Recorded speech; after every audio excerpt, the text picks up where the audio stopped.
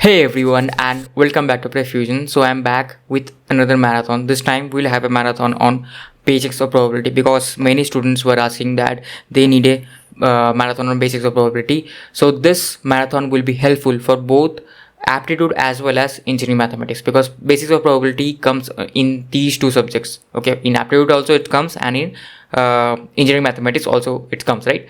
So like what will be covered here? What will be covered? We will cover basic terms related to probability, like the basic terms like what is sample space, what are events, how do you compute probability. We will cover that. Then we'll cover questions on PNC. And now to understand PNC, right, obviously you have to cover the prerequisites of PNC that already has been covered in this channel on PrepFusion. You can search permutation combinations by Himanshu Agarwal PrepFusion. Okay, you can get that video. So you have to understand the PNC first, then you can do the probability questions on PNC. Okay, those will solve. Then we'll solve questions on cards, and also we'll understand about Venn diagrams, and then we'll solve questions on conditional probability by Bayes theorem. Assertion based questions are basically truth false questions. Okay, so all this we'll learn the concepts, then we'll solve the questions, and also I will give you a few tricks as well how to understand the concept as well. So all these things we will learn from basics. If you have no idea, if you have zero idea about probability, then also you can watch. If you have a bit of idea about probability, then also you can watch, right? Because I will give you more insights in this. So these many things we'll cover. So what is my demand? My demand is likes. Okay, so we are doing this much of efforts. Okay, we are recording this much of video, so obviously like this should go reach the maximum number of students. So my demand is that you have to get this video to 100 likes in 5 days. Okay, within 5 days, if you get this video to 100 likes, then this video will not be made private. This video will be kept, else this video will be made private. Unfortunately, I don't have any other option, because like we are doing this much of efforts, right? So also we want something in return, right? So obviously it should reach the maximum students. That's our demand. Also obviously you can share, repost, and obviously I want you to study. Focus from the start of the lecture to the end of the lecture. Okay, and trust me, you will get all of the knowledge of basics of probability that any student requires for cracking GATE, okay, in general aptitude and engineering mathematics. So let's start with basics of probability. Hey everyone, and welcome back to PrepFusion. So today we'll start a new chapter, that is probability and statistics. This is a very important chapter and very conceptual chapter as well, right? Here like we'll have minimum formulas, and mainly we'll focus on questions and logic. So every question you have to solve with basic logic, right? Whatever basic logic you have gained, and obviously few previous concepts will be used. That's why we study it at an end, right? All of like any question, like probability can be a question from probability can be made from any of the previous topics. Okay, with any of the previous topics. So yeah, this is a very important topics, and obviously this is for all branches. This is for all the branches, all the major engineering branches: mechanical, civil, electrical, electronics, IN, chemical. Okay, all the branches this included. So first we'll study probability. We'll start with basics of probability. Then we'll study random variable. Okay, distribution, probability distribution. Then we'll study few miscellaneous topics of statistics. Now, in basics of probability, right, we will study whatever we studied in 11th and 12th itself. So the concept will be same, but the questions obviously will be a bit different. And like what I will recommend, if you are very good in probability and you have already studied in 11th and 12th, you can watch these videos in 2x while I'm explaining the concept. But you should try the questions carefully, and you should try the questions whether you are able to answer the questions or not. If you are able to answer, then that means you don't need to watch this video too much closely. You can watch it in 2x, and if you aren't able to answer right, you have to watch the video slowly then. Okay, so obviously before starting probability, right, you should have few prerequisites. So first prerequisite is permutation and combination. So in our YouTube channel we have already like Himanshu has already made this video about permutation and combination. This is 4.5 hours long. You have to watch this. This anyways will be required in aptitude, and while solving probability questions also this will be required. So I will not explain the concepts of permutation and combination here. This you have to study from Himanshu here. Okay, now this is in Hindi language, and when I'm recording this, we haven't completed the English language yet, but I think when you'll see this video, up until then, the English video will come up. Okay, and it will be either linked before this video, okay, or I will somehow contact you and tell you, right, that for English language, you go and watch from here. Okay, you will get that, no worries. So this is the first prerequisite. So before watching this, you can't start to watch this, okay, without watching this video. So obviously you have to pause this video and you have to go to this video first, then only you start to watch this. Else, well, when I will solve question, right, you will not understand, anything. Okay, so I hope you have gone to that, and I hope you have watched permutation and combination. So now let's start, right? Let's start probability. So first we'll obviously start with basics of probability. So I forgot to name this lecture. That is a, so yeah, I have named this lecture. So this lecture will study basic terms of probability, basic terminologies, which you already know, which I've already studied, but just to get a quick revision. And we will do questions on permutation and combination, right? Mainly combinations, like how can we interchange few objects and all those things, and find the probability for those. So first important term is about experiments. So first one is deterministic experiment. So what do we mean by deterministic experiment? So if I have a deterministic experiment, those experiments which when repeated under identical conditions produce the same result or outcome are known as deterministic. So we can determine the outcome, just like in your chemistry lab, right? When you used to mix these two components, NaOH and HCl, you know that if you're performing it in particular some conditions, you will get your solution like NaCl plus H2O, water plus salt. Okay, so you already knew this, right? Before even performing the experiment, you knew this, but just you are cross verifying it. So here, these type of experiments are known as deterministic experiment, where we know what the output will be under identical conditions. Okay. Now, what is random experiment? It is a process which results in an outcome which is one of the various possible outcomes that are known to us beforehand. So we don't know what outcome we will get, but we know the possibilities. We know possibilities, but we don't exactly know what outcome we will get.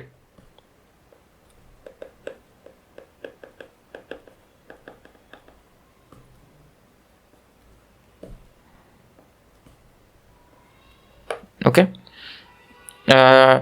Now, like let's take a few examples. First one is tossing a fair/unbiased coin. So if I am tossing, like, what is unbiased? Unbiased means whatever we know already, right? Like a coin generally has a head and tail. If it is unfair, then what will happen? It will have either on both sides head, or one side it will have nothing, something like that. Then it is called as unfair. Fair means what we normally know. A coin has head and tail, right? That's the thing. So tossing a fair coin. So whenever I am tossing the fair coin, right, I know I will either get head or tail, but I will get exactly what I don't know only after that drops to the ground. I see that it has come head, so I can say head. But while tossing the coin, right, while the event is occurring, I can't exactly predict what is the output. Okay, but I can predict the possible outcomes. Either it is head or tail. Same for when I am tossing two fair coins, right? Like either I get head, tail, head, tail, like that. Now rolling a fair or unbiased dice. So now when I'm rolling the dice, we used to play Ludo, right? When you rolled, so did we know that what we'll get? We pray to God, right? Please give me 6, right? But did we know what exactly the outcome will be? The outcome will be one of the 6 possible outcomes. What is it? So 1, 2, 3, 4, 5, 6. So either I can get 6 of this, right? I don't know exactly what I'll get, but I know I will get somewhere between 1 to 6 only, right? Because it is fair. So that is the thing about random experiment. All these things I know, so I'm not going too much into these details. Now outcome. So basically it is the result of the random experiment. So if I tossed a coin, I got head will be known as the outcome of that experiment. Okay, tossing a coin is the experiment and outcome is head. Now sample space. It is a set of all possible outcomes of a random experiment. Basically here, right, whatever I talked about, the possibilities, it is basically the set. It keeps sample space means what set I can get, right, of all possible outcomes of a random experiment. So sample space for tossing a coin is simply tossing a coin is what I can either get head or tail, like tossing a fair coin. So sample space will be head and tail. So up until now, right, you have seen few Venn diagrams like this. Okay, you have seen few Venn diagrams like this, right, or something like this. But this is also a Venn diagram. Okay, you may not have seen this until now. When we'll study total probability, there I will explain what does this mean. But for now, you just understand this, that what outcome, this is the sample space, right? This is the total sample space. This whole box is the total sample space. Now inside the sample space, what outcome can I get? Either head or tail. Either head or tail. Is there any other possibility? Is there any other possibility? No. So I can get either head or tail. So head and tail should cover the whole sample space. first point. Second point, can I get both of them together at once? No. Can I get head and tail? No. So they will not have any intersection. That's why I am not drawing like this. Gole nahi bana raha main because they don't have any intersection. Okay. So this you have studied, like what is this Venn diagram you have studied, but also I will explain this. Don't worry. Just for now I'm explaining this diagram. What does this mean? So here, right, sample space for tossing of two coins. Sample space is head head, head tail, tail head, head head. Sorry, this will be tail tail. Okay. So if I toss two coins, these are the four possibilities. Any possibility outside of this? No. For a fair coin, there is no possibility outside of this. Now, I'm getting head, head, head, tail, tail, head, tail, tail. Okay. So, the important point is, can I get head, head and head, tail together? No. So, there is no intersection between head, head and head, tail. They are separate. They're separate. And similarly for the other case also. That's why I have drawn it like this. Okay. So this, right, you will understand. This is also a Venn diagram. This you will understand in total probability theorem if you couldn't understand now.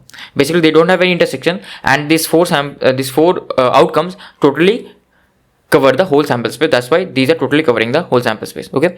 So now, what is a sample point? Each element of sample space is known as sample point. Like this. Also, rolling a dice. Right? Rolling a dice sample space is what? 1, 2, 3, 4, 5, 6. I told you earlier as well. Now, sample point. This 1 will be called a sample point, 2 will be called a sample point, 3 will be called a sample point. Here, right, head will be called a sample point, tail will be called a sample point, head will be called a sample point, head tail will be called a sample point.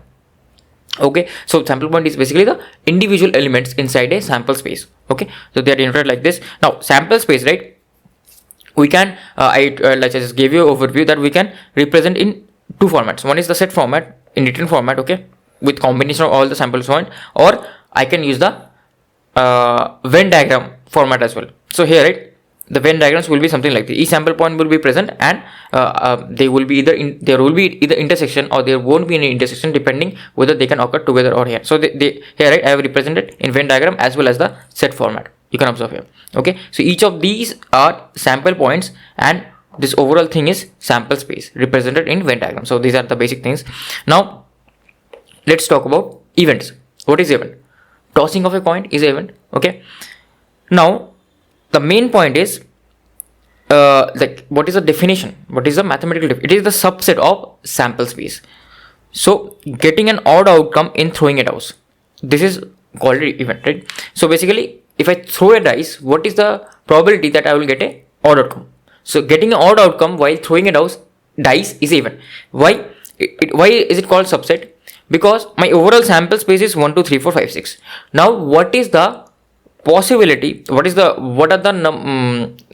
possible outcomes for this particular event? Getting an odd outcome in throwing a dice. It will be either 1, 3, 5. It will be either 1, 3, 5 odd outcome. So here, observing, obviously, I won't be able to get something outside the sample space, right? I won't be able to get something outside the sample space. Whatever event this is, this will be either inside the sample space, or if it doesn't exist, right? This event isn't possible. So let's say getting like if I'm throwing a dice, and I get 7, is it possible? For a fair dice, it is not possible, right? So then what I will say my event, like event B, will be null space, because none of the sample space is satisfying, because 7 I won't, it isn't possible to get 7. That's why. So you can understand it like event will always be a subset of sample space. Like null space also is a subset of sample space, right? Null means it is included in all the sets. So with n sample points, there are 2 raised to power n events that are possible. Okay. So why is that the case? Why is it written 2 raised to power n? So like why is it 2 raised to power n? So here, right, each sample point, either it is in the event or it is not in the event. Either one will be in the event or not in the event. So there are 2 possibilities, either or. So 2. Now either 2 will be in the particular event or not in the event. So again 2 cross 2. Either 3 will be in the event or not in the event. Again 2. So 2 cube, 2 4, 2 raised to power 5, 2 raised to power 6. So total, either this will be in the event or not in the event. So if all of them are not in the event, I choose no, this is not in the event, this is not in the event, then I will get null space. There is like these will happen only once. Okay, these type of events. Okay, so this is how you get, right, 2 raised to power n formula. So you don't need to mug up this, you can understand this logically, that either this will happen or this will not happen. Two possibilities, either this will happen or not happen. Two possibilities, either this will happen or not happen. So I can take them together as well, right? So this is basically the multiplication theorem and addition theorem that I'm using for probability. So this also we'll study. So 2 times 2 times 2 times 2 times 2, 6, this is total elements are 6, so this will be 2 raised to power 6. Exactly, that is what is written over in this formula. Okay, now each sample point is event but converse is not true. Okay, each sample point is event but converse is not true. What does that mean? So here, right, basically what I mean that each sample point, what is each sample point? 1 can be event, 2 can be event, 3 can be event, right? But converse is not true. What do you mean by that? Event may not be sample point, because this is an event, right? Is this a sample point? No. Is this a sample point? 1, 3, 5 is not sample point. A single element is a sample point, right? So 1 can be an event as well. Okay, what is the if I throw a dice and I want 1, okay, that is event. Okay, getting 1 out as an outcome in throwing a dice, that is event, and that is a sample point as well, 1. So this is true, like sample point can be event, but event cannot be sample point always. Not always true. Okay, so these are theoretical points, these may come up in theory. Okay, now if probability of any event E is 1, then E is called a sure or certain event. So obviously if the probability is 1, it is called a sure or certain event. So let's say the event is I am throwing a dice and I will get some number between 1 to 6. That is true, right? If I throw a dice, obviously I will get some number between 1 to 6. There isn't any other possibility. So here, right, probability of this event is 1. And if the probability of event is 0, then E is an impossible event, just like here, null space, right? None of the sample points are included in this event. So it is an impossible event, not possible. I'm throwing a dice and I want 7 as an outcome. Is it possible? No, I have 1 to 6, right? I don't have 7. So that is a impossible event. Now, like for throwing a dice, right, rolling of 2 dice, I have made a shortcut for you. Okay, so first of all, when you roll a dice, what is the possible number of cases? What are the possible number of cases? Either I can get 1 6, 1 1, 1 2, 1 3, 1 4, 1 5, then 2 1, 2 2, 2 2, 2 3, 2 4, 2 5. Okay, so like this, 6 times 6, right? All this you have studied in your childhood. I'm not going into too much details. 6 times 6. Okay, 6 for the first dice and 6 for the next 5. 6 for the next dice, right? 6 times 6 is 36. Okay, 6 times 6 is 36. Now what is the case?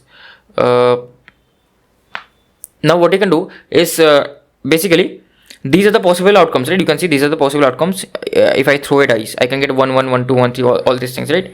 And what happens is they generally ask you, like if I throw 2 dice, then what is the possibility that the sum will be odd, or I will get sum 7, all these things, right? So I have got a shortcut for you, is this shortcut. Okay, so how do you do this shortcut? We'll apply you also, we'll implement this also. Basically what you first make a triangle, then you write 1 2 3 4 5 6. Okay, because up until 6, right,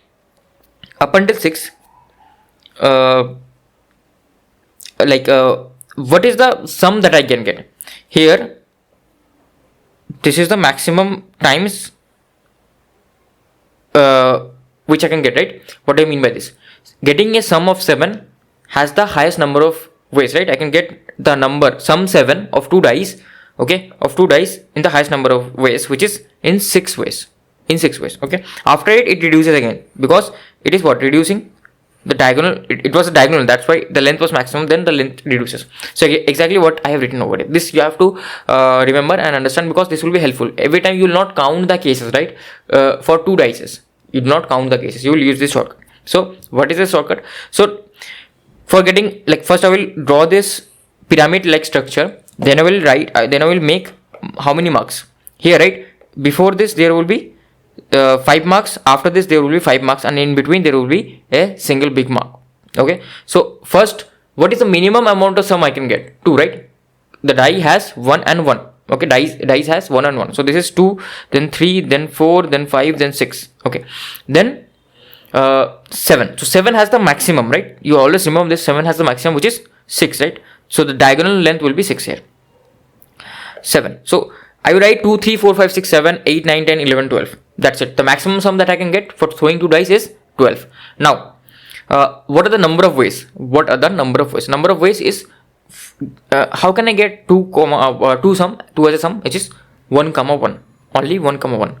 How can I get 3 as a sum, which is only 2 ways. Either I get 2, 1 or 1, 2. Okay, there isn't any other. Similarly like this, right? So you write 2, 3, 4, 5, 6, 7, 8, 9, 10, 11, 12. Then you write 1, 2, 3, 4, 5, 6. Then you stop here. Okay, because we stop at 6, right? After this, what is happening? The length is reducing. So obviously again I will reduce. So it will start from 1 to 6, then it will again go from 6 to 1, like that. So you remember this. You remember that the bottom one was the number of ways and the top one was the sum. Once we solve a question using this, you will understand. Okay, this is a shortcut. You have to remember this. So again, few important terms. Union, right? What is union of events? Let A and B are 2 events from a sample space obtained by random experiment. So A and B are both obtained, like both are events of a particular sample space. Then A union B means what? A union B means either A is happening or B is happening or both are happening. So at least, so what is the crux of this? At least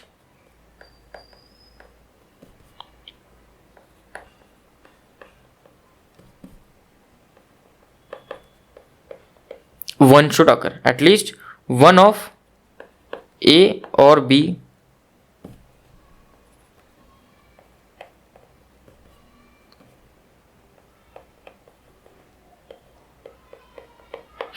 at least one of A or B should occur. Okay, so here's example. A and B are 2 events. Okay, so what will be A union B? What will be inside the like set of A union B? So if I write A union B,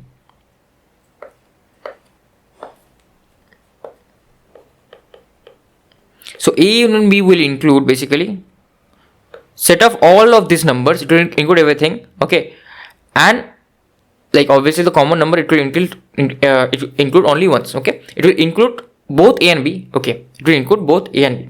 So here 1 will be in the set, then 2 is not here but 2 is here, so I will include 2. 3 is not in B but it is in A, so I will include 3. 4 is in B, I will include that. 5 is in both but I will only choose one. Okay, because 5 is in set, we only write it once. And then 6 obviously is here. So this is A union B. Okay, if I want to show it using a Venn diagram representation, how do I show? It is an event which says that both of at least one of them should occur, right? It is like event where at least one of A or B should occur. So if I draw the Venn diagram,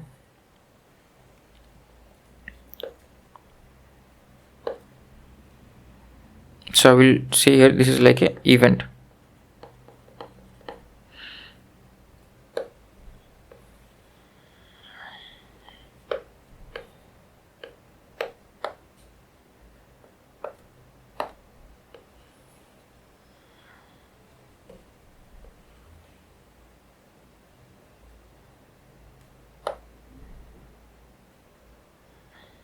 Okay, so this is, let's say this is A,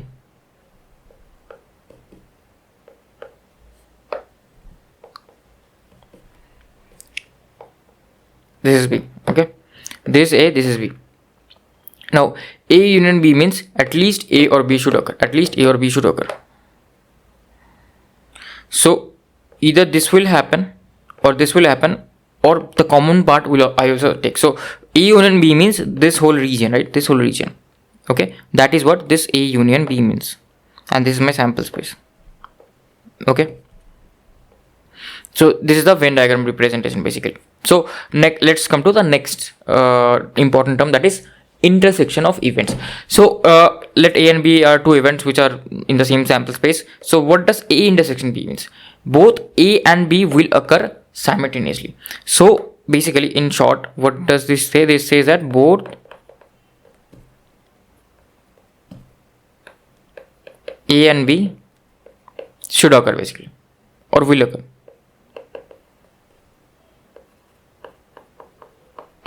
Okay, so like this is also like you can say A event where both A and B occurs.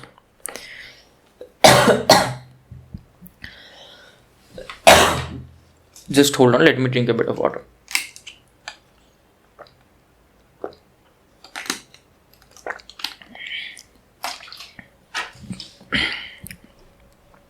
So can you write it in set format?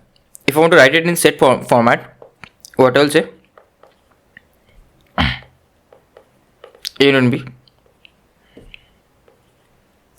So if I want to write it in set format, what is the common element where both A and B is occurring? So the event 5 is the case where both A and B is occurring. So basically if I say here, right, if A is the event, if I throw a dice and I get I want 1 2 3, and B is the event, if I throw a dice I get 2 4 5 6. Now what will be the event A union B? It will be, if I throw a dice I should get 1 2 3 5 6, like all the elements. Now if A is event where I throw a dice and I get 1 3 5, and B is event if I throw a dice and I get 2 4 5 6. Now what is the event A intersection B? The event A intersection B is where both A and B are occurring. So if I throw a dice I should get 5. If I get 5, both A is also occurring and B is also occurring, so both A and B should occur. So A union B should be 5. Okay, 5. And in this case my Venn diagram will look something like this.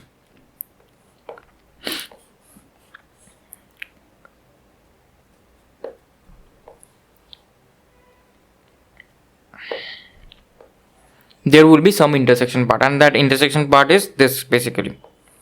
Okay, now let's say if there isn't any intersection, right, that also can happen. Let me just take an example event. Okay, if I throw a dice and my event is this, right, 1 3, and B is basically odd 2 4. Okay, this is my event. Now what will be the Venn diagram representation and set format for this? I will write this as A dash and B dash, or let me name this as CD, right, else you will get confusion. Okay.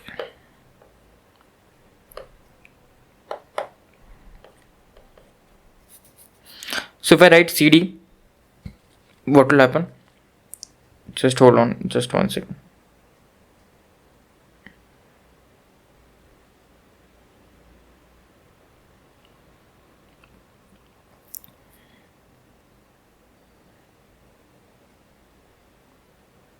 Just 1 second.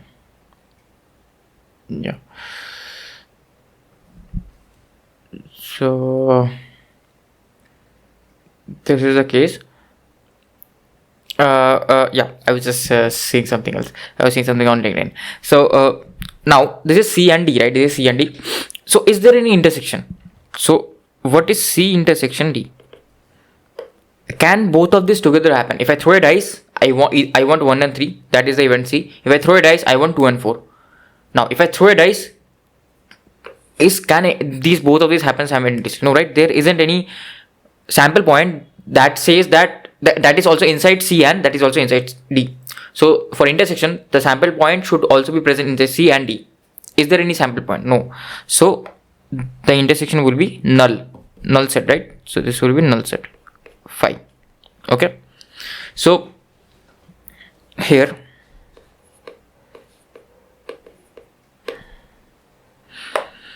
how will the Venn diagram look?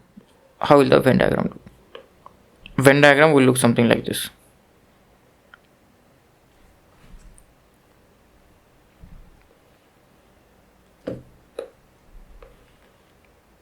This is, let's say, event C, and this is, let's say, event D. They are not intersecting. Okay, they are not intersecting. Okay, so this is how you basically name the Venn diagram. Just hold on. Okay, so yeah, this is about intersection. I just wasted too much time in intersection because I hope you already know all this stuff. So let's come to the basic definition of probability. We haven't even come to the basic definition. It's been 20 minutes. So classical definition of probability is number of favorable outcomes by total number of probability. Okay, total number of outcomes. What does this mean? Number of favorable outcomes. So number of favorable outcome is the number of elements inside my event, right? Inside my event, okay? Inside my subset of my sample space. So this I will name this as NA. Basically this is number of event, and this is what number of total outcomes, which is total number of sample point present in sample space. So this will be NS. So probability will be NA upon NS always, okay? And always probability will be between 0 to 1. Probability cannot never be more than 1, because number of sample points inside event can never be more than sample space itself, right? It can only be exactly equals to 1, okay? So you can say, right, like this, like when will this be 1? When I will say that I throw a dice and I get a number between 1 to 3 4 5 6, always 2, right? I will always get some number between 1 to 3 4 5 6. When is this like not possible? I've already given you this example. If I throw a dice, I get a number greater than 7. Is this possible? Not possible, right? How can I get number greater than 7? Dice is only number 1 to 6. Okay, this is how we call 0 and 6. Now let's come to this question. So a pair of dice is rolled. Find the probability of getting a total of 6. A pair of fair dice is rolled. If nothing is mentioned, you will assume fair, obviously. If they have done some tampering, right, they will say it to you. If fair dice is rolled, find the probability of getting a total of 6. Now how to do? Either you can count, right? You can draw that table and count when I am getting sum of 6. Else what you'll do, you'll draw this simply triangle. If you draw this triangle, this is 1 2 3 4 5, then the here middle will be big. 1 2 3 4 5. Okay, so the bottom was number of ways. I hope you remember, right? Bottom was number of ways and top was sum. So this was sum will be 2 3 4 5 6 7, and I will stop here only because I need totals of 6, and number of ways was 1 2 3 4 5. So 5 ways I can get sum of 6 if I throw 2 dice. Now what this is the total number of ways, 5, right? And what is the not total number of ways in which my event is satisfying. Now what is the total number of ways, okay, or the total number of outcomes that I can get? I can get total 36 outcomes. I told you at the start, right? Total there are 36 outcomes. So 5 by 36, this will be your answer. Okay, if I want to compute this in points, let me just compute this in points. This is 5 by 36, 0.13, 0.139 almost. Okay, so this will be my outcome. Now let's choose another one. So this question is pretty interesting. Here we have 3 distinct numbers that are selected. Now you have to listen to from now onwards, right? You have to listen very carefully. 3 distinct numbers are selected from first 100 natural numbers. You know what natural numbers are, right? It starts from 1, okay, and they are integers. First 100 natural numbers. The probability that all the 3 numbers are divisible by 2 and 3. I choose 3 distinct numbers, and all those 3 numbers should be divisible by 2 and 3. So what can I choose? I can choose 6. Okay, because if I choose 5, it won't be divisible by anything. If I choose 4, it will be divisible by 2, but not 3. 6. Now what is 6? 6 is a multiple of both 2 and 3. So it has to be a multiple of both 2 and 3. That means it has to be divisible by 6. Divisible by 6. This is the first thing that strikes to my mind. So whatever a number I choose, that should be divisible by 6. That should be divisible by 6. Now what is the other thing? Now next, what shall I choose? I can't choose 9. 9 is divisible by 3 but not by 6. But 12 is divisible by 2 and 3. So hence it is divisible by 6. So you can count. But what shortcut you can do is, it is talking about first 100 natural numbers, right? First 100 natural numbers. So if it is talking about first 100 natural numbers, that means it is starting from 1 to 100. So my sample space is what? Sample space is 1 to 100. My sample space is 1 to 100. Okay. But what are the total number of ways I can choose this number? 3 distinct numbers, right? I can choose 3 distinct numbers. So the total number of ways in which I can choose 3 distinct numbers is 100 C3. Okay, 100 C3 simply.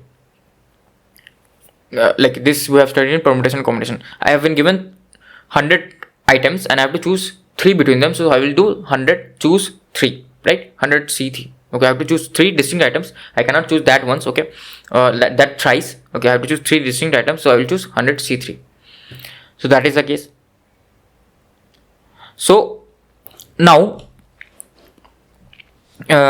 what is the other case? Other case is, this is the total number of ways, right? This is the NS this is my NS, right? Number of total ways in which I can choose three natural numbers. So basically, if you read any probability question, right, first they will give you the event, right? They will give you the statement, what actually is the event, right? What is actually happening? What is actually happening? Okay, they will give you the statement, basically what is happening in the scenario. Then they will say, what is your event? Like, what do you want? What do you want? You want that all 3 numbers should be divisible by 6. So this is how a probability question most of the times comes. First they will give you the statement that what is happening in the scenario, what is occurring, right? Then they will tell you what you actually require, and we have to compute the probability for that requirement. So basically 3 distinct numbers are selected. So what I can do is here, right, I have to choose a number which is divisible by 6. How can I choose that? How many numbers are between 1 to 100 that are divisible by 6? If I simply divide 100 by 6, will I find that? So if I do the greatest integer computation of this, okay, or floor of this, so what will be it? It will be simply 16. It will be simply 16. So if you remember something, if I multiply 6 with 16, it will be 96. So up until 96, I am getting numbers which are divisible by 6.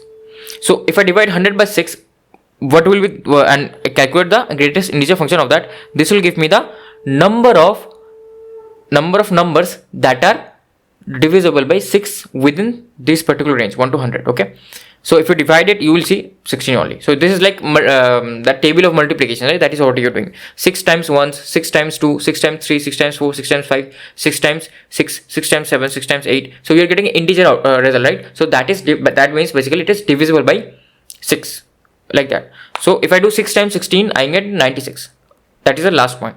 So 16 numbers are there, right, which are divisible by 6. Now my event sample space is this 16, right? 16. So I have to choose 3 out of the 16 numbers. How to choose 3 out of the 16 numbers?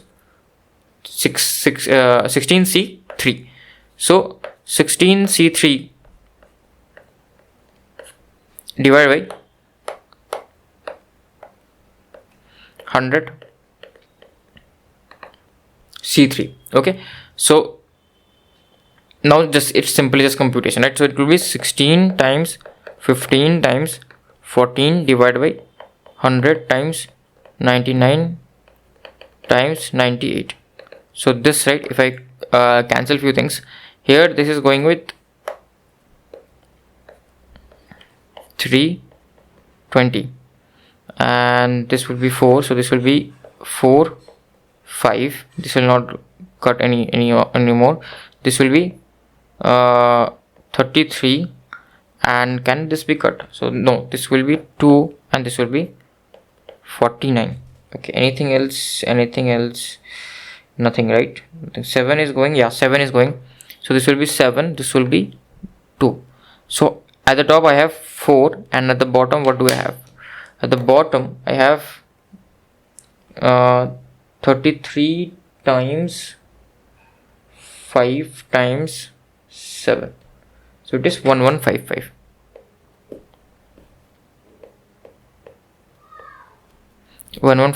So it is 4 by 1155. So this will be the answer. Okay, so what do we did? We just divided by the required by total number of ways. What is the required thing? Required thing is basically I need only those numbers which are divisible by 6 or which are divisible by both 2 and 3, which means basically they are indirectly saying that it is divisible by 6. So I have only 16 numbers which are divisible by 6 within this particular range, which is 1 to 100. Now, so what are the total number of ways in which I can choose those 16 numbers? 16C3. There is no arrangement because I'm just choosing the 3 numbers, right? I'm just choosing the 3 numbers and that's it. That's basically it. There is no arrangement, right? There is no arrangement. If I choose 1 to 3, oh sorry, not 1 to 3. Let's say if I choose 6, 12, 18 or 18, 12, 6, those are the same cases. Those are not different cases. That's why I'm not doing multiplication with 3 factorial here. Okay, those who have studied permutation and combination can understand. Okay, so we got 4 by 1155. This is the answer. Let's come to the next question. Next question is the continuation of this. Okay, basically, if 3 distinct numbers are selected from, so they have mentioned I am selecting from between 200 to 300, right? 201, 202, it is going on like that. I am selecting between 200 to 300. Then the probability that all 3 numbers are divisible by 2 and 3. Again, the same case that 200 to 300 have been given, and I have to compute the probability that it is divisible by both 2 to 3. Basically means it is divisible by 6. But the difference is, it is not this time the first 100 natural numbers. They have given me some range. Okay, so I have to be careful here right now. So the first mistake that you can do, you are observing this is from 200 to 300. You say, okay, I have 100 numbers here. So total number of ways is what? Total ways, I will say total ways is 100C3 of choosing 3 numbers from 100 numbers. Total number of ways. This is wrong. Why? Because like in you say, what do you say, in very if you want to solve the question in a hurried manner, right, what will happen is you will miss out that here, right, there aren't 100 numbers. There are actually 101 numbers. How do you do that? So whenever you are computing, right, the number of elements between 2 ranges or something, what do? You always number of elements in sample space. So I will write number of elements in S, number of elements in this range, right? Whenever you are trying to compute number of elements,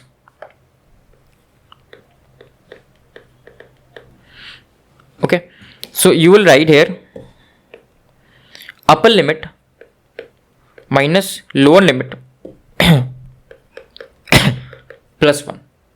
Okay, plus 1. So this is upper limit minus lower limit plus 1. Why plus 1? Because when you are subtracting it, we are not taking into consideration that this number is also included in that limit. This number is also included in that limit.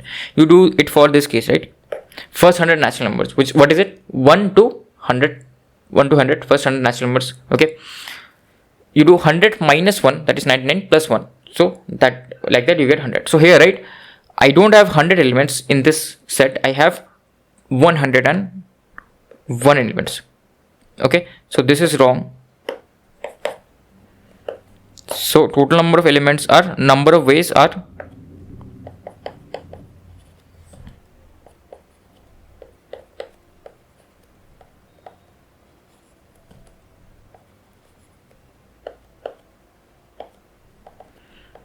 C3. Okay, there is 1 element more. So this is the first thing.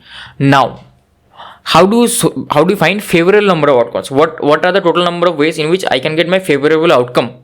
What are the total number of ways? Here, one smart thing you can do, whatever information I've given you in the past, what information I've given you, I've told you that to find out whether how many numbers are there which are divisible by 6, I just simply divide that number by 6. Okay, and whatever quotient I get, that is the number of elements that are divisible by that number.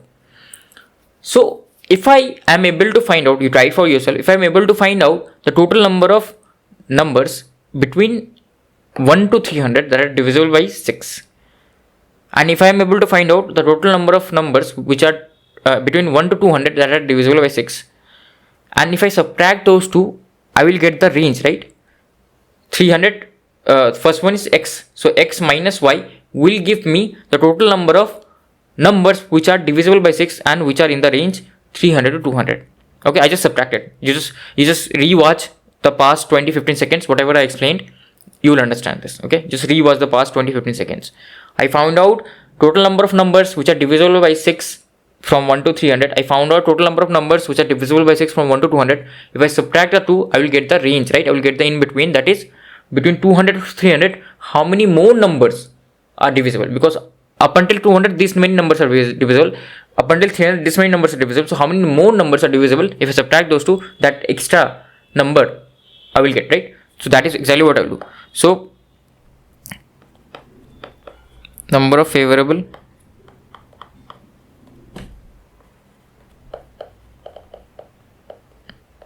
outcomes. So this will be let me first compute number of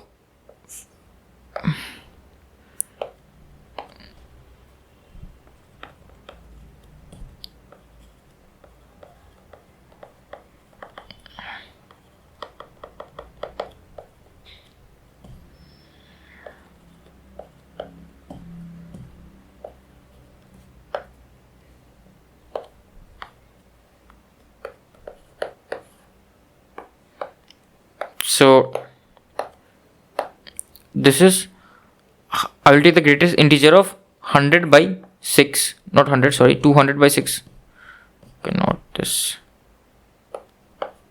Sorry, 300 by 6 and minus 200 by 6. Okay, so this will be what is 300 by 6? It is 50. What is 200 by 6? It is if you recall, it is 16.67, I think. If I just do it, not 16, sorry, it is 200 by 6, it is 36 point something, it will be 36 point something, yeah, sorry, 33, right? So I'm just taking the greatest, it will be 33.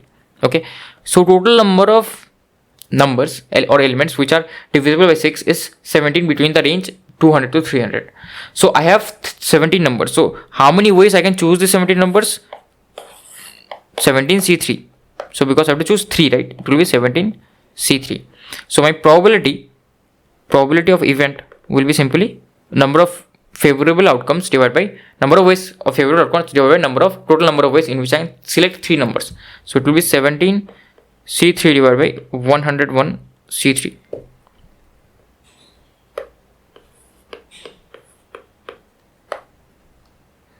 So it will be 17 times 16 times 15 divided by 101 times 100 times 99. So you can do the cancellation. And okay, let me do the cancellation in front of you. So this will, if I divide it by 4, this will be 4, this will be 25. If I divide it by 5, this will be 3, this will be 5. If I divide by 3, this will be 33. And anything else is getting cancelled? No, right? So I will write here 68 divided by 101 into 5 into 33. So this will be 16665. Okay, so this will be 165. So this is B, right? This is B. Okay, answer would be option B. So I hope you understand, right? I understood the concept. If you didn't, just rewatch the video, you will. Okay, so I've tried to explain it more in the most lenient way. So now this is another standard type of question where you have to arrange the letters, right? So I think you have already done in PNC, but here you will just compute the probability. The letters of word assassin are written down at random in a row. The probability that no two S occur together. The probability that no two S should occur together. So in this case, right, you have to first of all just separate out the common letters which are repeated. So my A is repeated. My S is repeated how many times? 4 times. My I is only once and N is also only once. The letters of the word assassin are written down at random. They are written out down in random in a row. Okay, so letters are written in random fashion. The probability that no two S should occur together. So I will come to this later. What is the total number of ways in which I can arrange this letters? How many total number of elements I have? How many total number of letters I have? First I will compute the total ways. This PNC, right, you have to do it like this only. Total ways, like number of favorable ways divided by total ways. So what are the total ways? It is easy, right, to compute. Total ways is I have to arrange this. How many letters? 1, 2, 3, 4, 8 letters. So first I will let 8 factorial over here at the top. Arranging 8 letters, the number of ways in which I can arrange is 8 factorial. But there are few common terms. So this A is getting repeated twice. So I will divide by 2 factorial. Why do I divide by 2 factorial? Go and watch Himanshu's lecture. If you haven't, you wouldn't understand. Next, again, I will, as this is getting repeated 4 times, so I will divide by 4 factorial. And the others, right, they are not getting repeated, so I will not divide anything. Okay, so as it is same, right, so I have to divide because this will be the duplicate cases. That's why this will be the duplicate cases. That's why I have to divide by 4 factorial. So these are the total number of ways. Now what is the favorable number of ways? So they are telling that no two S should occur together. So we will use the gap method when they are talking about no two S should occur together. So if I use the gap method, what do I mean? So first of all, I will place the other numbers, right? S I will place at the end. I will just place at the gaps, but I will place the other numbers. So let me place the other numbers A, I, N. Okay, and I don't want S's to be together. So I will specifically place my S here. Here is one gap. Here is one gap. Here is one gap. Here is one gap. Here is one gap. So total I have 5 gaps to place how many S? 4S. I have 5 options to place 4S's, right? Also, this is the gap method. So also I can rearrange these 4 letters, right? A, I, N. I can rearrange this. How can I rearrange this? So basically I can rearrange it like this. So I can rearrange the letters 4 factorial, right? 4 factorial, because I have 4 letters, and I can rearrange this. This A can come here, this N can come here. I will get a new word itself, and S can still remain here. That is fine. But I have 2 duplicates A, right? So I have to divide by 2 factorial as well. 2 factorial as well. And what else? I have here 5 gaps, and I have to place only 4 S's. Only 4 S's. So I have 5 gaps, but I have to only choose 4 gaps. I have 5 gaps, but I have to only choose 4 gaps to place my 4S. So what I will do, I will multiply here 5C4. Okay, so this will be 5C4. So this is the total number of favorable ways in which I can arrange my letters of assassin in which no S should occur together. I just use the gap method. You just watch the PNC lecture because I don't have enough time to explain all this. So 4 factorial divided by 3 factorial into 5 divided by 8 factorial divided by 2 factorial into 4 factorial. So what will happen over here? So this, right, this will be 3 factorial. So this will be okay, what should I do? Okay, sorry, this is not 3 factorial, so this is 2 factorial, right? This is 2 factorial. So this, right, this will get cancelled. This will be 8 times 7 times 6 times, okay, and 5 is also getting cancelled, right? 8 times 7 times 6. And this 4 factorial, right? There is 2 factorial, so this will also get cancelled. I will have 4 factorial at the top and 8 times 7 times 6. So 4 factorial is 24. So 24 by 8 times 7 times 6. So this is 4 by 8 times 7, which is 1 by 14. Okay, 1 by 14. So your answer will be C. All this, right, I will not explain anything. You have to watch this video and repeat if you couldn't understand. Okay, if you couldn't understand. Now this next question is also a very good question, right? Very important question. So out of 21 tickets marked, you have to listen to this carefully. Out of 21 tickets marked with numbers from 1 to 21, 3 are drawn at random. So I have numbers between 1 to 21 and I am drawing 3 at random. Okay, and they are distinct, right? 1 to 21, they are distinct. 21 tickets and I have numbers marked 1 to 21. The chance that the number on them are in AP. So what is the chance that whatever numbers I select, they are in AP? What is the probability of that? So this is tough. Okay, at the first time I also wasn't able to solve this question. So try to think, right? I will think and then try to solve. Try to think and then try to solve. So first of all, I have to understand, just by counting, right, it will be very difficult. So if I choose like this, so if I try to just do counting, right, if I try to do just counting, what will happen? So this will be 1 2 3, and if the numbers are in AP, right, so I can choose again 2 3 5 2 3 4 like this. Then also I can choose 1 3 5, then 1 not 1 3 5 7 3 5 7, yeah, and it will go on, right? It will go on. Okay, it's very difficult to count because there will be multiple cases. Okay, now how to solve this type of question? So now this thing is clear that if it is 5 1 3, right, then also it is same. The event that we're getting 7. We have it's same, because whatever we're picking up, right, it's the same thing, right? I'm picking up 5, 3 and 1. It's only 1, right? If I arrange this, that isn't a new event, that is the same event itself, right? That is the same sample point itself. So that is the first thing that I want to clear misconception. So now counting this is difficult. So now I go to the second thought. The numbers are in AP. So if I choose any random number, A, B and C, obviously they are integer. Now what I know, if the numbers are in AP, right, then I know this formula that B will be equals to A plus C by 2. Okay. So if I choose any two numbers, the third number will always be fixed, because as the numbers are in some relation, they are in AP. So if I choose my A and C, the third number should always be fixed. That is the first thinking that point that mind should get. What is the next thing? All the numbers here are integers. All the numbers here are integers. Now all the numbers are integers. That means I'm dividing addition of two integers by 2. And this number should also be integer, right? And whatever ticket I'm getting, this number should also be integer. So this can't be odd addition, right? So A plus C cannot be equals to odd. If it is odd, the output will be fraction, which is not possible. It has to be even. Okay, it has to be even. Only for even numbers, it will give me an integer output. Okay, division will give me integer output. Okay, so if I am getting integer output, then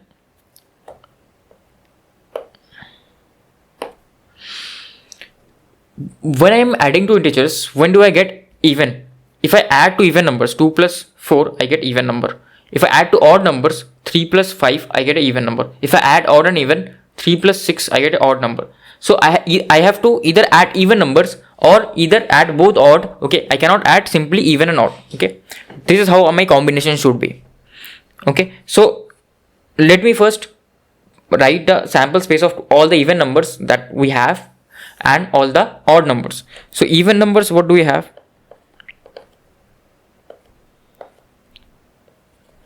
Even numbers is 2, 4, 6 and until 20, right? 1 to 21, it's the even numbers. And what are the odd numbers?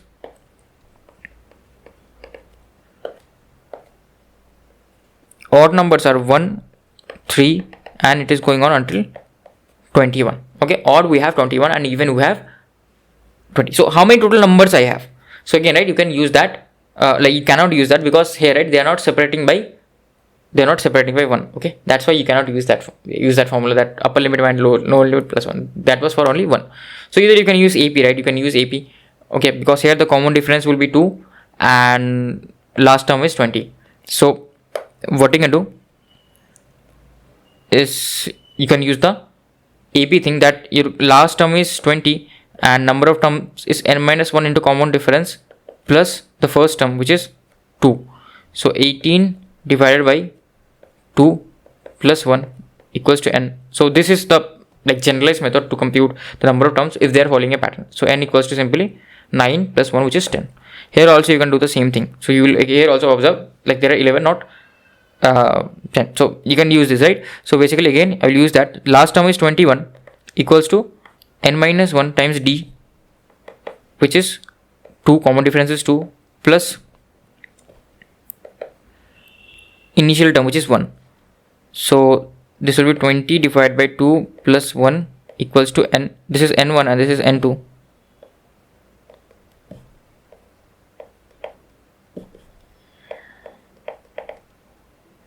N2 11. Okay, so n2 is 11 and n1 is 10. N2 is 11 and n1 is 10. Okay, so that is the thing, right? So now, right, I can either choose both even or both odd. If I choose both even, then is my B fixed? If I choose A and C as 2 and 4, is B fixed? B has to be 3. If I choose 2 and 6, B has to be 4. B has no choice. If I choose 4 and 6, B has to be 5. There is no choice for B, but for A and C, I have choice. So I can choose either 2, 6, 4, 6, 6, 20, anything, right? But B is fixed. So I will either choose these, I will choose from these, okay? the two numbers, or I will choose from these the two numbers, and that's it. That's it. B doesn't have any option. B doesn't have any option. Okay. B have to be something else, like something fixed, right? So B doesn't have option, but A and C has option. Either A and C can be both even, or A and C can be both odd. But one even and one odd, not possible. I explained the reason previously. So I have total 10 numbers here. I have to choose any two. So what will be the number of ways? 10C 2. I have total 11 numbers here. I have to choose any two. How are the total number of ways? 11 C2. And this is my total number of favorable ways, right? Number of favorable ways.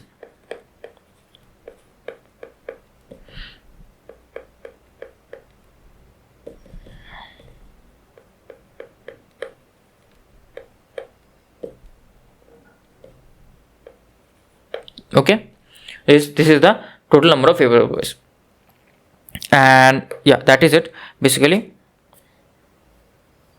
And what are the total number of ways in which I can select any 3 numbers out of 21 numbers? I have 21 numbers, number from 1 to 21. You can use the AP formula again. So total number of ways, I just forgot, total number of ways to select any 3 numbers, right? Total number of ways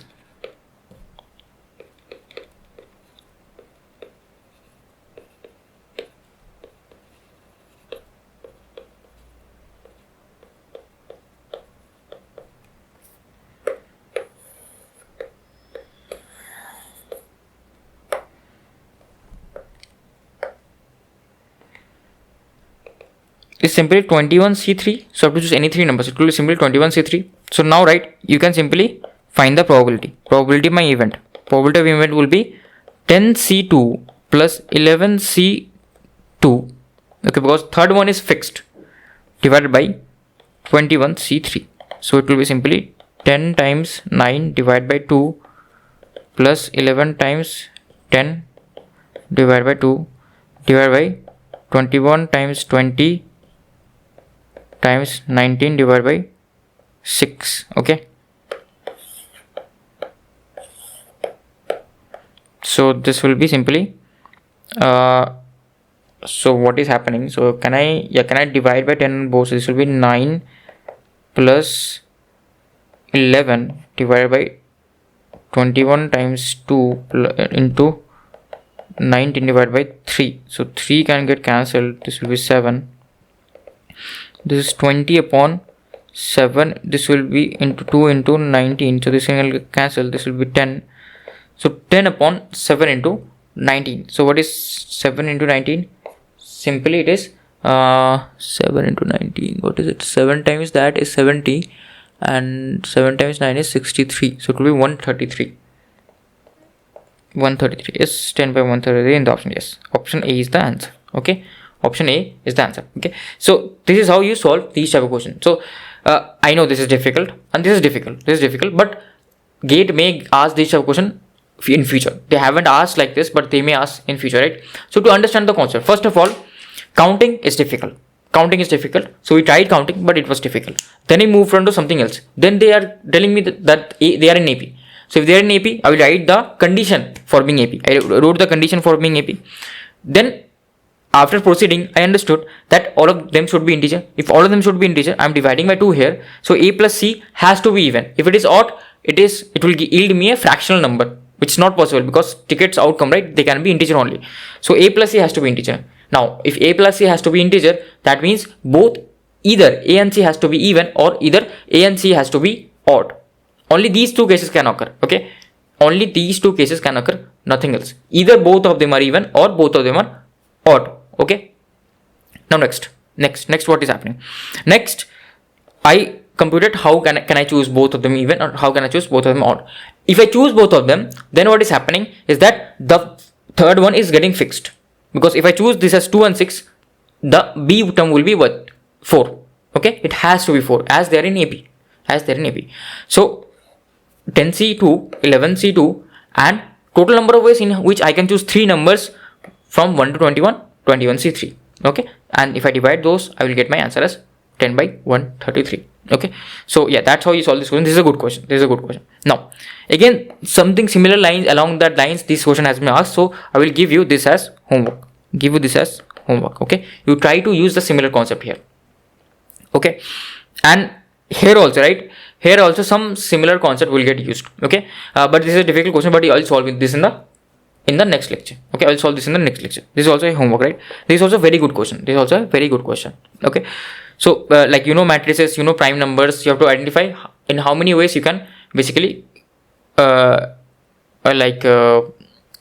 the matrix, so that arrange the elements so that that matrix is singular matrix. Okay, so you know the definition of singular matrix. Now let's come back to theory. So again, right, what do you mean by complement of an event? Complement of event, I know you know all this. So the complement of an event A with respect to a sample space S is the set of all elements of S which are not in A.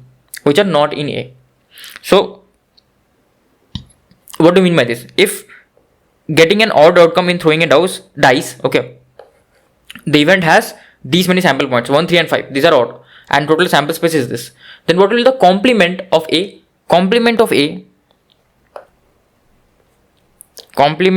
will be simply which are not present in A but present in sample space. Basically the opposite of A, which are present in sample space. So which are present in sample space but not in A is the even numbers. So you can understand it, complement of odd is even. So getting an even outcome while throwing a dice, simply 2, 4 and 6. 2, 4 and 6.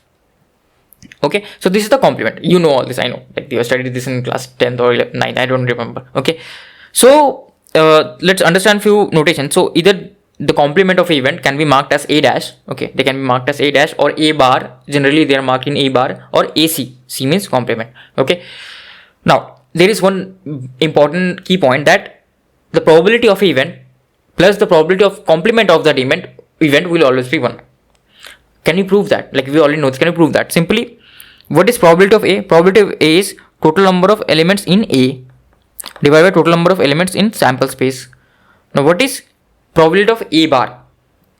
Total number of elements in A bar divided by total number of elements in sample space. Now I know what will be total number of elements in A bar plus total number of elements in A. It will always be 6, right? Because it includes all the elements which are not present in A but in sample space. So all the opposite elements. So everything will get included if I add these two. So total will be basically NS.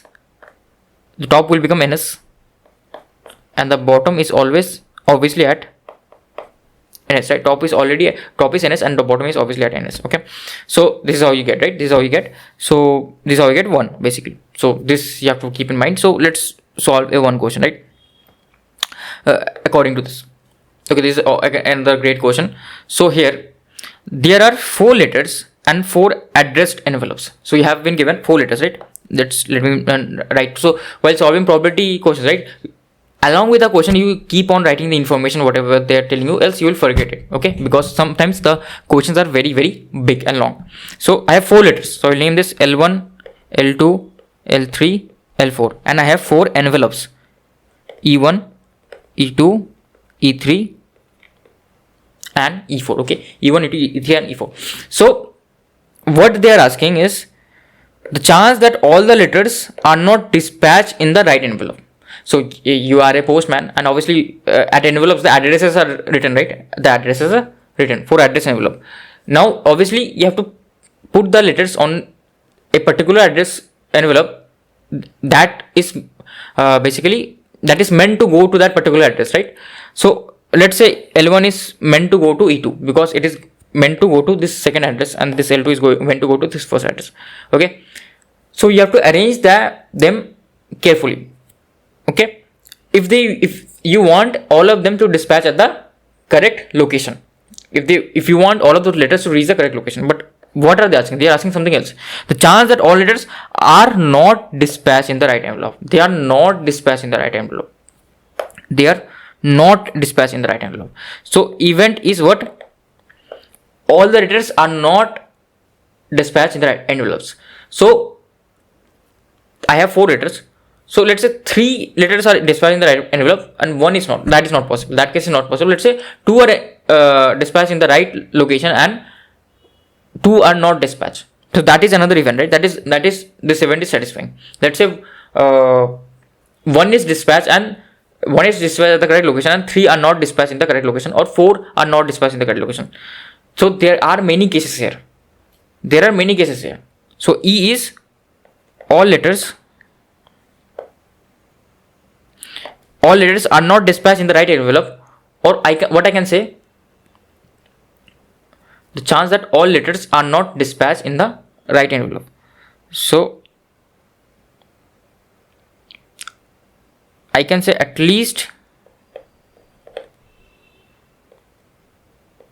one letter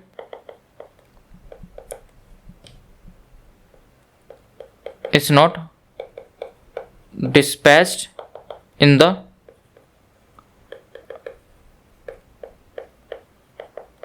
right envelope. So this states the same thing only.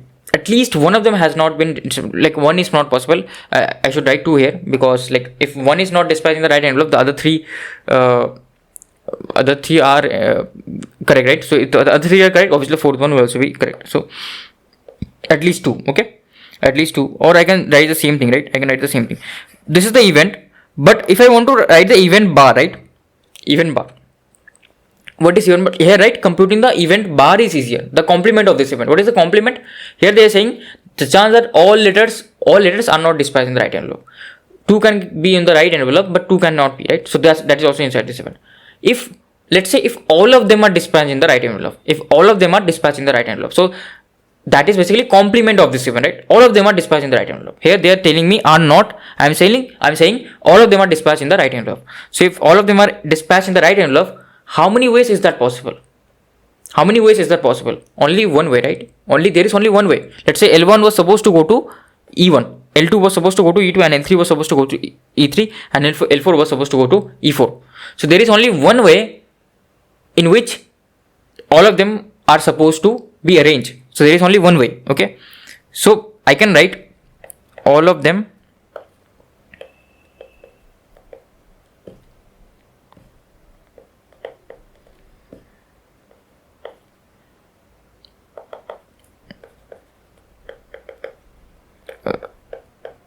right envelope, okay? So if all of them are in the right envelope, what I can say that what is the probability of E bar? Probability of E bar is simply 1. There is only one way. And how many ways can these letters be placed? So let's say I have something like this, right? I want to mention something like this. So this placeholder name is E1, this placeholder name is E2, this placeholder name is E3, this placeholder name is E4, and I have to place L1, L2, L3, L4. So how many ways I can place? 4 factorial, right? I can arrange L1, L2, L3, L4 in 4 factorial ways, and none of them are duplicates. So it will be 4 factorial simply. 4 factorial, total number of ways. So, but what have they asked me? They have asked me to compute probability of the event, not event bar. So I know the formula, right? What is the formula? Formula is probability of event equals to 1 minus probability of event bar. Okay, I just proved it to you in the previous slides. So this will be 1 minus 1 by 24, for factorial is 24, 23 by 24.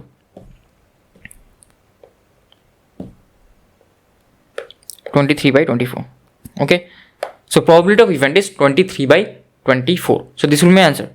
That's it, right? If you want to compute all the other cases, you have to take into consideration many cases. You have to take into consideration 2 aren't in the correct address, 3 aren't in the correct address, all 4 aren't in the correct address. The computation will be lengthier. Okay, that's why we sometimes solve it with the complement approach, because the complement approach gives us answers quickly with lower computation. Okay, so I have you understood this concept. So another few important terms are there, that is the term that is odds in favor and odds against. So if, like you can understand from the term itself, odds in favor means odds are in favor. So you have to remember this. No option. Number of odds in favor of an event means number of favorable cases divided by number of unfavorable cases. Not total number of cases. The number of unfavorable cases. Let me just correct this. Number of unfavorable cases. So basically this in layman terms means NA divided by NA bar, not NS. NA bar means unfavorable cases. Okay. And what is odds against? It's just the opposite. Just the opposite. Number of unfavorable cases divided by number of favorable cases. If in the question they have mentioned this data, you have to understand that this data represents this formulae. So you have to remember this. So number of unfavorable cases, that is n by a bar divided by n by na, right? Na. So it's just the opposite. Okay, nothing else. And if you just divide both sides, right, by what do you say, by ns, you will get your what do you say, you will get your probability. So if you divide both sides by ns, so if I just, this will be what, this I can write by p a by p a bar, and just hold on a second, I just do this I can write as p a bar by p a. I'm just dividing by ns on both numerator and denominator. Okay, so this is how you solve for it. So let's solve a question with odds against and odds for, so you will understand what I am meaning here. Okay, so here, right, a pair of fair dice is ruled. Pair of fair dice is ruled. Again, total number of ways is 36, but that is not relevant. Find the odds against getting a total greater than or equal to 9. So to find odds against greater than, so first of all, against I have to find, so total number of unfavorable, right? Unfavorable.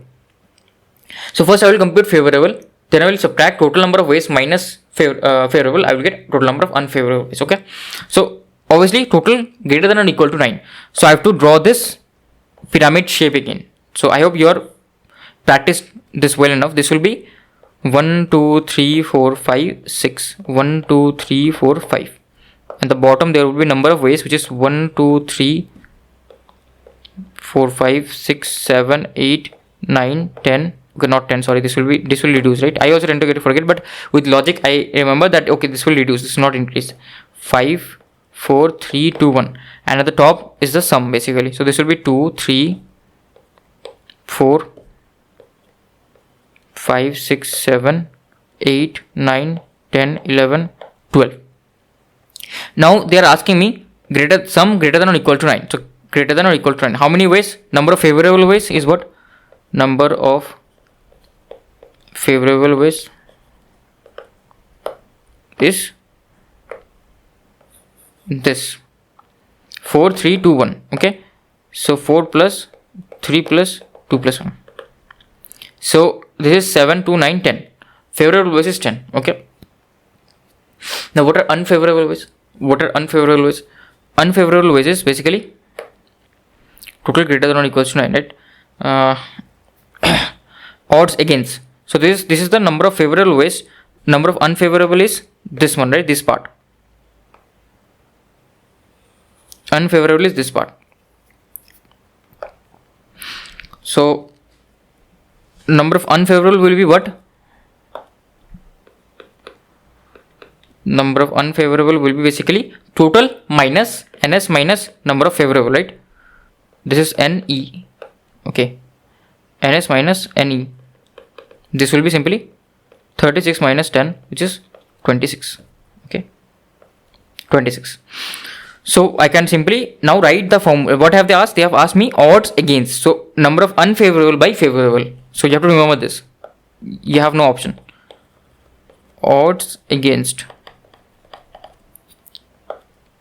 number of unfavorable, which is 26 divided by favorable, which is 10. So if I divide by 2, this will be 13 divided by 5. This is simply 13 is to 5. So answer will be 13 is to 5. Option B. Okay. So this is how you do these type of questions. So these are basically few normal questions regarding PNC and few basic terminologies. So now, right, I will do one thing. I will do geometrical probability. So geometrical probability, let's just do one question and then you will understand that. Let's read this question. This is pretty easy. A square is inscribed inside a circle.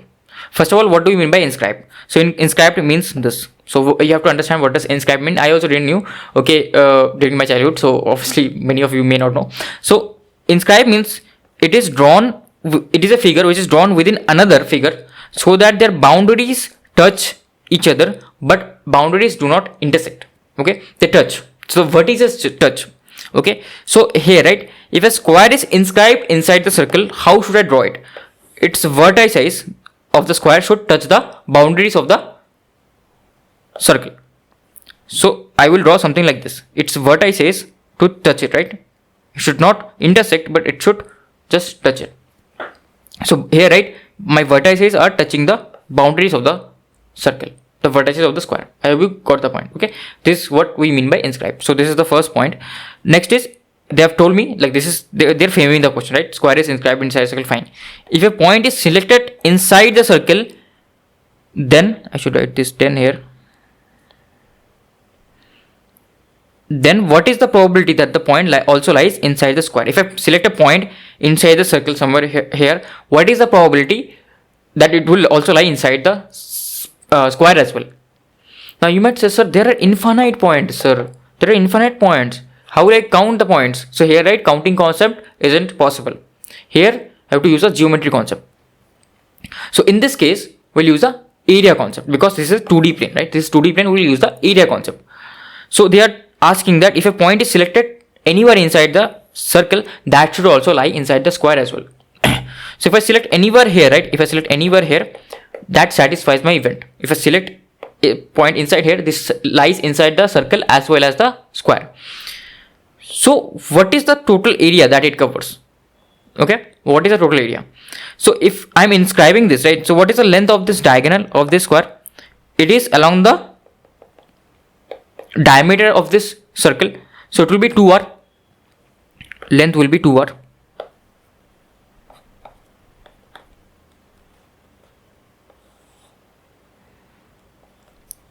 And this diagonal also will be 2r, right? So what will be the values of my square, like the lengths of my sides of the square? So diagonal is 2r, and this is what 90 degrees, and these are equal. So x square plus x square equals to 4r square. 2x square equals to 4r square. So I will write here 2x square equals to 4r square. So x square, x will be equals to under root 2r. So the length of my square is, length of the side of the square is under root 2r. Like I'm computing the relation with respect to circle and square. Okay, length is under root 2r. So what is the area of this? What is the area of this? The area, right? Area is simply of the square, area of square. So this is the favorable, right? Whatever area I choose here, if I choose this area, then that point will always lie inside the square. If I choose somewhat this area, right? Choose somewhat this area, that point will not lie inside. Okay, so area of square will be under root 2r into under root 2r x square, that is, which is equals to 2r square. Okay, now if I, like, this is the favorable area, right? Favorable area. Now what is the total selection area that I am supposed to select? The total selection area is area of the circle. So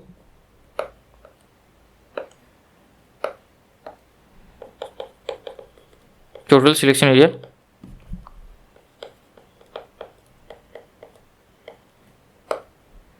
is pi r square. Okay, and this is r square. This is 2r square. So this is the total selection area, and this is the favorable area. So what is the probability? Probability will be favorable area upon total selection area. So it will be 2r square divided by pi r square. So this answer will be 2 by pi. So I will just compute this in points. This will be 2 divided by pi, which is 0.636.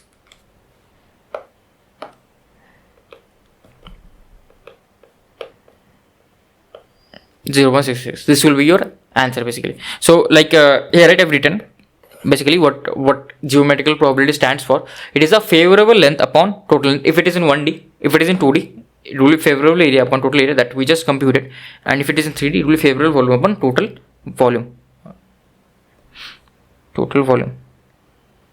Okay, this is how you simply compute. So what I'll do, I will give you this as homework. Okay, this is you will see like what type of condition is this, 1D, 2D or 3D, right? According to that you solve. and I'll skip that and I'll solve this one. Okay, I'll solve this one. This is also another interesting question. So okay, I'll just give these as homework because we have solved too many questions in this lecture. So I will give all this as homework. These are all solved in geometrical probability itself, right? So next I will come to equally likely event and mutually exclusive event. So what do we mean by equally likely event? What do you mean by equally likely event? Events are equally likely if they have same probability of occurrence. If basically PA equals to PB. Okay.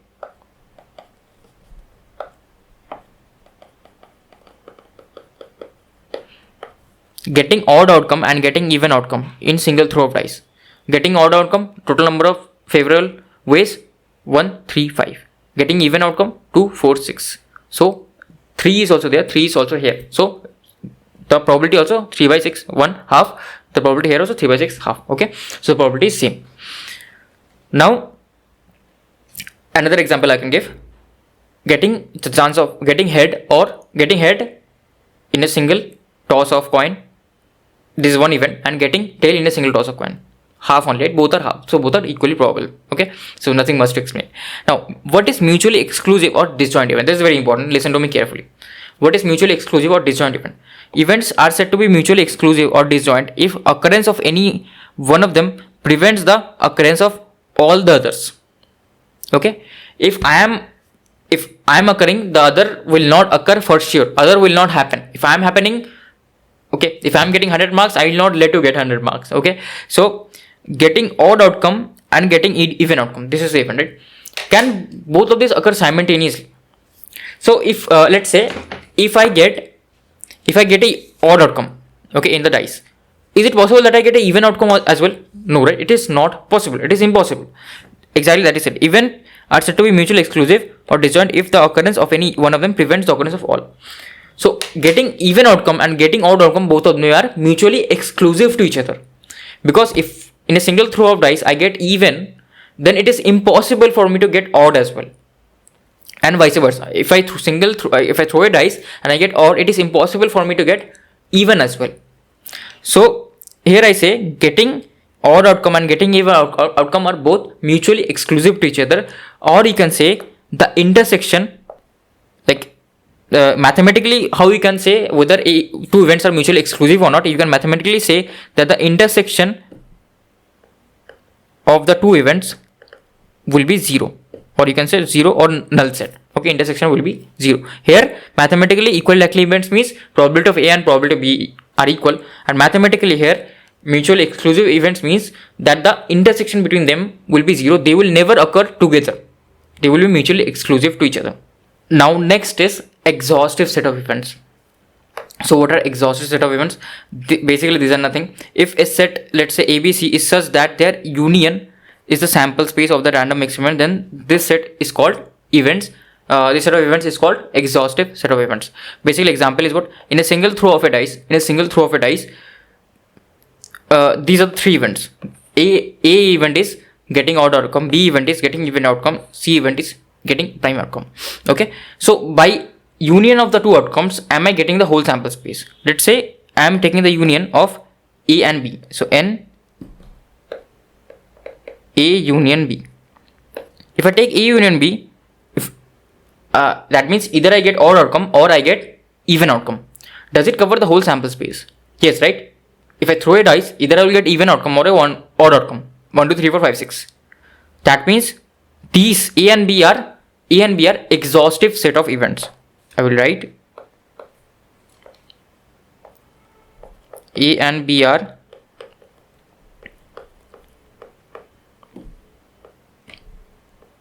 exhaustive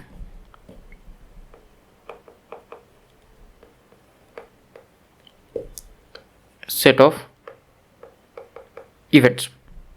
Now let's take these two, right? Getting even outcome and prime outcome. What is let me just write the sets here first. Let us write the sets here first.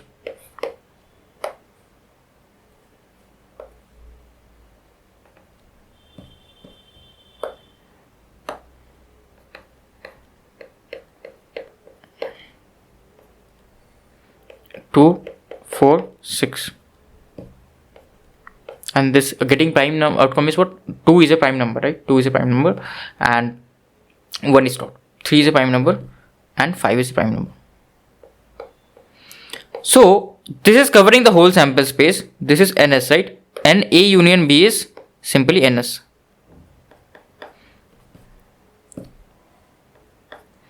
What about this? What about this? If I do n B union C, so getting even and odd. So 2 is here, 3 is here, 4 is here, 5 is here, 6 is here, but 1 is here? No, 1 is not here, right? So n B union C is not equals to ns, right? So what I can say is that B and C are not exhaustive events because they are not covering the whole sample space. They're not covering the whole sample space. Now, similarly, A and C also are not exhaustive events because they are not covering the whole sample space. Okay. So, like this, you can understand, as they are not covering the whole sample space, they are not called as the exhaustive events. But A and B are exhaustive events because they are covering the whole sample space. Okay. Here I am getting odd numbers and here I am getting even numbers. So I'm covering all of the sample space, that is 1, 2 and 3, 4, 5, 6. Okay. So that is the thing. So yeah, that is basically it for this lecture. I hope you learned the basics and try to solve the homework questions. And in the next lecture, I will solve the homework questions and obviously start again a bit of basics, again teach a bit of basics, and we'll solve again some questions with that. Okay. Thank you for watching. I will see you in the next lecture. Hey everyone, and welcome back to PrepFusion. So this is the continuation part of the previous lecture. I gave you a few homeworks, right? So first we'll solve those homeworks and then we'll start with the new topics.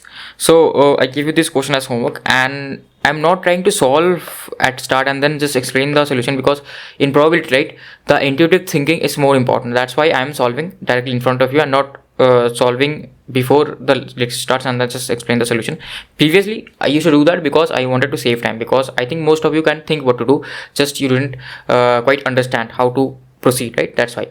So but probability is mainly about thinking, so that's why I will solve in front of you. So now this is the question: if 3 distinct numbers are selected from first 30 natural numbers, that is from 1 to 30, okay, then what is the probability that the sum is divisible by 3? Their sum is divisible by 3. Okay, if their sum is divisible by 3, whatever number I get, right, whatever number I get, that should be also a multiple of 3. That should also be a multiple of 3.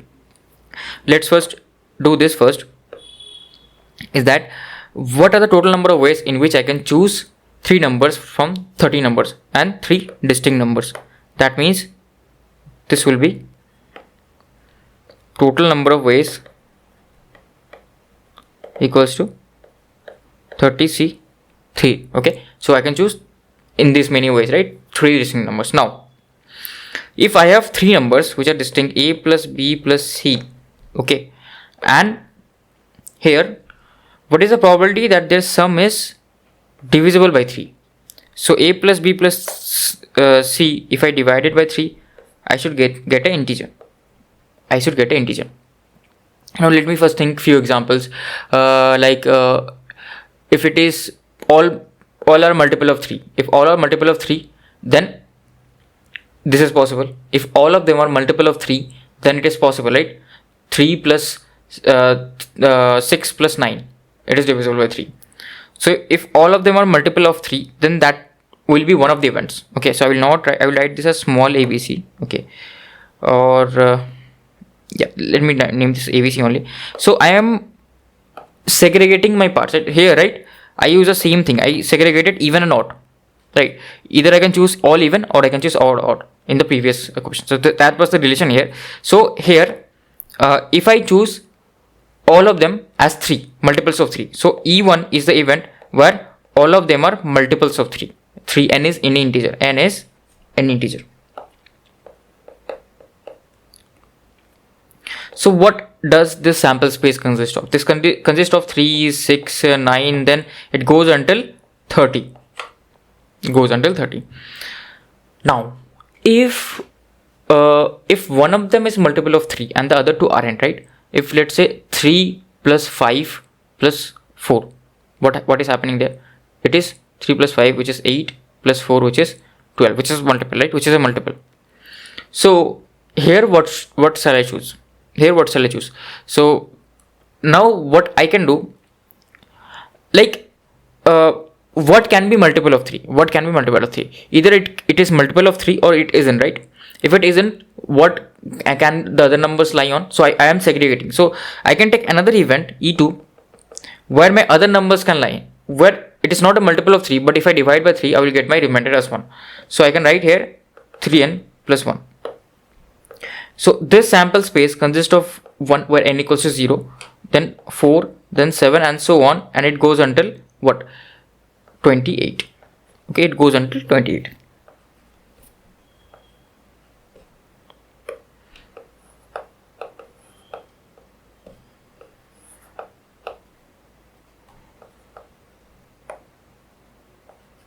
Okay, now what is another type of event? What is another type of event? If it is not multiple of 3, if the number is not multiple of 3, so if the number is not multiple of 3, or also remainder is not 2, this time not 1, this time 2, so there can be only 3 cases, right? Either the remainder is 0, either the remainder is 1, either the remainder is 2. If the remainder is 3, obviously it is divisible by 3 as well. So this will be 2, 5, 8 and until 29. Now the combination of these, right? The combination of these, is this making it divisible 3? Yes, right? Because here this is 3n plus 1, 3n plus 2. So the combination of these 3 can make divisible of 3. So first of all, if I choose my 3 numbers from here, divisible by 3. If I choose my 3 numbers from here, divisible by 3, because it is 3n plus 1, 3n plus 1, 3n plus 1. So what is happening? Total 9n plus 3. So I am getting n plus 1 as my answer, which is divisible by 3. So if I choose these as 3, again divisible. If I choose the 3 numbers from here itself, 3n plus 2, 3n plus 2, 3n plus 2, okay, that will be also divisible, right? Because, like, okay, what I am trying to explain here is, let's check the first case. Okay, that let's the number be 3n1, n2 and n3. So 3n1 plus 3n2 plus 3n3. If I divide it by 3, this is n1 plus n2 plus n3, that is, it is a integer, which is, that means, because n1 and n3 and n2 are obviously integers by themselves, so that means I am getting what? I am getting a integer, that means this is divisible. This is divisible. Again, if I choose, let's say 3n1 plus 1, so I choose 3 here from here itself, 3n1 plus 1 plus 3n2. So I will just mark these events. This is this is e1 thrice, this is event e2 thrice, plus 1 and plus 3n3 plus 1 divided by 3. If I am choosing this thrice, right? If I am choosing this thrice, then what will happen? Then obviously if I add these, right, what will I get? This will be, I can take 3 comma, this will be n1 plus n2 plus n3, and here, right, these ones are getting added individually, this will be plus 3, and if I divide this by 3, I will get with n1 plus n2 plus n3 plus 1. So overall this is again an integer, so this is again divisible. Now if I choose e2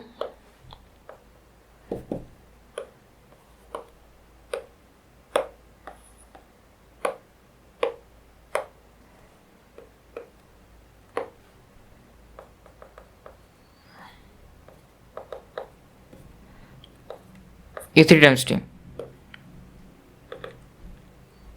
So this is what? This is basically 3n1 plus 2, 3n2 plus 2 plus 3n3 plus 2 divided by 3. Again, right, I will get n1 plus n2 plus n3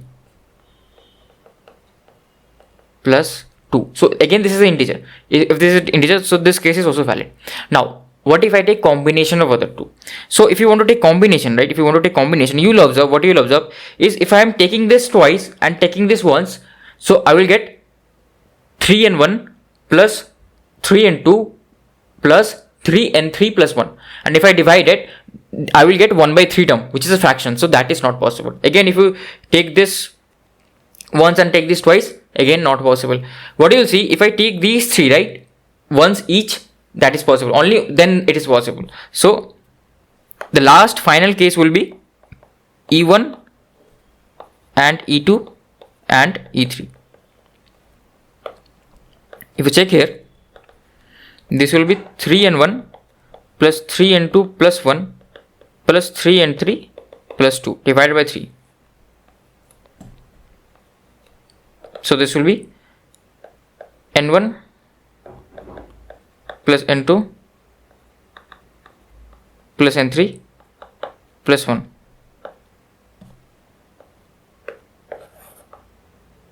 Okay. So this will be n1 plus n2 plus n3 plus 1. So this is divisible. This is the integer, this is divisible. So my three cases are, either I choose this, okay, either I choose 3 times from E1 itself, inside the E1 space itself. So what ways I can choose? Here I have how many items? I have 10 items, right? Here I have 10 items. You can use the AP formula and use this is 10 items, this is 10 items, and this is 10 items. Okay, you can use the AP formula. You see 10 items, 10 10 10 equally divided. Now I have to choose 3 elements from 10 items. How to choose that? It is 10C3. Again, I have to choose 3 elements from 10 items. Okay, 10C3, and I will not arrange them, because it doesn't matter if I am picking 3. I'm picking 3 strings, 3 6 9 or 9 6 3. Those are same. Those are same only. So that's why I will not multiply 3 factorial, because I'm not using the arrangement concept here. And then again I will pick 3 items from E3, and I have to pick 1 item each from E1, E2 and E3. So this time, right, this will be simply 10C1 times 10C1 times 10C1. Okay, so what are the total number of favorable ways? What are the favorable?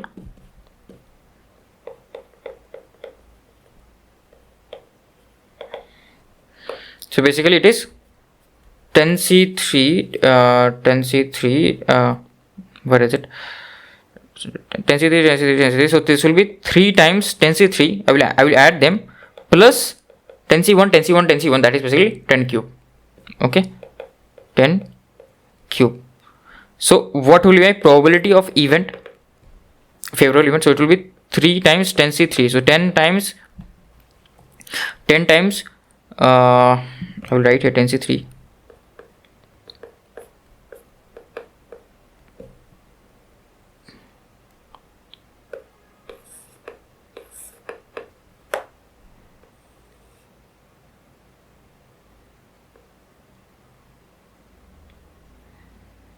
Divided by total number of ways. Total number of ways is simply 30C3, right? 30C3. So this will be very big number actually, but we'll still try to solve. So this, right, this will be simply 3 times 10 times 9 times 8 plus 10 cube. This is, I can multiply 3 factorial on both sides. So this will be basically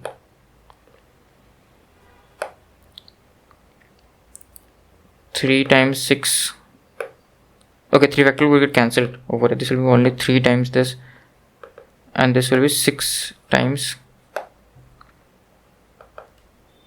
this divided by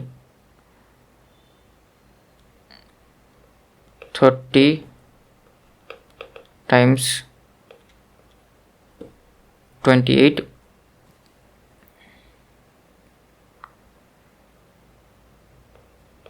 times, so 29 times 28. So if I solve this, what will happen? So I can take 10 common, right? If I take 10 common, and I can take 3 common as well. So 3 times 10 I can take common. So this will be 9 times 8 plus 10 square, 2 into 10 square. 30 will get cancelled, right? From here this will be only 29 and 28. So this will get cancelled, and this will be 81 and not 81, 9 times 8, 72 plus 200, 272 divided by 29 into 28. So I can cross multiply by can I do something? Can I multiply by 7? No, I can multiply by 2. So this will be 1 4 6. Is it? Can I multiply by 4? So if I multiply by 4, this will be 32. Yes, I can multiply by 4. So if I multiply by 4, like if I cross multiply by 4 here, so this will be what? 68. This will be 29 into 7. So my final answer will be, I will just get my calculator. Just hold on a second.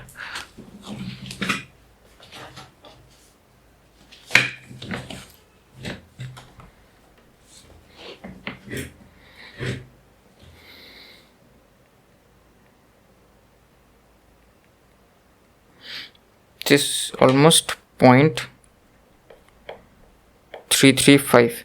So the probability of picking 3 numbers which are divisible by 3 is very good, right? 0.33. So almost 1/3. So yeah, that's how you solve these type of question. So let's come to this next question. So in this question, right, I had given you this question is actually very good.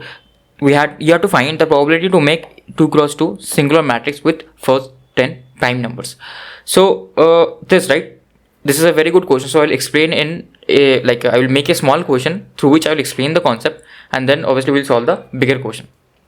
So for first 10 prime numbers, this is my sample space, and any 2 cross 2 matrix can be this, right? A, B, C, D. Okay. Now here they haven't told us about whether they can be distinct or not. So we'll assume they can be same. The elements can be same or distinct. Okay. Now, what is the probability to make a 2 cross 2 singular matrix with first 10 prime numbers? So I will break this question down. I will make a question. I will have to make a 2 cross 2 singular matrix with first 4 prime numbers. Okay, I have to make that. So first of all, in this set, right, in how many ways can I make a 2 cross 2 matrix? In how many ways can I make a 2 cross 2 matrix? What I have to do? I have to simply for the first element, I will have 4 options. For the second element, I will have 4 options. For the third element, I will have 4 options. For the fourth element, I will have 4 options. As they have told us that they can be repetitive as well. Repetition is allowed. They haven't mentioned anything about repetition. So total ways for this small question, I have to make a 2 cross 2 singular matrix. Total ways to make a 2 cross 2 matrix is 4 times 4 times 4 times 4, which is simply 4 cube, 4 raised to 4. Okay, so I have to fill A, B, C, D with, I have 4 choices. I have to pick any one of them. 4C1 times 4C1 times 4C1 times 4C1. 4 choices. That is 4 raised to 4. Okay, now how can a matrix be singular? If I have a 2 cross 2 matrix like this, how can it be singular? Singular means the determinant is 0. If the determinant is 0, that means that AD minus BC equals to 0. Okay, so can I further write this? Can I further expand this? I can expand it like this: A by B equals to C by D. Why am I writing it in terms of fractions? Because I know one thing about prime numbers. If the 2 prime numbers are divided, there is no common factor between them. So if I divide 2 prime numbers, then on the right hand side, if they are equal, then these also have to be the same 2 numbers. Let me take an example. If this is 3 by 5, this also have to be 3 by 5. I don't have any choice. If C and D are also prime, this has to be 3 by 5. You can pick 6 by 10, you can pick 12 by 20, you can do that. But if C and D are prime, they have to be 3 and 5. I hope you're understanding. They have to be 3 and 5. So A has to be equals to C and B has to be equals to D. So that's why I am thinking about fractions here, as they have told me about prime numbers. So this is the first condition, and there can be 3 cases. So in the first case, what can happen? All of the elements are same. If all of the elements are 2, then it is a singular matrix. All of the elements are 3, singular matrix. All of the elements are 5, singular matrix. So case 1 is A equals to B equals to C equals to D. So out of the 4 prime numbers, I have to just choose one, and that will be my matrix. Okay, so just 4C1. Let me just take an example here. This will A will be equals to C equals to D, so this will be A comma A. Can I arrange this? Can I make this matrix different? No, right? Because if I just swap the places of A comma A, still it is same itself, right? So if I am picking 2, if I swap the places of 2, still the matrix looks identical to me. So only I have 4C1 ways to pick for like a element, right? A element, and that's it. All of the other elements will be equal. This is the case 1. Now what is the case 2? I told you about the ratio, right? I told you about the ratio. So A by B has to be equals to C by D. If I am I will fix, that's why this is related with the previous question here, right? I have the liberty to choose A and B. I can choose A and B any way around. But then once I choose A and B, C and D are fixed. C and D are fixed, okay? So my A and B will be distinct and I will choose it. And once I choose it, C and D are automatically fixed, okay? So how many ways can I choose A and B? How many ways can I choose A and B? You will say, sir, it's 10C2. Sorry, not 10C2, 4C2. Out of 4 prime numbers, I have to choose any 2, right? 4C2. So here, right, I have written all the combination. I've written all the combination to choose A and B, okay? And this C, right, combination, here order does not matter. I hope you have learned from Yangshu, here order does not matter. When I am doing 4C2, order does not matter. So if I choose 2 first, then choose 3, or 3 first, then choose 3, it does not matter. But I have got an issue here, because in this case order will matter. Why? If I am choosing 2 first, then I am choosing 3, then if I choose 3 first, then I am choosing 3, then I am choosing 2, then the matrix changes. The matrix will be 3 comma 2. I'll just copy this, okay? I'll just copy this whole thing actually. What is happening is that if I am choosing 3 first and then 2, okay, then the matrix changes, right? These two are different matrices. So obviously I have options to arrange them also. So I have 2 placeholders and I can arrange them. I'm choosing A and B and I can arrange them in how many ways? 2 factorial. So if I had to choose an A, B and C and I have to arrange them also, I would have done 4C3 into 3 factorial. So I am choosing A and B and I have to arrange them as well because order matters here. So I will multiply a 2 factorial now. Okay, so these, right, all these will be swapped. So these are also different matrices. These are also different matrices.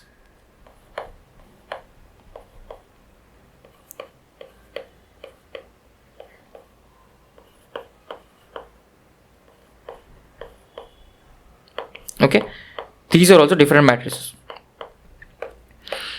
So you can observe that total how many choices I have, 12, and exactly that is what we're getting by computing here. Now, is there another case? For now, I am fixing my A and B.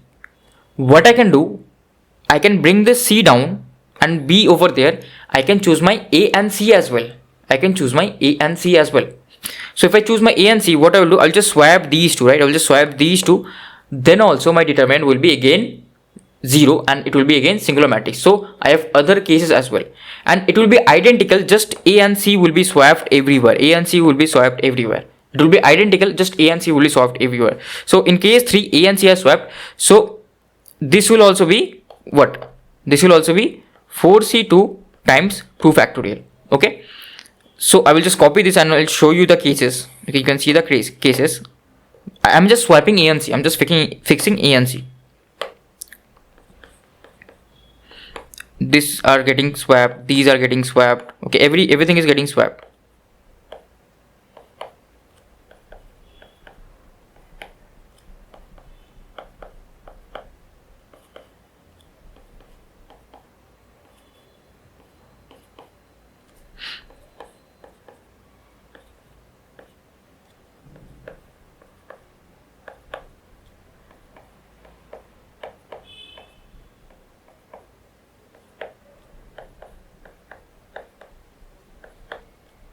These are getting swapped.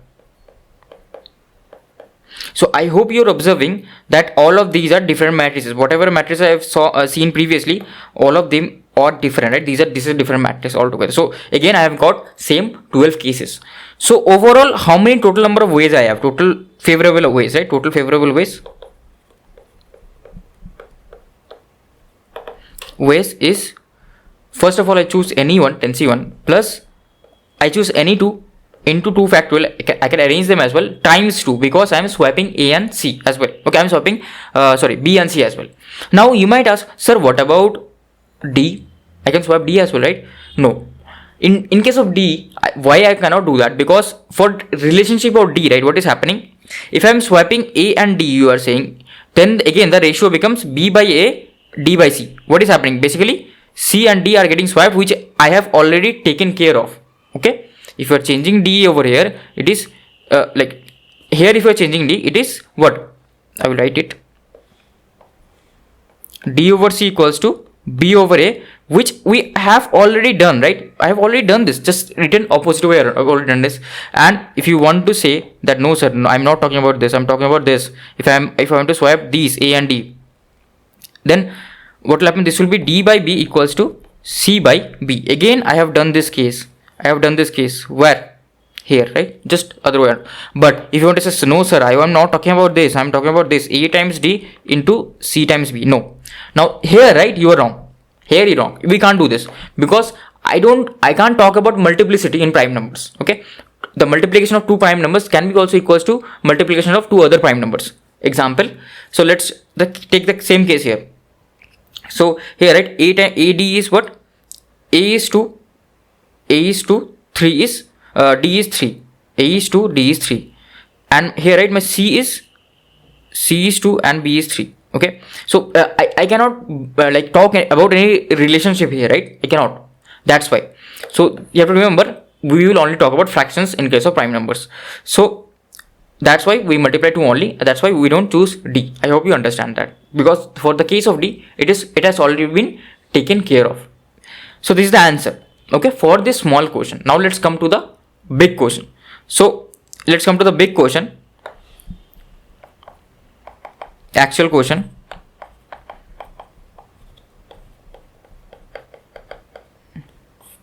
Okay, so if I want to talk, just let me see if everything is recording or not. Yeah, if I want to talk about the actual question, right, the actual question had actually 10 prime numbers instead of 4. So we'll just copy this.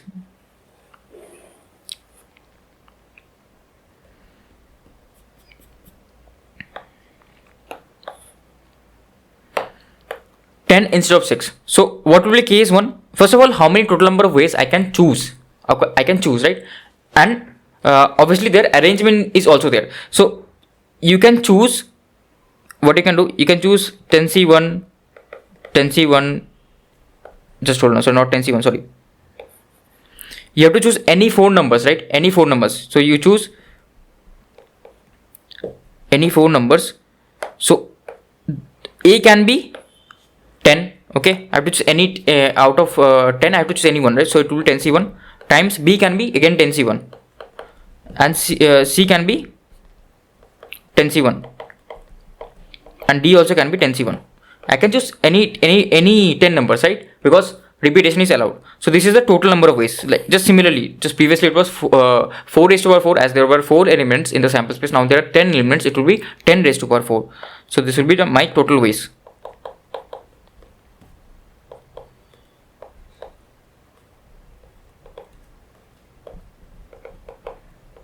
Okay, total ways we have found. Similarly, I will have one case where all of them are equal. So case 1, where A equals to B equals to C equals to D. So now you use your own brain that if all of them are equal, then how many ways how many ways I can choose them? I have to just choose once, right? So I have to choose 10C1. I just chose once. Yes, A is any one of those elements out of 10 and every other element has been fixed. Okay, now case 2, what will happen to case 2? So case 2, A by B equals to C by D. So I will choose A and B. How many ways I can choose A and B? 10C2, and then again I can swap the values of A and B, right? Matrix can change because 10C2 means arrangement does not matter. Arrangement does not matter, but in our case arrangement matters, so I have to arrange them as well. So how many ways I can arrange A and B? 2 factorial, because there are 2 spaces. Okay, now what is the case 3? Case 3 same only, right? Case 3 same, where I will say AC equals to B by D. So again this will be 10C2 into 2 factorial. So overall, how many number of total favorable ways I have? Favorable total favorable ways, like what is my probability of my event? Total favorable ways, which is 10c1 plus 10c2 into 2 factorial into 2. Okay, because there are 2 cases. Divided by 10 raised to power 4. Okay, so now I can compute this. This will be 10 plus, this will be 10c2, which is 10 times 9 divided by 2, and 2 factorial will be cancelled, 2 will get cancelled, divided by 10 raised to power 4. So I can take a 10 common. This will be 1 plus 9 into 2, which is 18, divided by 10 cube. So this is 19 by 10 cube. So is it in the options? 19 by 10 cube. Yes, it is in the option. So option A will be correct in this case. Okay, so this is a very good question. If you couldn't understand this, you just go through it once again, right? Go through it once again. I hope you will understand it. Okay, so now let's solve few volume based questions. Okay, so this one was the one which I solved. Now let's solve this one. So a point is chosen inside the circle. Okay, inside the circle a point is chosen. Fine. What is the probability that the radial distance of the point is closer to the circumference as compared to the center? What does it mean? So let me draw the circle. And what does radial distance means? So this is any circle, right, with radius, let's say r. Okay, and center here. Now I am choosing any point. Let's say I am choosing any point over here, right? What is radial distance? Radial distance means distance along the radius. Distance along the radius, radially outward. We say, right? Centrifugal force, centripetal force, radially outward. Distance along the radius. So let me choose some point here. Okay. So what is it is telling? What is the probability that the radial distance of the point is closer to the circumference as compared to the center? So it is closer to the circumference as compared to the center. Okay, what is the probability? Any point I choose, any point in this whole region. So this whole region is what? Area, right? Area. So I can choose any point in here. So this is not 1D geometry. This is not 1D geometry. This is a question of 2D geometry. First of all, you have to identify this is a question of 2D geometry, because I can choose my point anywhere in the circle. So it is talking about the area. So 2D geometry. That is the first thing you have to identify. So what is my total area, right? Out of which I can choose any point. I can choose some point here, there. Okay. So what is my total area? Total area is pi r square. So this will go into the denominator. This is fixed. Now let's come to the concept. The question is telling me that the probability that the radial distance of the point is closer to the circumference as compared to the center. Closer to the circumference as compared to the center. Okay, fine. If I choose a point here, what will be the case? If I choose a point here, the distance from the center and the circumference will be same, right? So if, let's say I'm just taking one example. Just hold on. Now this distance, right? This distance is r by 2. This distance is r by 2. So if I choose any point here, the distance will be equal from the center as well as the circumference. But what are they asking? They are asking that the radial distance of the point is closer to the circumference. Closer to the circumference. So it should be, the point should be somewhere chosen around here. Now one interesting fact is, if I just draw a circle like this, radius of r by 2, okay, if I choose some point here, okay, again the distance will be same for here as well as here, because this is radius of r by 2. So let me draw a circle of radius r by 2. Okay, I'm just drawing a circle of radius r by 2. Okay, now if I draw a circle of radius r by 2,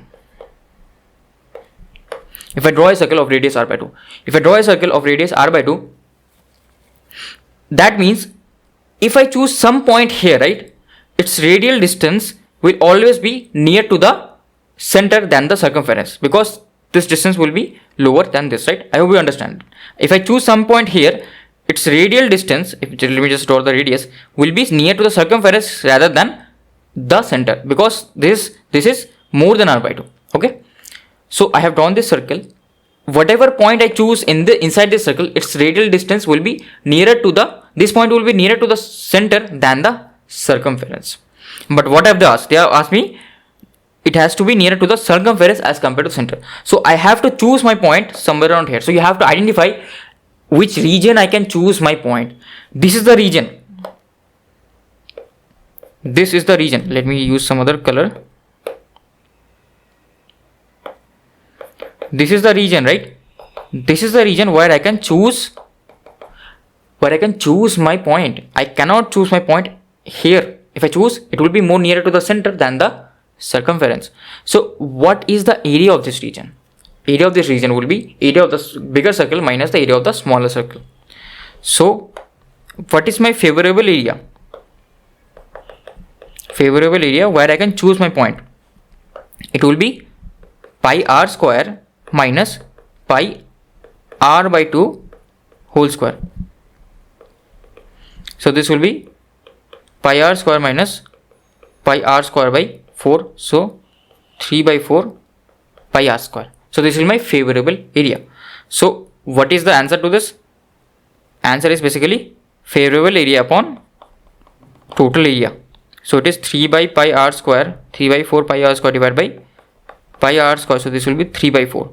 So this will not be half. Like many students like think they will solve it in terms of length. So if I choose a point here, it will be r by 2 and this is pi r by like they will think like that I will choose a point here. So this distance will be what? This total distance is r and I have to choose some distance that is greater than r by 2, right? So they will do r by 2 divided by r and they will get their answer as half. No, it is incorrect. This area is much more bigger, so the probability of choosing some point here is much more higher than choosing some point here. That's why it is 3 by 4. I hope you understood the concept here. So let's solve this, solve this question. So this question also, at first glance, it may not seem that this is a geometry question, but this is actually a geometry question. So what is going on in this question? So they have given that P is chosen at random between 0 to 5. Okay, P is any number between 0 to 5. It is continuous. P is not integer. P is continuous. 0, 0.001, 0.002. So there are infinite numbers inside P. Infinite numbers inside P. Inside, not P, inside this 0 to P. So 0 to 5. So I cannot count, right? I cannot count. Okay. So I have to think of some other way. So what I will do, so this time, right, I have to choose any number between 0 to 5, anything between 0 to 5. So I will draw a number line between 0 to 5. 0 and 5. This is my total sample space between 0 to 5. I have drawn the total sample space. This is what? This equals to the length. So this is a question of 1D geometry. This is length, right? This is my sample space 0 to 5. Now what is the probability of the equation x plus px plus p plus 2? So this will be x square actually. Sorry. That's my fault. X square plus px plus p plus 2 divided by 4 have imaginary roots. So when is that the case? When my b square minus 4ac is less than 0. This basic thing you know. So what is b square? B square is p square minus 4ac, that is p plus 2 has to be less than 0. Can I solve this? How to do this? You will use the wavy curve method. So I can break this down. What I can do? I can write it like this. This is p minus 1 into p. Okay. This is what? This is actually p square minus p minus 2 less than 0. So this will be this will be plus 1 actually, into p minus 2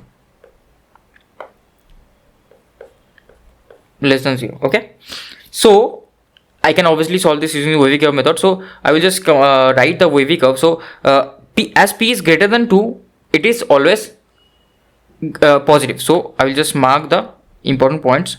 P equals to 2, and obviously I have to use minus 1 as well, right? This is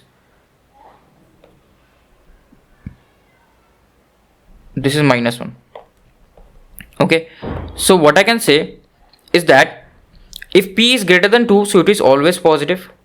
If my p is less than 2 and greater than minus 1, it will be negative.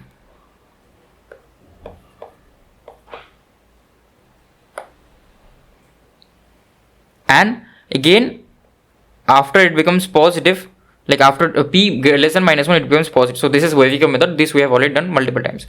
So, but what is my condition? My condition is this has to be less than 0. So my favorable condition is only this. This is my favorable condition. Okay. So, but I am allowed to choose from where? I am not allowed to choose from here, right? Minus 1 to 0. I am only allowed to choose from 0 to 5, right? So what is my favorable length? So my favorable length is 0 to 2. If my p is between 0 to 2, I will have always imaginary roots. If my p is not between 0 to 2, it is between 2 to 5, it is not imaginary, right? So my favorable length is 2. This distance is 2, and total length is what? Total length is 5. So what will be my answer? My answer will be favorable length upon total length. So it will be 2 upon 5. Okay, probability of my event. So it will be simply 0.4. Okay, this will be my answer. So let's start this next question, right? This is also a geometry based question, but here this is what? Volume based. Why? Because let's read the question. A cone of maximum volume is inscribed inside a sphere of radius r. So the cone is inscribed inside the sphere. Okay, so obviously we are talking about volume here. Cone is a 3D structure and sphere also is a 3D structure. So if I am talking about volume, so let me just draw it first, then I will proceed further in the question.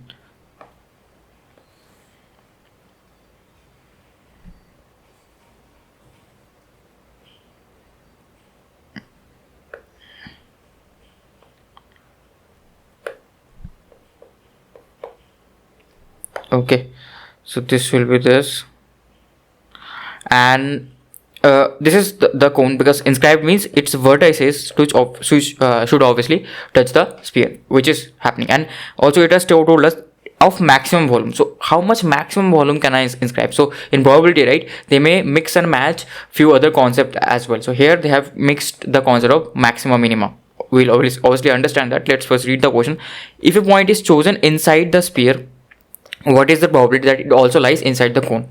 So it has to lie inside the cone. So what is my favorable volume? Favorable volume is if I choose some point inside it, right? So favorable volume will be volume of the cone, and my total volume will be volume of the sphere.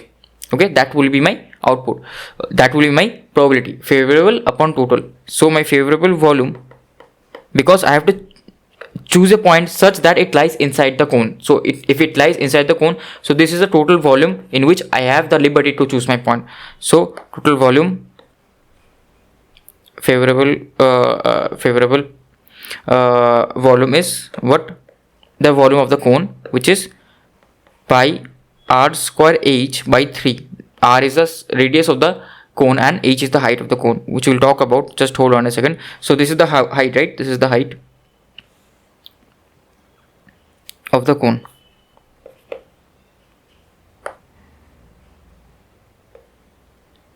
Okay, and this is the height, basically. This is the height, and this is the radius of the cone, right?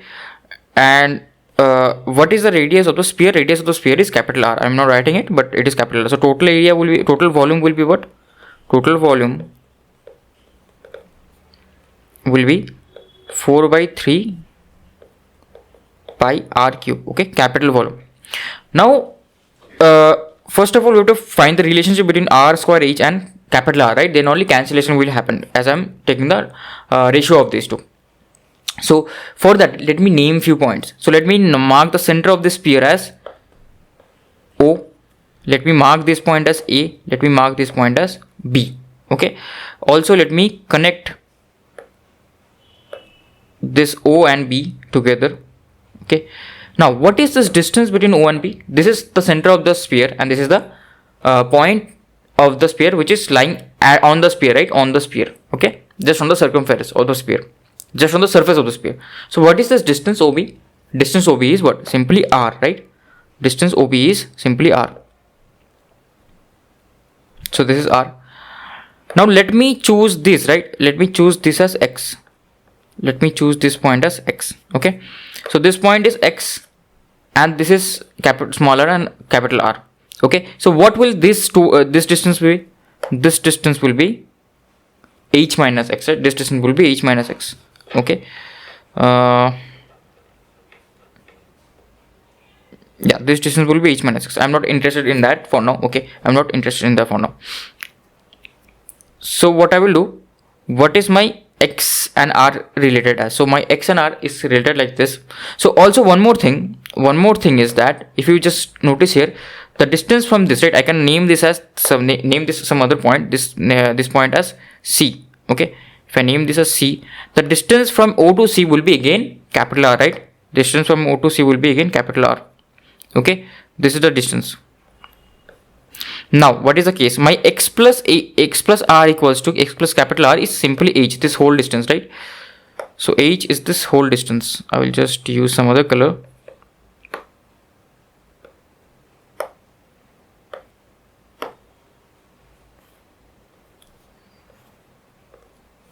Okay, so basically X plus R equals to H. Okay, so what can I say? This is the first relation, and another relation is I can apply Pythagoras theorem, right? This is a right angle triangle, so I can apply Pythagoras theorem. So if I apply Pythagoras theorem, it will be X square plus small r square will be equals to capital R square. So I can replace my H and small r with respect to my X and capital R. So I have converted this into single variable. X is varying, right? X is basically varying. So I will write here R square. Okay, this is R square equals to capital R square minus X square. Okay, so R square is this. So obviously this is pi. I can write this as capital R square minus X square. So obviously I have to find the maxima, so I have to convert this into a single variable, right? Then only I will take the differentiation and just compute for what value of X, basically for what value of this distance from the base of the cone. Okay, I am getting a maximum volume, because as I increase the base, as I keep this base near to the center, right, this will also increase, right? This will also increase. It all depends upon the parameters. Where will I get maximum volume? So it all depends on the value of X. Now what is my H? H is R plus X. H is R plus X. So I will do one thing. I will just keep this on the side.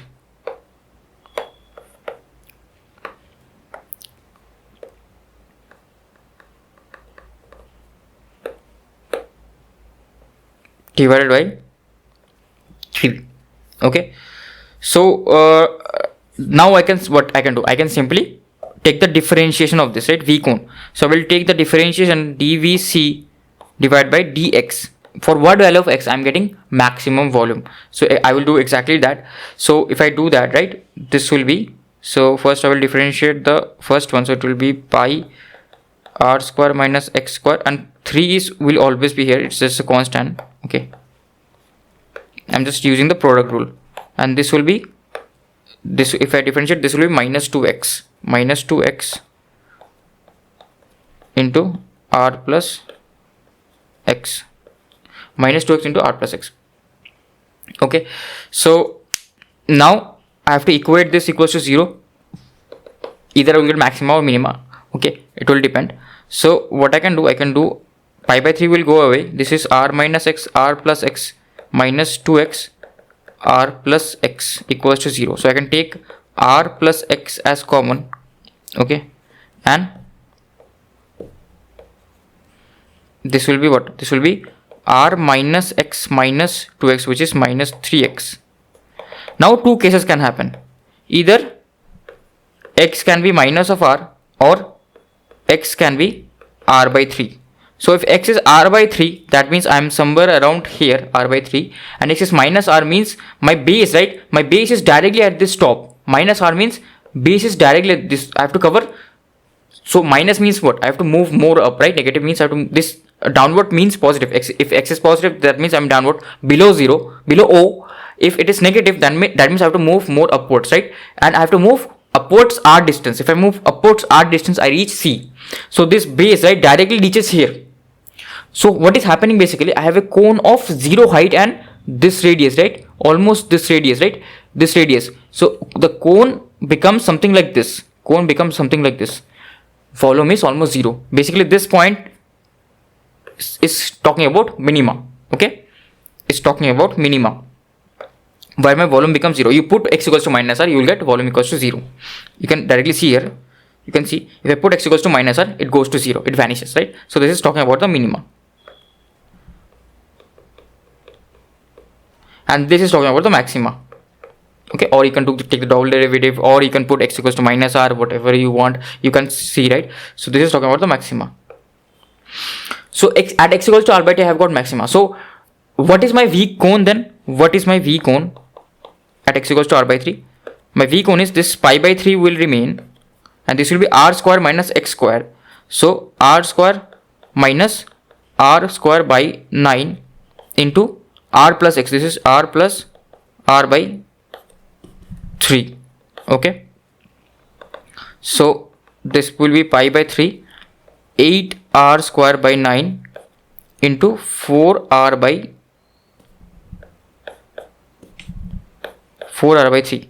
So this will be simply like this. So what I can do, I can find the probability of my event, right? Probability of my event will be v cone by v sphere. So it will be 8 times 4 r cube. Obviously pi is also there. Pi is also there. Divided by 3 times 9 times 3 divided by 4 pi r cube by 3. So what is happening here? 4 pi is getting cancelled and 3 is getting cancelled. R cube is obviously getting cancelled. So I'm left with simply this. This will be 8 by 27. So this will be my answer to this question. So I will just compute 8 by 27.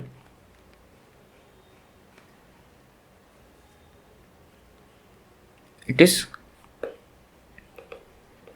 0.2963. Okay, so this will be the answer. So now let's move to the our topic, right? Let's move to our topic. Let me just check if everything is recording or not. Yeah, everything is recording. So just hold on. This is fine. So what is our topic? Our topic, first of all, we'll do a few questions on card, like one question on card, and we'll just explain the basics of card. You already know, but still, just to revise. Then we'll understand Venn diagram. Then we'll do the additional theorem of probability and conditional probability.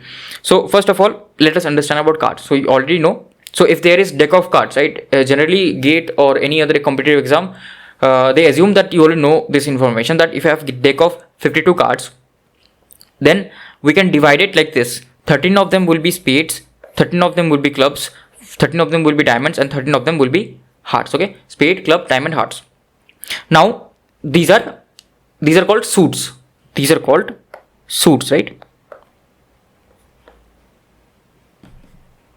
If I remember correctly, these are called suits only. If I don't, I don't exactly, but these are most probably called suits. Okay, so these are called suits, and inside each suit, right? Each suit will contain, like spade will contain its own king, queen, jack, and these king, queen, jack are called as face cards. Okay, and ace is just a number card. Is another. So 4 will be like 3 will be face card and 1 ace, like they are special cards. Okay, they are special cards, and the other remaining, out of 13, 9 are remaining. So 9 remaining cards are simply numbers from 2 to 10. Okay, from 2 to 10 they are number cards. So these are known as number cards. Okay, 2 to 10 are known as number cards. This is known as face cards, and this is simply known as ace. And this is the division between them. Now you can see the color, right? So this color is black and this color is red. So out of 52 cards, your diamond and heart are reds actually, and spade and club are black. Color is black. Okay, so 26 will be red cards and 26 will be black cards. That is the most important part. And face cards are this: king, queen and jack. So in a total deck of cards of 52, how many total face cards I have? Total face cards 3 times 4, that is 12 face cards. How many ace cards I have? 4. How many number cards I have?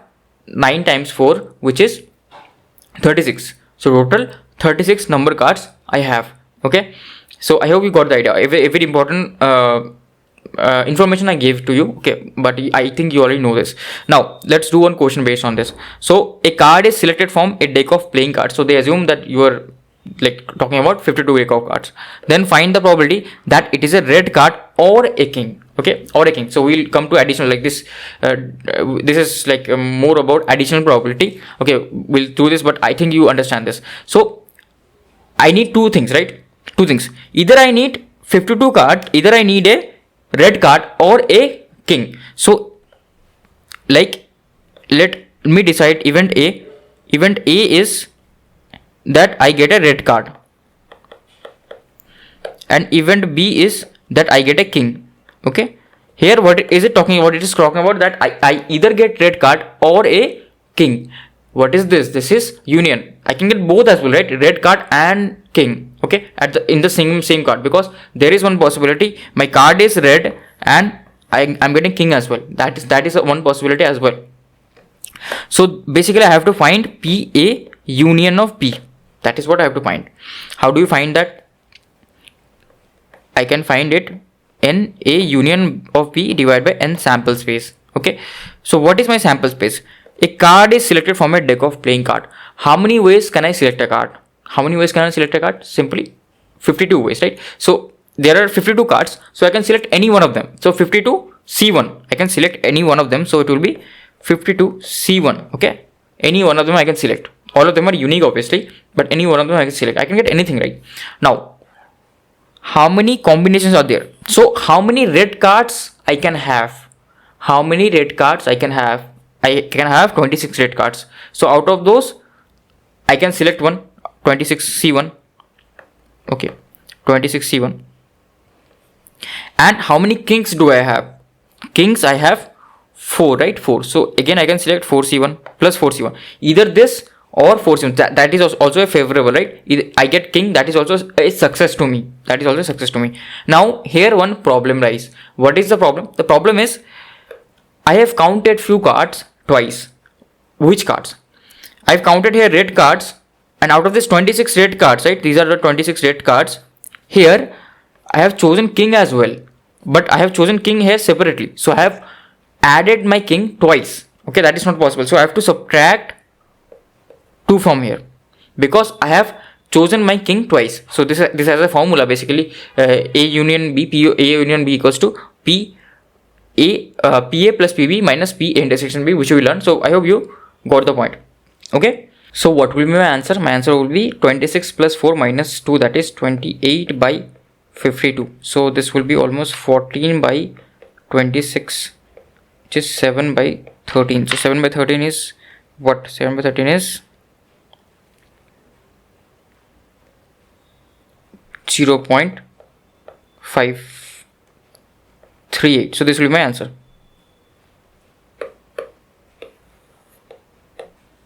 This will be my answer. Okay, so yeah, this is the case. Now like this is the solution basically. So we'll understand about this addition theorem just in a minute. Okay, so let's first understand few Venn diagram basics, right? I think you have forgotten or you may not have studied. If you have studied, that's well and good.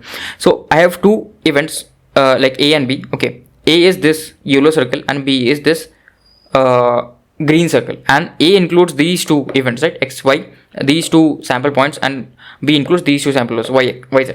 Okay. So what is N of A? What is N of A? So N of A means total number of like how much area does it cover. So X is this area, right? X is this area, and Y is this area. Okay, and Z is this area. Okay, so what is N of A? N of A means total accumulated area in this Venn diagram. How much area does A cover in this Venn diagram? It covers what? X plus Y.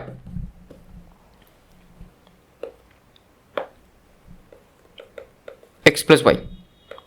It covers X plus Y. Okay. Now, how much area does B cover? It covers Y plus Z. Y plus Z. Now, how much area does A intersection B covers? I told you, right? What is the intersection meaning? It means where it intersects. So this is the area that this intersection covers, which is only Y. Okay, only Y. And how much area does A union B covers? That is, it either is included in A or is included in B, or both of them. Okay. So total area covered by them is what? X plus Y plus Z. X plus Y plus Z. Total area covered by A, B over this whole sample space.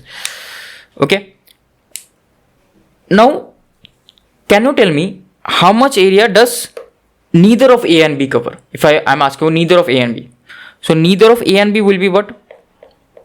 It doesn't cover A or B. Okay. Neither of A and B.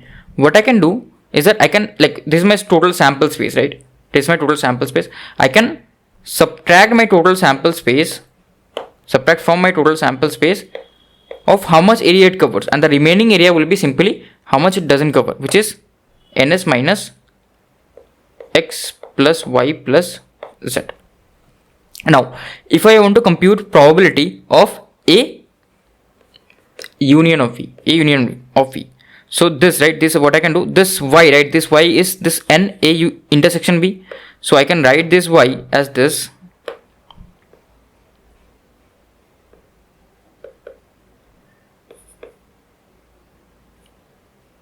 So basically what I can do is I can write here X plus Y.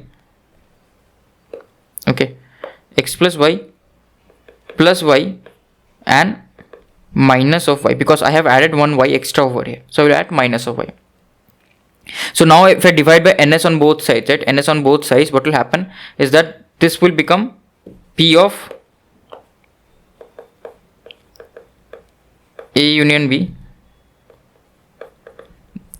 This will be X plus Y. X plus Y is what? Na.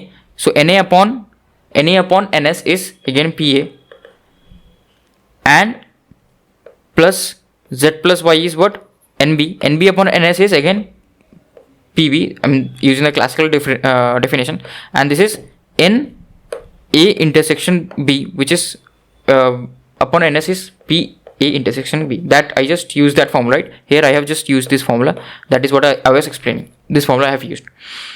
And what is A complement of union B? So this is this. So if I divide by ns, right, this becomes 1 minus PA union B, and I can write this in some different way, right? So this is what, let me just keep this at the top.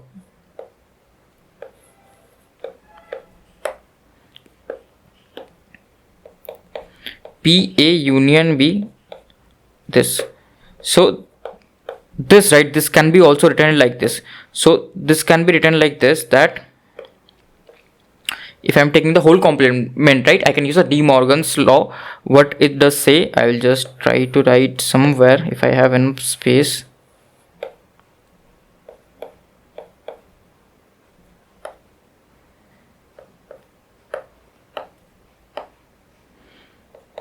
So this will be A intersection A bar.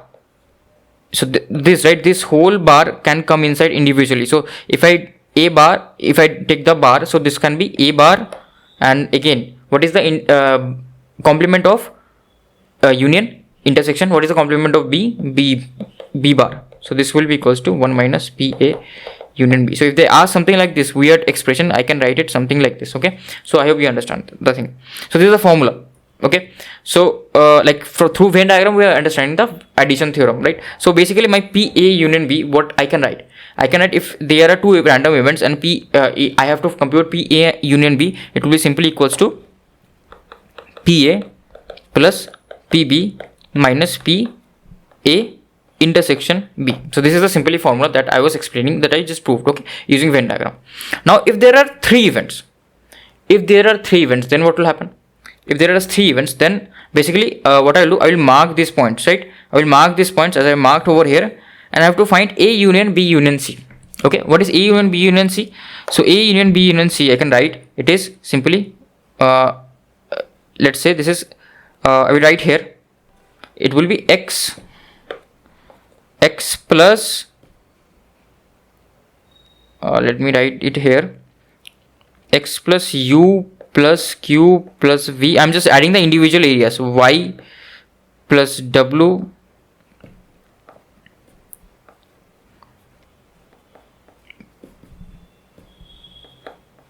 plus z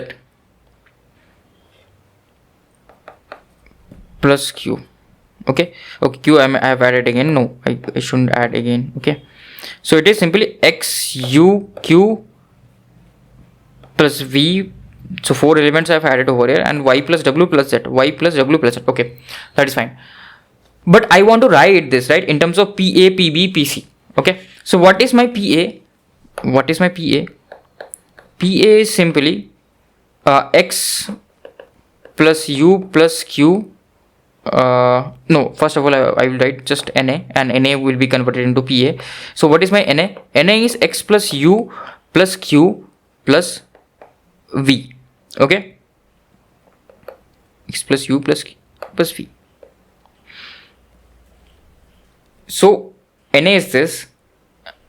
So what I can do, I can convert this totally to NA, right? You can convert this totally to NA, and NB is what? NB is u plus q plus y plus w. So I want to write here, so this, right, this I can convert. So this thing will be simply NA. So this will be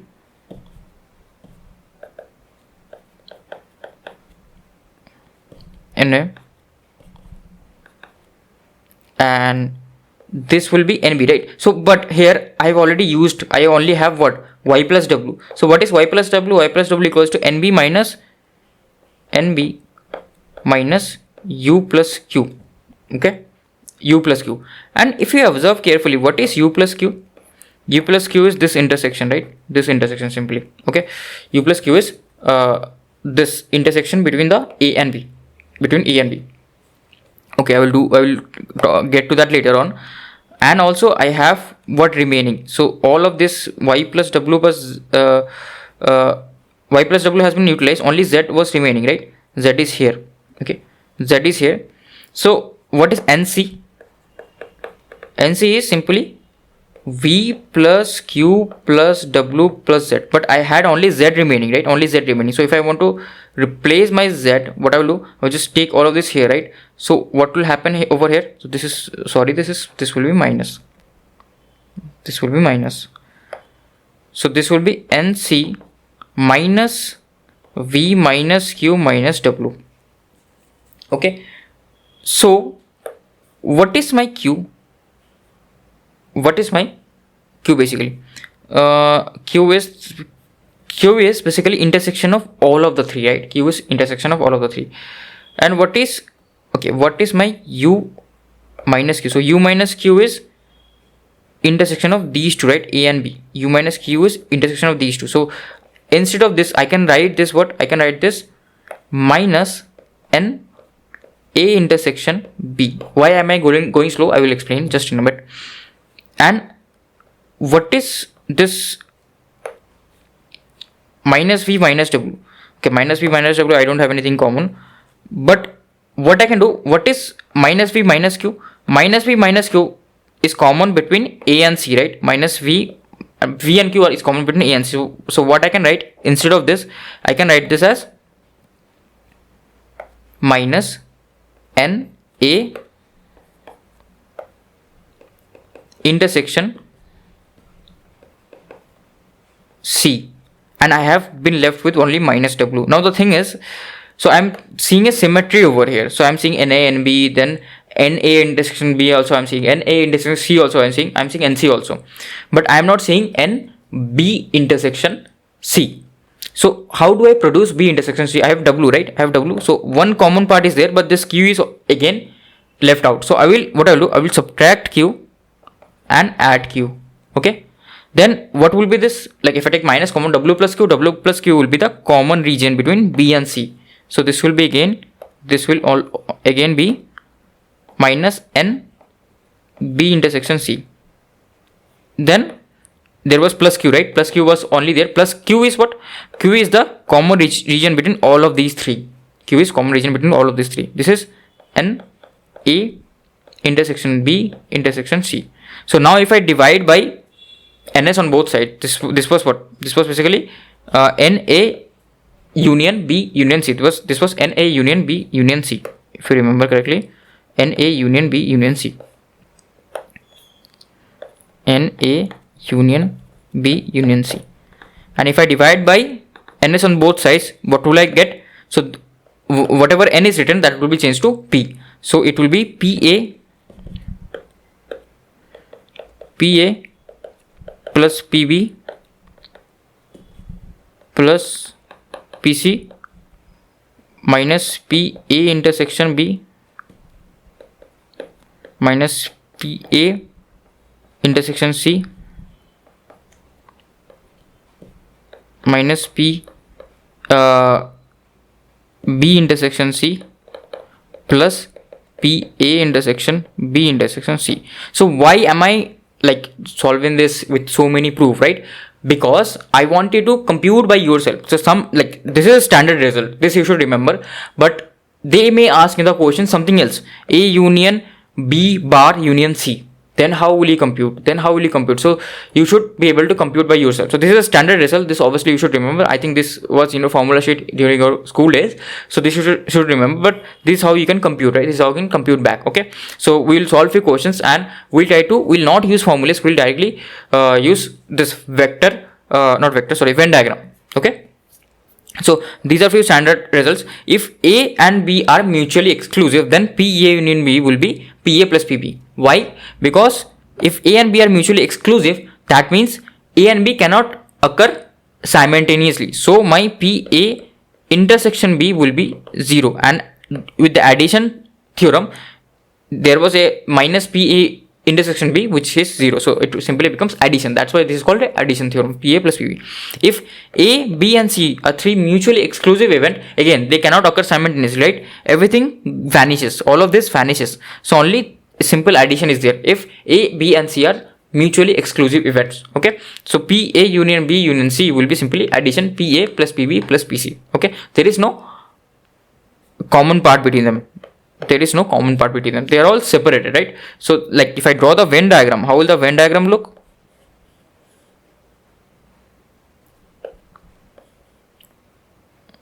Venn diagram will look something like this.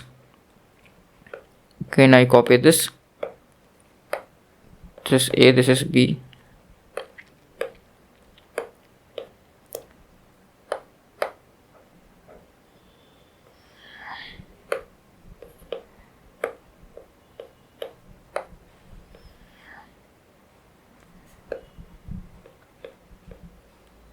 ABC. Okay. So like this is basically the addition theorem. Now what if they are asking you to compute PA minus B? What does this mean? This means that I want A which doesn't include B. Okay, only A should occur. This means only A should occur. I want this particular region. How do you compute? I only want this region. Okay, I don't want this common region between A and B. I only want A. Only A has to occur. So this like in sentence, what does this mean? This means only A. I want only A. If I want only A, that means this whole thing is PA, right? This whole thing is PA. Okay, or you can say NA. And if I subtract NA intersection B, then I will get only A, right? There will not be any B. So I will subtract NA intersection B, and if I divide by NS, this will get converted into probability. Okay. So there is like, how do you compute for this, right? That exactly one of A and B should occur, then E is a event, exactly one of A and B should occur, exactly one. They can't occur simultaneously. Okay, that means, what does it mean? So if I have a deck of cards, A is the event of getting red colored card and B is the event of getting a king. Okay, so there are two common points here, that if I get a red king, there are two red colored kings, right? That cannot happen. Either I am getting like exactly I am getting either red colored card, or I am getting exactly king which is black colored. I cannot get red colored king card. Both cannot occur simultaneously. That I am getting red color also, I am getting king color also, king card also. No. Either I am getting black colored king card, or I am getting a red card which is not king. So I will only use this area or this area. I will not use the common area between them. Okay, I don't want the common area. So what was the probability to only get A? The probability to only get A was PA minus PA intersection B. This is only A. Now what is the probability to only get B? What was the probability? I just simply add them. The probability was PE, like the A and B will be interchanged, just minus PA intersection B. Okay, because this is the probability to only get B and this is the probability to only get A, and there is no common region, so I can simply add these two up. Okay, so if I simply add these two up, I will get PA plus PB minus 2 PA intersection B. So this is another formula. You should not think of this as a formula, you should think as this more of a concept. So I am only using this region, right? Only using this region. I am not interested in this region. Only A, only B.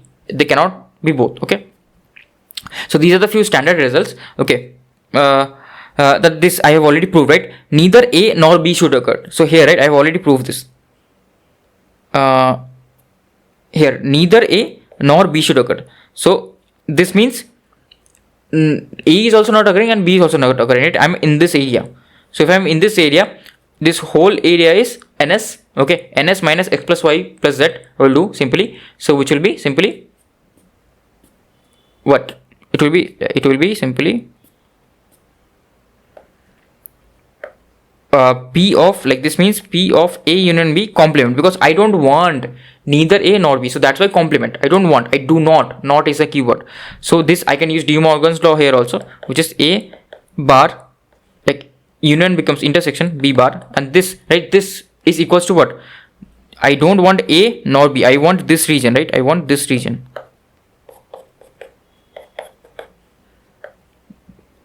This will be 1 minus simply P A union B. Okay, so this is basically the formula of complement, nothing else. This is basically the formula of complement. I've already proved it, right? And you can break down your complement, you can break down your P union B with the addition theorem. So what is happening in the next case, right? So I will tell you not memorize anything. I will tell you not to memorize anything. Okay, so here I have 3 events now, and it is asking us exactly 2 of the events A, B, C must occur, exactly 2. So either A and B will occur. When does A and B occur? At A intersection B. And when does A intersection, like A and C occur? P A intersection C, and this occurs, right? Exactly 2, but this should not occur. This should not occur. Okay, so how to compute this? So here, right, what is the important point? The important point is I don't have to do all this, right? I don't have to do all this. Basically, if I just name this X, and what area I want, the area I want is this, okay, but I don't want this area. I don't want this area. Okay, what is this area? Can you tell me what is this area? This is PA intersection B or NA intersection B. I'm just writing P directly. Okay, so PA intersection B. So this overall area is PA intersection B. Overall area is PA intersection B. But I don't want this, right? I don't want 3 of them to occur simultaneously. I just want 2 of them to occur simultaneously. So I will subtract extra x over here. Then I will add what? This P B intersection C. So this intersection, and I will subtract this x, right? So this will be P B intersection C. Okay.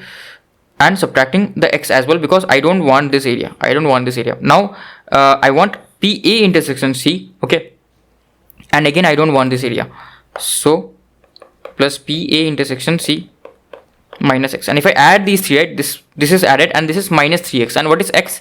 X is simply what? X is PA intersection B intersection C. It's the intersection of all of them. So I can write this formula that it will be equals to PA intersection B plus PA intersection C plus PB intersection C minus 3 PA intersection B intersection C. So why am I deriving in front of this? I can directly write this formula, right, and go along. Many educators do that. Why I don't do that? Because how many will you remember, right? Main is your concept. If you are able to identify what to keep and what to not keep, then you will be easily able to understand how does this formula come, and in question, in examination, right, any random question you are given of Venn diagram, you will be easily able to solve it.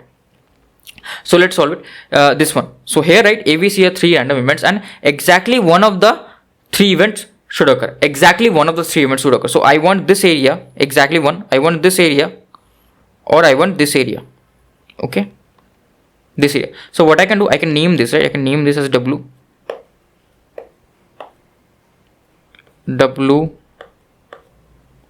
Or I can name this as X, Y, and Z, and this as W. Okay, so I want only this area. What is the region I want? I want this region, only A to occur, either only A to occur exactly, or exactly B to occur, or exactly C to occur. I don't want all of this, right? I don't want all of this.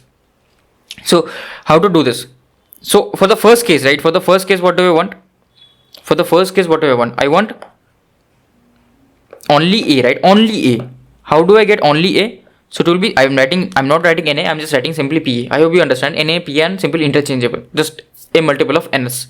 So PA minus X minus W. So this will be, I will subtract from PA X plus W plus Y. Okay, and this is the first case, right? Exactly A. This is the first case. Now how will I get exactly B? Again PB, this is the whole thing, minus X plus W plus Z. So minus X plus W plus Z. Then again exactly, I want exactly C, right? I want exactly C minus Y plus W plus Z. So Y plus W plus Z. Now what are these? What is X? So X, right? X is what? X is basically, X plus W is what?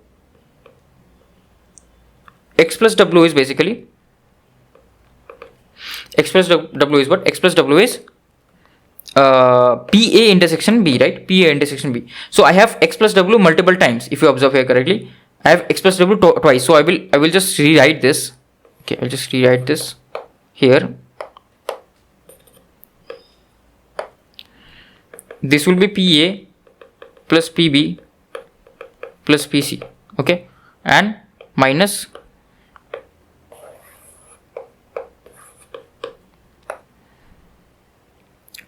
X plus W, 2x plus W. Okay, fine. Then I have, what is this? W plus Z. This is the common region between B and C. Now I want that, actually I want W plus Z, right? I have once W plus Z. Okay, and here there is one Z isolated. So what I will do, I will subtract, I will add one W and subtract one W, and that W will be with this Z. So this will be minus, okay, this will be minus 2 W plus Z. Okay, I added extra W to compensate for this W, right? So I will keep this W here. Now again, right, this is the common region, which is W plus Y. So I want to write in terms of PA intersection B, PB intersection C. That's why I'm doing all this. So this is WY. I have Y, but all the W's are gone, right? So W's are gone, Z's are gone. Okay, so I have 2 X's gone. I have 2 W's. Okay, I have 3 W's actually. Just hold on a second. This is, yeah, W will be thrice only. Okay, I have 3 W's, and I have used 4 W here, 2 W here, 2 W here. So I have to add another W. Okay, and I have how many Y's? I have 2 Y's only. I have 2 Y's, right? And so Y's are 2. That is fine. Y's are 2, but I don't have any more z left, right? Any more? Okay, is this z or what? Let me just think. Any more w also left, right? So I need to again, because I want to compute the common area of this, right? Common area of this. So I have to again add further 2 w's to compensate for this extra minus 2w. Okay, so what is this? So why am I doing all this? So this is x plus w, which is PA intersection B. This is w plus z, which is PB intersection C, and this is y plus w, which is PA intersection C. Okay, and this is w is what? PA intersection B intersection C. So this is 3w. So my formula will become what? I will just reduce the size.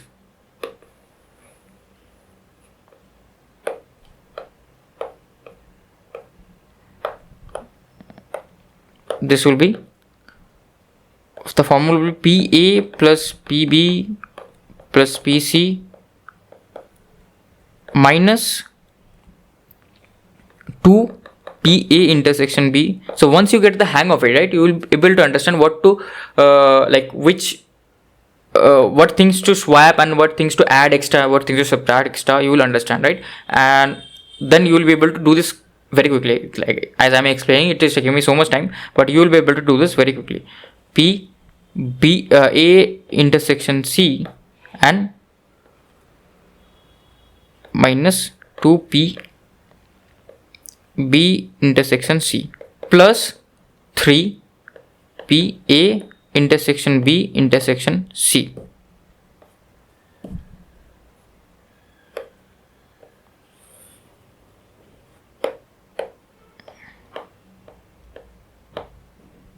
So this, right, this I can place over here.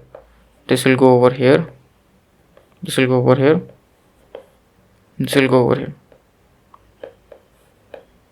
Okay, so this will be the answer. So this will be how you solve it. Okay, don't you remember all this, just try to understand the methodology, how am I solving this, right? How am I finding the area? So first you identify the common area, what you have to identify, then you write in terms of other probabilities which you know, which are given. Okay, so here there is one simple question. If A and B are events such that PA union B is 3/4 and PA intersection B is 1/4, then what? And PA bar A complement is 2/3, then what is PA bar intersection B? So what area are they asking for? So they are asking for what? If I draw the Venn diagram, I don't want A, but I want B. So I want, like, they have like written this in peculiar format. Like, I want exactly only B. I want only B, right? I want only B. So basically, just draw the Venn diagram.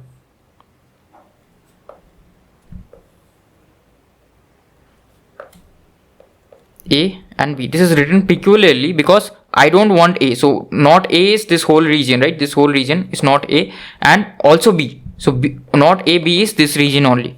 So it will be this region. Okay, it will be this region. Now if it is this region, this can be written in simple language as well. This is what? PB minus PA intersection B, right? I want only B, not A, right? So I have to, for that I need PA intersection B, I have that, right? But I don't have PB, right? I need PB. So from this information, can I get PB? So what is PA union B? PA union B is simply equals to PA plus PB. So PA plus PB minus PA intersection B. PA intersection B is 1/4, right? And what is PA? Basically the complement of this. I have been given PA complement, but I want PA. So what is PA? PA will be 1 minus PA bar, which is basically 1/3. So here, right, I will just find my PB. So what is my PB? PB is 3/4 minus 1/3. Okay, I don't have space, that is unfortunate. Minus 1/3 and plus 1/4. So this becomes plus 1/4. So this is simply 2/3. So PB is 2/3. But what do you want? I want this, right? So I want PB minus A in PA intersection B. So basically I want this. So this will be PA in this will be simply 2/3 minus PA intersection B. So PA intersection B is 1/4. So this is 8 minus 3, 5 by 12, right? 5 by 12. So this will be 5 by 12 simply. So let me just draw this at the top. So this is messy. I hope you understand it. I'm just manipulating the formulas. So this will be answer. So this, right? This you try to solve by yourself. Okay. This PB is given and intersection B is given. So you try to understand what exactly is given, what region you have to compute, and then you draw the Venn diagram and then you try to solve it. Okay. This is the homework for you. So now we'll start our conditional probability. So what does conditional probability mean? So let's first understand with the example. Let's take a game, right? Let's take a game. Two persons are playing, P1 and P2. Like a dice is thrown by anyone, right? Either P1 or P2. Anyone has thrown a dice, okay? And what happens is that P2 sees what has come at the face of the dice, right? P2 sees it, what has come at the face of that. Like it was simply a game of throwing a dice, nothing else. And P2 has seen what has came at the top, okay? What has came at the top. Now there is a third person, P3, to which P2 goes, right? P2 has seen what has come on the dice, and he or she goes to P3 person. Then he or she tells him, he or she doesn't tell him the exact number what has come on the face of the dice, right? At the top of the dice. Just P2 tells just that I have got a prime number. I have seen that whatever number there was at the top of the dice, I have got a prime number. Okay, so I have got a prime number. So P3 understands, okay, he has got, like he told me that he has got a prime number, and obviously that person is telling the truth. P2 is telling the truth that he has got a prime number. Now P2 is asking, then what are the chances of getting a odd number at the top of the face? If I know I have got a prime number, then tell me, P3, what are the chances that it is an odd number?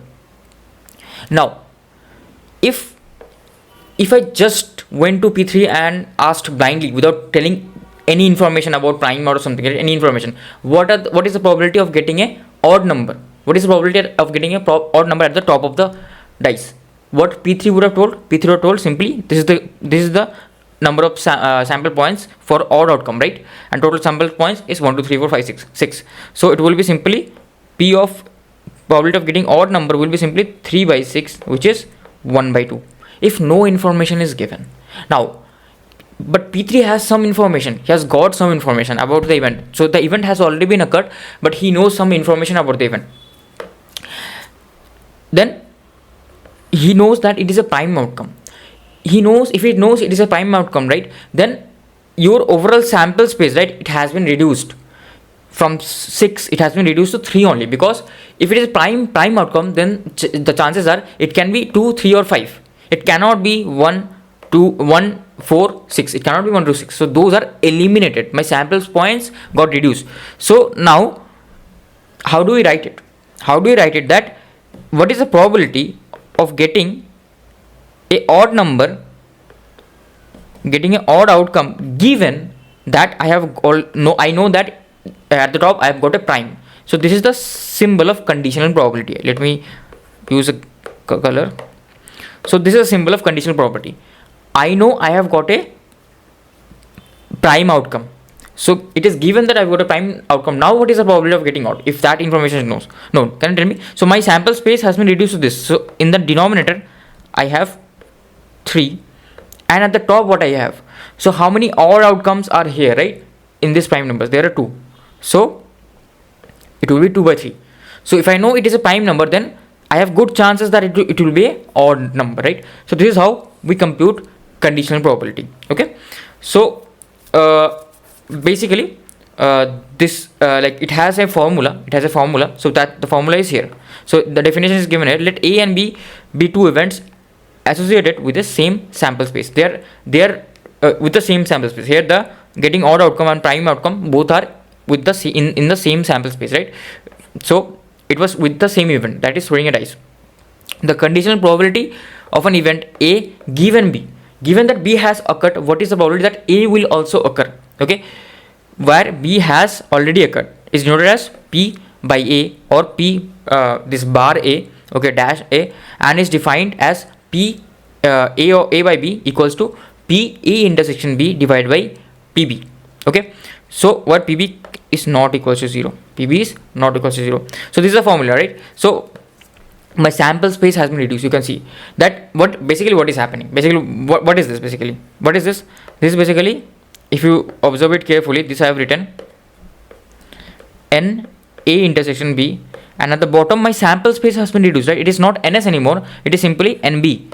So if I write here NB, and then what I will do a simple manipulation. I will divide both by NS. So if I divide both by NS, it will be simply PA intersection B divided by PB. That is the formula we get, right? So that is exactly what is written over here. Okay, sample space has been reduced. So PB PA intersection by PB. So this you already know. So this is how you understand the formula of conditional probability. So we'll do a few questions. Let's start with this question, right? Obviously PB cannot be equal to 0. If PB is 0, then how can A occur? If it is not possible for B to occur, then how can A occur, right? So obviously it is given that the event A and B are such that PA is 1 by 4, PA given B is 1 by 2, and PB given A is 2 by 3. Then find PB. So in conditional probability, either it will be a paragraph based question, like word, they will give you some word and you have to summarize everything and then solve the question, or it will be formula based like this, right? So you have to simply use, in this case, simple formulas. So PA is this, PA by B is 1 by 2. So if PA by B is 1 by 2, that means I can write PA intersection B divided by PB is 1 by 2, right? This is the formula for PA by B. Like B has occurred, what is the probability for A to also occur? So it will be P intersection B by B. Now what is this? P, this one, right? This one, PB intersection A divided by PA, right? A has occurred, what is the probability for B to occur? It is 2 by 3. Now one thing I know, I have to compute PB. I know what is, okay, this is not, sorry, this is not PA, this is PB. Sorry, this is not PB, this is PA. So I know PB, I know PA, I don't know PB. So I know PA intersection B, I can compute from here, right? PA intersection B, I can multiply, like PB intersection A and A intersection B are both the same things, okay? It doesn't matter.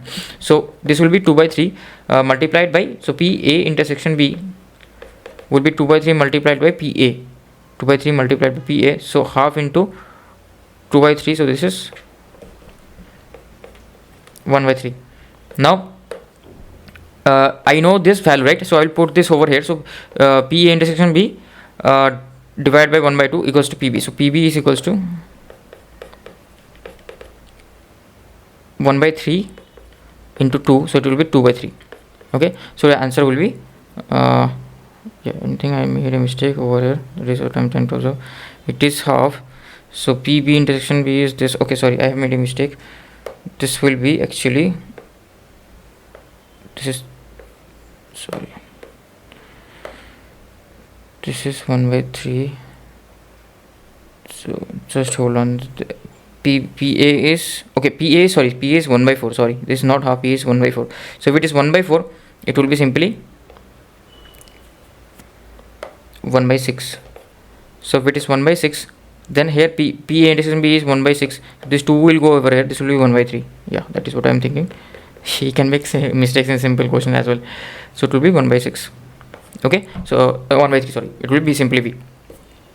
Now let's like this is another formula based question. So here, right, they have told if E dash and F dash are complementary events of E and F. Okay, they're complementary events of E and F respectively, and if PF is between 0 to 1, then find the value of PE by F, like PE, probability of E given that F has occurred, plus probability of E dash given that F has occurred. So like you have to compute this, right? So can I expand this? Can I simply use the formula? Okay, so I can simply use the formula, right? This is probability of E intersection F divided by probability of F plus probability of E intersection of not F divided by probability of F. Okay, so this is the expansion. Now this is in the denominator and this is getting added with this. So what is this? Like if you remember what is this formula, like I don't want E but I want F, so I will subtract from F the common part, right? I subtract from F the common part. So this will be simply, this will be probability of EF plus probability of F minus probability of F intersection E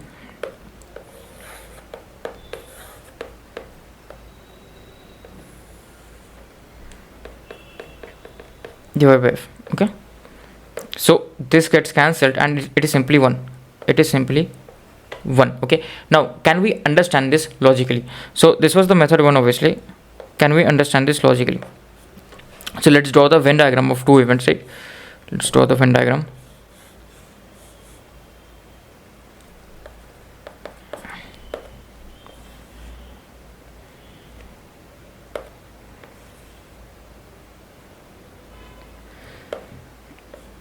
So this is E, this is F. Now what is this thing? Probability of E occurring given that F has occurred. So it is talking about this part, right? So probability of E also to occur if F has already been occurred. F has already been occurred, right? So like first of all, let me break this down. If I break this down, this will be the fraction, right? This will be the fraction. This is the fraction. And probability of E not occurring given that F to occur. So this part, right? This part talks about what section? This part talks about this section, right? Only this intersection. And this part talks about I don't want E, I only want F, right? Only want F. So this part is of E, so I will only want F, which is this part. Okay. So if I add these two, what do I get? I get completely F. If I add these two, I will get completely F, and PF by PF is basically 1. So that is exactly what we got previously, right? So we can understand this visually as well. So let's solve another question. So this is a MSQ. So currently I'm not doing word based, so I will do word based in the next few examples, but these are basically formula based, right? Next few examples I will do word based problems. So let X and Y be two events such that Px equals to 1 by 3 and Px given Y equals to 1 by 2. Px given Y equals to 1 by 2 and Py given X equals to 2 by 5. So you have to say about different probabilities. So let me compute everything. So if I want to compute everything, what will I do? I will first write down what information I have been given. Px equals to 1 by 3. Px given Y. So Px given Y means what? Px given Y means Px intersection Y divided by Py equals to 1 by 2. Py intersection X divided by Px equals to 2 by 5. Okay. So these are the information. So I know Px, right? If I know Px, I will be able to compute Py intersection X from this equation. So I will exactly do that. So I will multiply 1 by 3 with it. So it will be 2 by 15. P X intersection Y equals to 2 by 15. Now here they have given Px intersection Y is 1 by 5. So this is obviously wrong. This is gone, right? This is gone. So I will compute with the help of this information. I will compute Py, right? So 2 will get multiplied with it. So it will be 4 by 15. So Py will be simply 4 by 15. Okay. Py will be simply 4 by 15. Okay. Now what about the other things? So let me compute Px union Y, because I know Px, I know Py, I know Px intersection Y. So I will compute Px union Y. Px plus Py minus Px intersection Y. So Px is what? Px is basically 1 by 3. Py is 4 by 15 and Px intersection Y is 2 by 15. So it will be 2 by 15 and plus 1 by 3. 1 by 3 5 I multiply, so 2 plus 5 7 by 15. Okay. So okay, am I doing anything wrong here? That is what I'm trying to observe. Px intersection Y is correct. Yeah, this is correct only, right? 7 by 15. Okay. So yeah, this is again not correct. This again not correct. I'm just checking either I'm doing any calculation mistake or not. So let's compute the last one. This is px given y. Okay, so how to compute this? So basically you can compute like this: px dash given y. So what is this? This is px intersection y. Basically I don't want x, I only want y, right? Exactly y to occur, not x, divided by py. So what will be this? This will be px py minus py minus px intersection y. So this is already been done in the previous question itself, py. Okay, so what will be this equals to? This, right? This will be equals to, what is py? Py is this, and px intersection y is this. It will be 2 by 15 upon 4 by 15, which is 1 by 2 basically. So this will be simply 1 by 2, which is correct because it is told it is correct, right? So A and B are correct. So this, my answer will be A and B.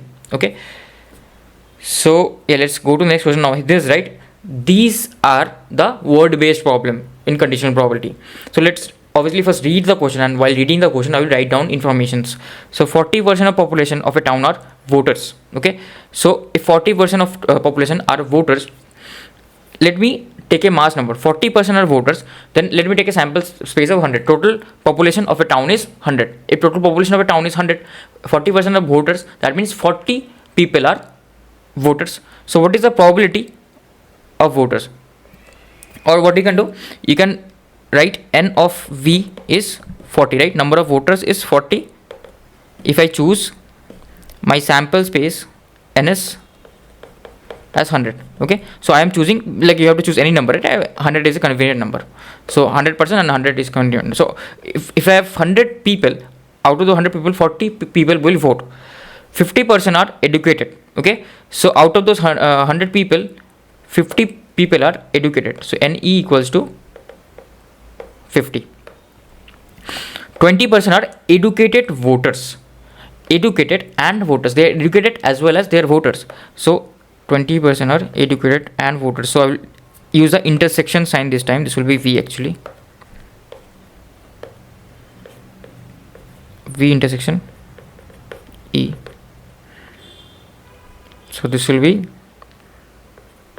20. A person is chosen at random. Now a person is chosen at random, right? Person is chosen at random. Okay. If he is educated, what is the probability that he is a voter? If he is educated, what is the probability that he is a voter?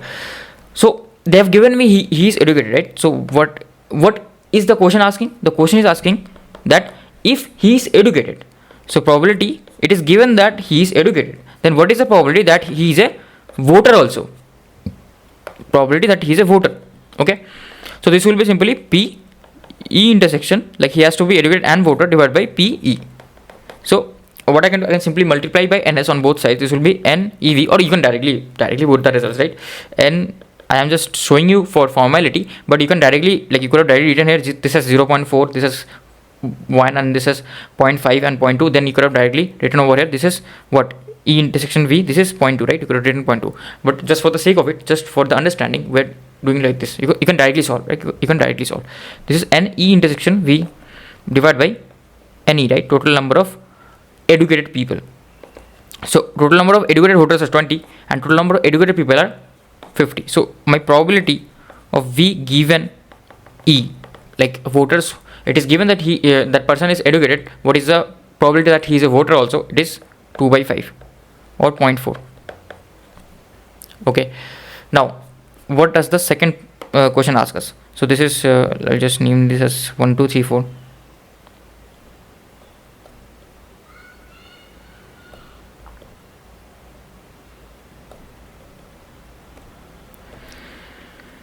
If he is a voter, what is the probability that he is not educated? If he is voter, what is the probability that he is not educated? So if he is a voter, he is not educated. So what is given this time? What is given? What is known to me? It is known that that person is educated. Again, that person is, if oh sorry, that person is a voter. We know that person is a voter, so it is given that he is a voter. What is the probability? He is not educated. So we don't want education now. Okay, not educated. So they are asking just the opposite things. So again, I will use the formula. He has to be voter as well as he should not be educated, divided by probability of a voter, which is basically n v intersection e bar. How to compute this? I can compute this simply, just like we are using the same formula over and again. The concept is I will subtract n v minus n e intersection v divided by n v.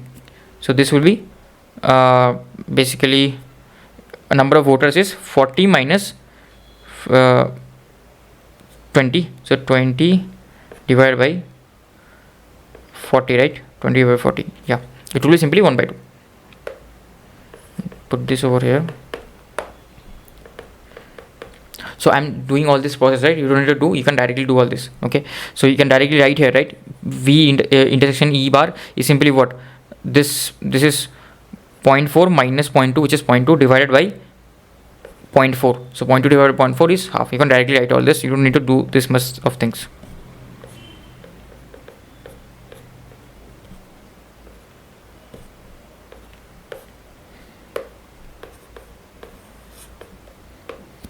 Okay, so let's solve the third one, right? Third one, what is the probability that he is neither voter nor educated?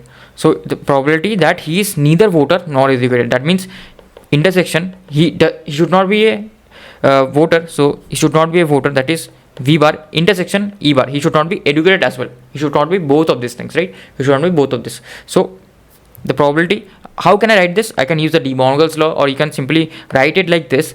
Like if you take the intersection as well, you will understand this. It is equals to what? Whole bar of v union e. Okay, like if you want to draw the Venn diagram from here also, you can understand.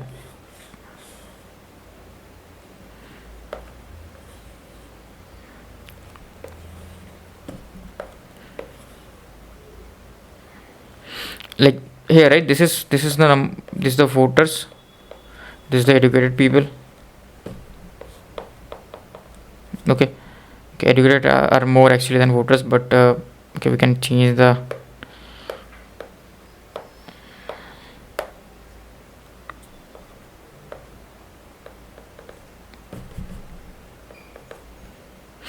okay. Now we don't want it to be voter, so not voter covers what area? This area, this whole area, right? Not voter covers this whole area. We don't want it to be educated as well, so we don't want this area as well. See, we want only this area. And what is this area? This area is basically complement, right? This area is what? P V union E, and if I want a complement of this area, this will be this area. So exactly that is what is written.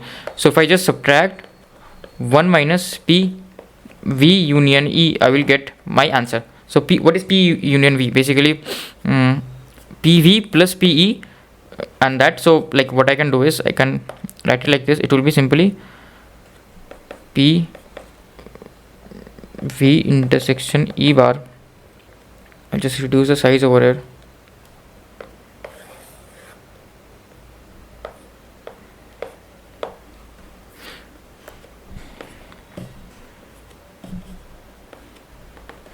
Equals to 1 minus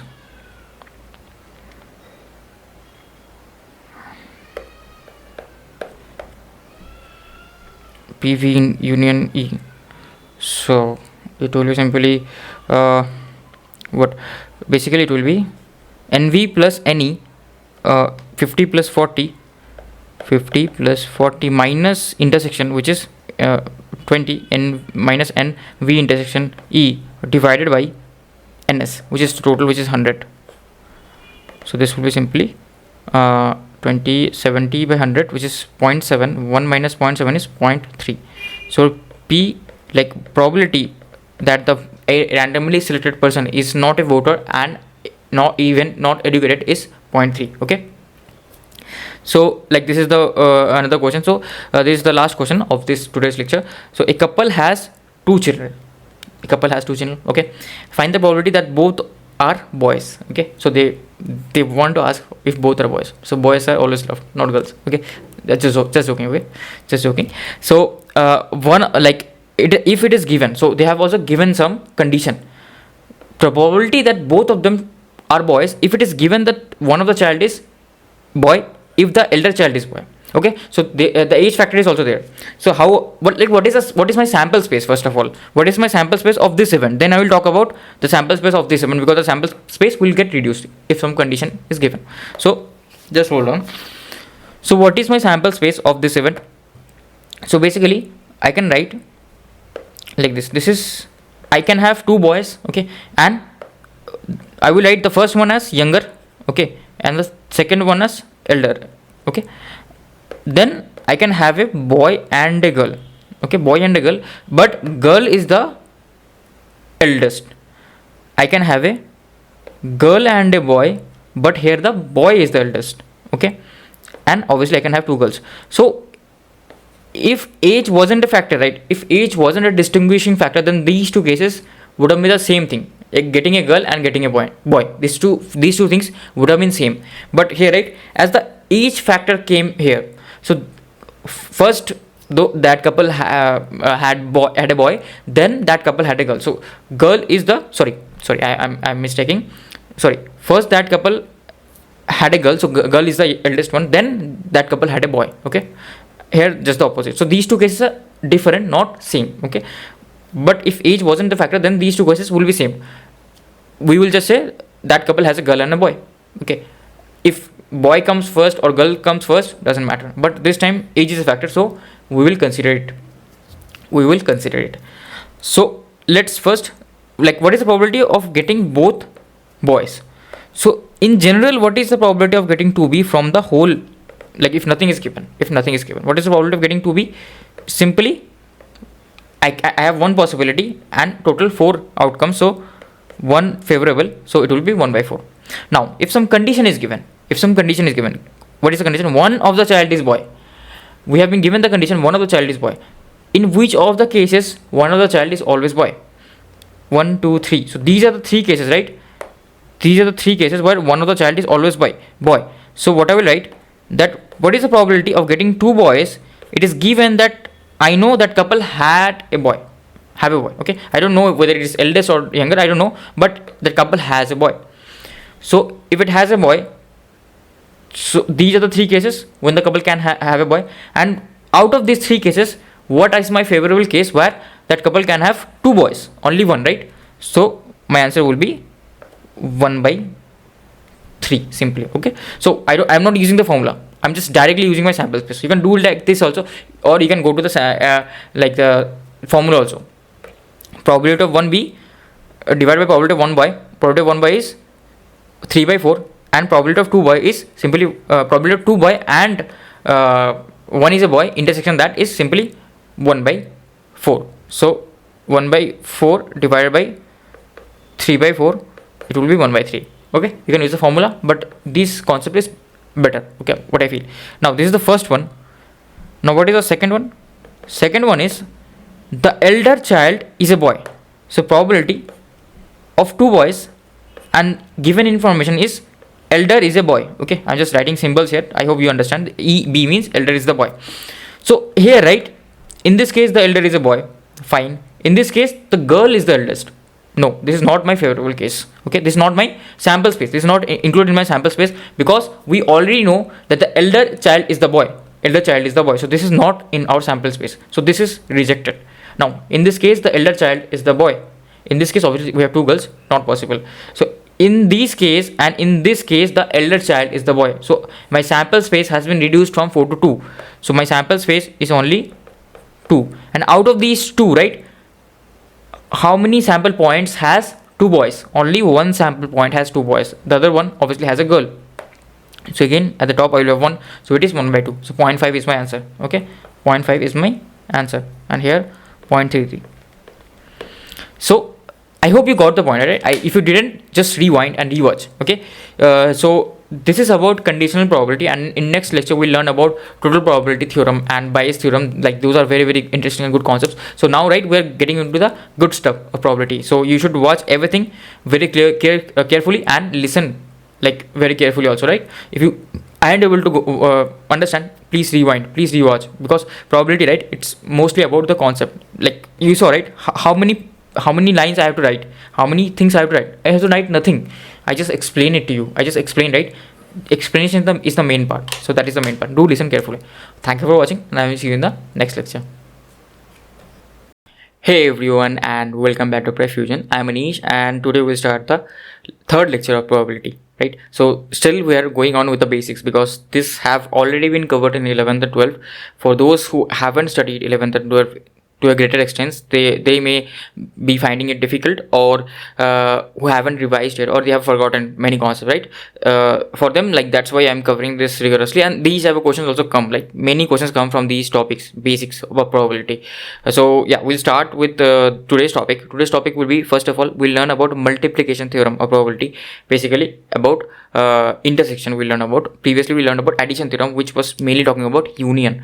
Then we learn about total probability theorem, and with the help of total probability theorem we also learn about Bayes theorem.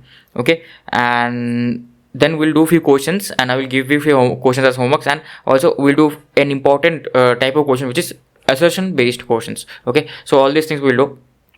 So first, let us understand what do we mean by multiplication principle. So if I have two events A and B are two any random events, then PA intersection B will be PA times PB, given that A has occurred.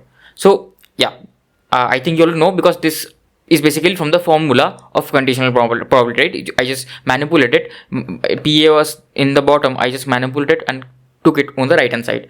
Formula is fine, but what does it say to us? What does it want to say? What do you say? Like conceptually, what does it want to say to us? Conceptually, if I want both A and B to occur, so let first A has been occurred. Now, what is the probability that A has been occurred? What is the probability for B to occur, given that A has already been occurred? It is PB by A. So if I multiply these two, I will get that both of them has been occurred. Okay. So first I will assume, okay, both A and B has to occur, right? So I will assume, okay, let A occur first. A has been occurred first. Then what is the probability that B should also occur, given that A has already occurred? PB by A, and multiply those two, I will get this answer. Now I can do it other way around also. I can do it like this. I will assume, okay, B has first occurred, event B has been occurred. Okay. Now what is the probability for A to also occur, given that B has been occurred? PA by B.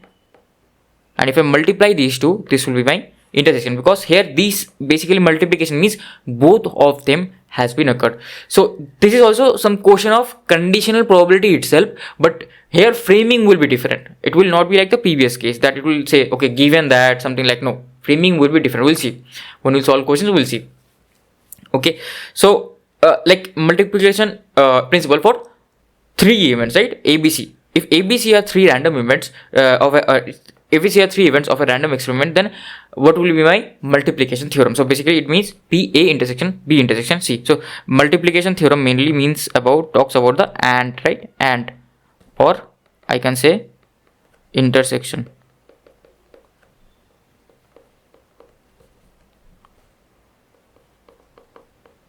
Okay, AND or intersection. So now ABC are three events of a random experiment. Then PA intersection B intersection C will be what? Let's first assume A has been occurred. So if A has been occurred, what is the probability for B to occur, given that A has been occurred? PB by A, and multiply these two. Then again I will multiply what is the probability for also C to occur, given that A and B both has been occurred. So here there will be A intersection B, and this will go on. So you can expand this, right? You can expand this. So you don't need to remember. You don't need to remember this formula. You can understand conceptually why are we doing like this, why are we multiplying like this. I hope you're getting my point, right? So first, up until here both A and B occur. Up until here both ABC has been occurred. Okay, given that first, like, A and B has been occurred, so what is the probability for C to occur? So this is like this. Now with the multiplication principle, we get another concept of independent events. Okay, I may have told you previously or may not have. So when a two events are said to be independent if the occurrence or non-occurrence of one event does not affect the occurrence or non-occurrence of other event. What do I mean by this? Let's say I basically toss a coin. I toss a fair coin. Okay. So I toss a fair coin 2 times. So event E1 is the result of the toss for the first toss, right? First time which I tossed is the result. Head or tail is the first toss. Okay. And E2 is the result of the second toss. Okay. Now, if I say head has come up on the first toss, will that affect my second toss result? Will that affect? If in the first toss head has come up, will that affect? Think carefully. No, right? Because if I toss my coin once, the probability is half, and then again if I toss my coin again the probability still is half, right? For head and tail. Okay, it doesn't change. Okay. So if it doesn't change, then I can say event E1 and E2 are independent of each other, because if the event E1 is, let's say, getting head in the first toss, and event 2 is the getting head in the second toss, it does not matter. Event 2, probability of event 2 does not depend, occurrence of event 2 does not depend on the occurrence of event E1. So I don't care if in the first toss I got head or tail, but in the second toss I need head. But there is no correlation between them. That's why the intersection between them is simply multiplication. Because if I want both of these to occur, so first what I will say, so first case the probability is half, right? For getting a head is half, and event E2 the probability is again half. Okay, because it doesn't matter. I mean, still the probability of getting a head is half itself. It doesn't matter if it's the second toss or first toss or the 100 toss. Okay, it's a fair coin. Now, if I want both of this, then what I will say is that basically PA intersection B will be, I will write here, PA intersection B will be simply what? PA times PB.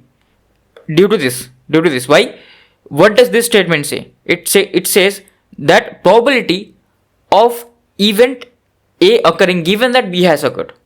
Does it depend with B? No, right? What is the probability of getting a head in the second toss given that I have got a head in the first toss? Is there any relation? No, right? So the probability still remains same. It still is half. It is still half, right? The sample space isn't reducing. Okay, it is still half. So it doesn't matter whether I get head in the first toss or tail in the first toss. My probability for getting head in the second toss doesn't change. So probability of A given that B has occurred is simply probability of A. It doesn't change. And if that's the case, then I can replace PA given B in this formula. Okay, in this formula, this will be simply PA and this will be PB times PA, and that's why P intersection B is simply PA times PP. I hope you got the point. So like this, right? Like I hope you understood this conceptually, because I don't think previously someone has taught you like this. I don't know. Like if you have, then it's well and good, because currently teachers are very good, but previously during my childhood also I never thought it like this. Okay, I never thought like the intersection will be multiplication due to this reason. So this is a different perspective. So I hope you got the analogy. Now, few students get confused with independent and mutually exclusive events. So I will clear the doubt here itself. What is mutually exclusive events? Mutually exclusive events means if one has occurred, the other cannot occur. So let me say event E1 and event E2. Okay, I'm just taking few conditions. So E1 and E2, and the thing is that I'm again tossing a coin. This time event E1 means getting head in the first toss, and getting event E2 means getting tail in the first toss. Getting tail in the first toss and getting head in the first toss. These are the two events. Now, can both of them happen simultaneously? I want P E1 intersection E2. Can both of them happen simultaneously? Can I get head and tail at the first toss? No, right? I will either get head or tail. It isn't possible that I will get both of them. So that is 0. So these type of events are called mutually exclusive events. So I have already explained this previously. Still, just to clear the confusion, I'm explaining it again. Now, another type of events is exhaustive events. Okay, mutually exhaustive events. Now, what is the thing? Again, the events are same here. Events are not changing. E1 and E2 are mutually exclusive. Okay, and if I say event E1 is the same again, getting head in the first toss. E2 is the getting tail in the first toss. Okay, E1 and E2 are same.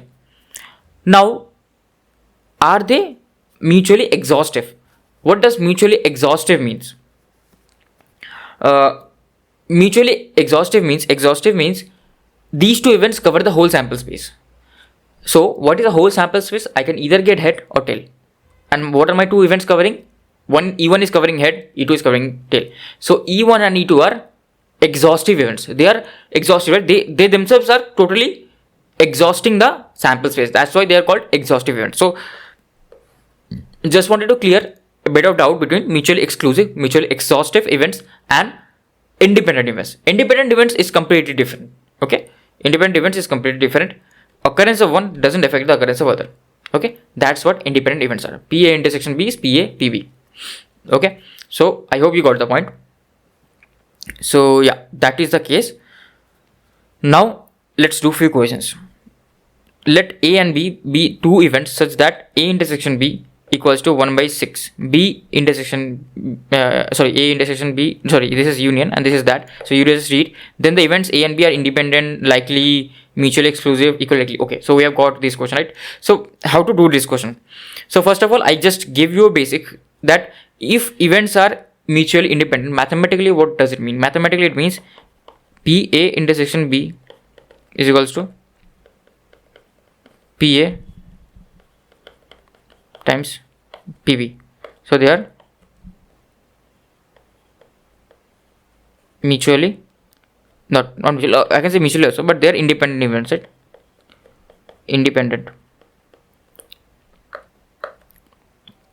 Now, if I say PA intersection B equals to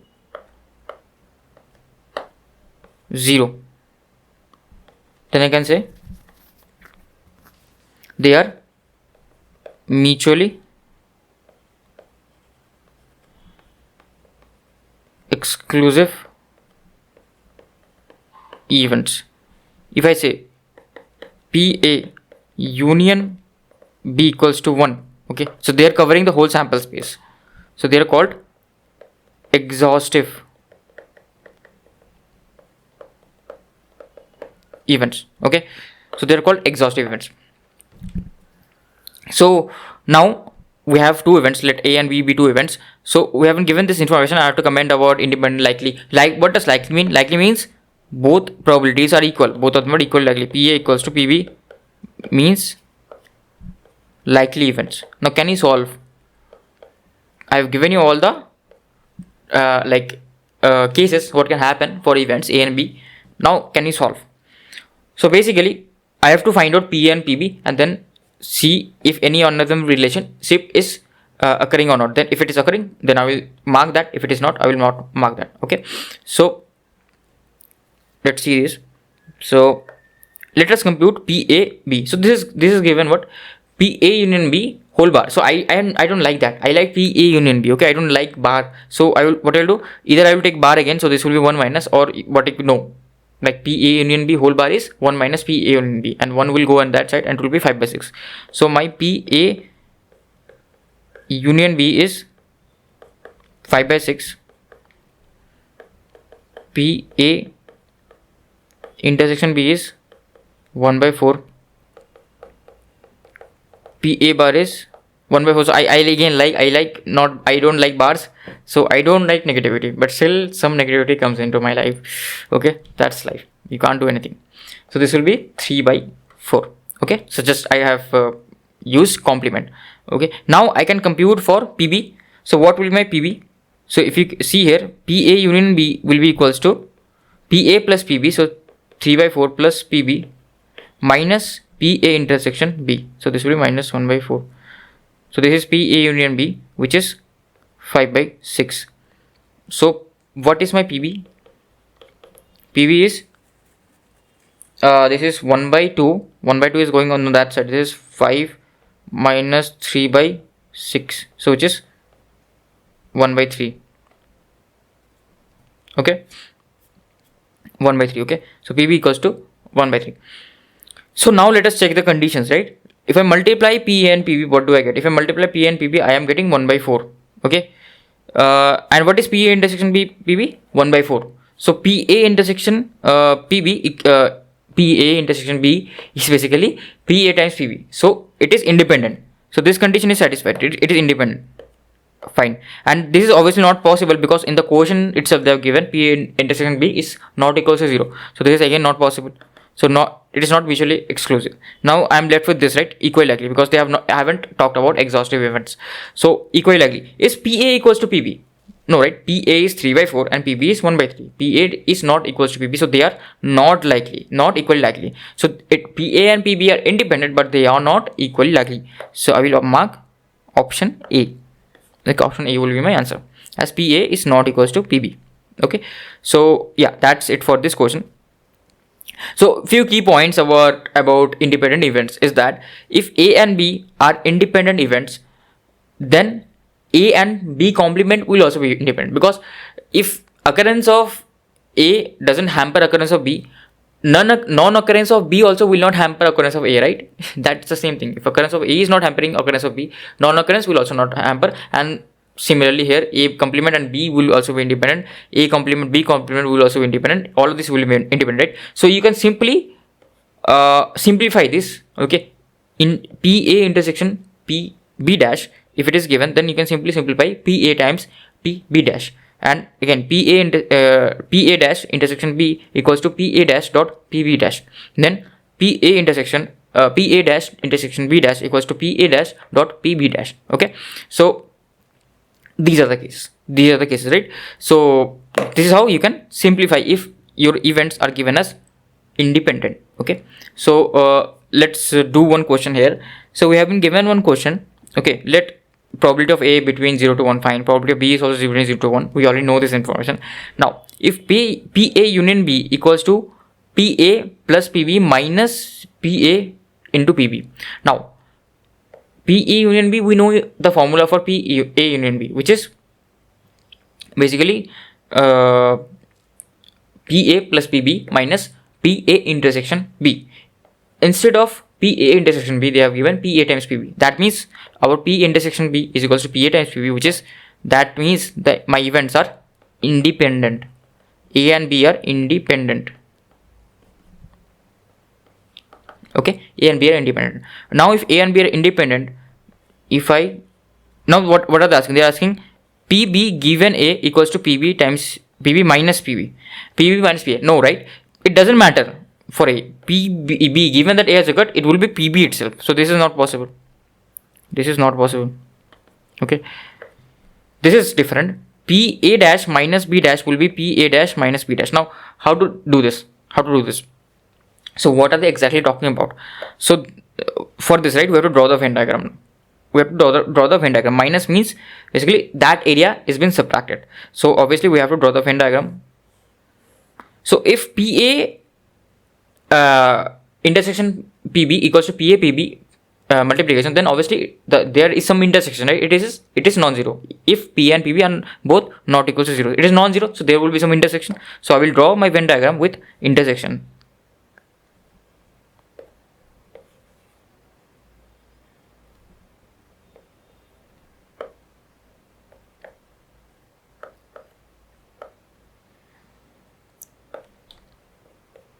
Okay, there is some intersection.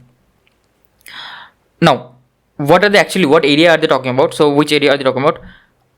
I want my A complement. A complement is this whole area, but I want to subtract my B complement. Okay, B complement is this whole area, right? This whole area. I want my A complement. A complement is this whole area. Okay, and I want to subtract my B complement. B complement is this whole area. Okay, A complement is this whole area, and I'm subtracting this area with B complement. So this area I'm subtracting. Basically I want this area, right? I want this area. So basically I want B. So you can understand like this, or what you can do, you can basically I want B, right? So basically this is talking about probability of B. Okay, this is only asking probability of B. What is probability of B? Probability of B is equals to like no, not this, but like I only want this area, right? I only want this area, because A complement is what? A complement is whole of this, okay, like except this blue circle, I want whole of this subtracted by B complement. B complement is whole of this area, right? So only what is left on this area is being left out. So this is my area. So this area I want, okay, this is PA complement. I will also show you another method. This is just one method. I'll show you the other method. B complement equals to PB minus PA intersection B. Now this how I can write. This how I can write. I can write PB minus PA into PB. Okay. Just hold on.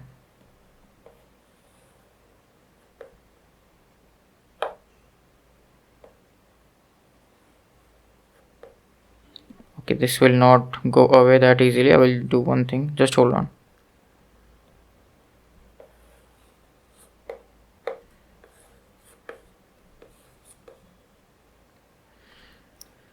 So this will be equals to.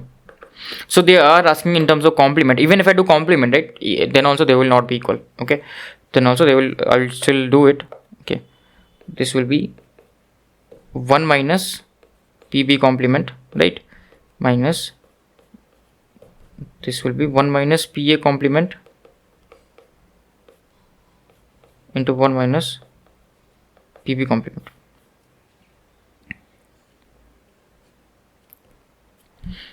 So this will be equals to 1 minus PB complement minus 1, and this is minus PA minus, so this is plus PA dash plus PB dash, and this is minus PA dash PB dash. So this, right, what will be this? So 1 will get cancelled and PB dash will get cancelled. Okay, only PA dash will remain. So this will be PA dash times 1 1 minus PB dash. Okay, so this is somewhat like this, or you can write it like PA dash into PB simply, or you could have directly simplified here. If I would have taken PB common, right, it will be PB into PA dash. Okay, so yeah, PB into PA dash, like if we took a whole round table. Okay, so yeah, this is also not true. Okay, I will show you another method to understand this. Okay, now PA union B whole bar. So PA union B whole bar, this is what this will be. P union B is this thing and whole bar is this thing, right? Whole bar is this thing. What is this? This is basically 1 minus PA union B. This is whole component, right? So I can write PA union B, option 3,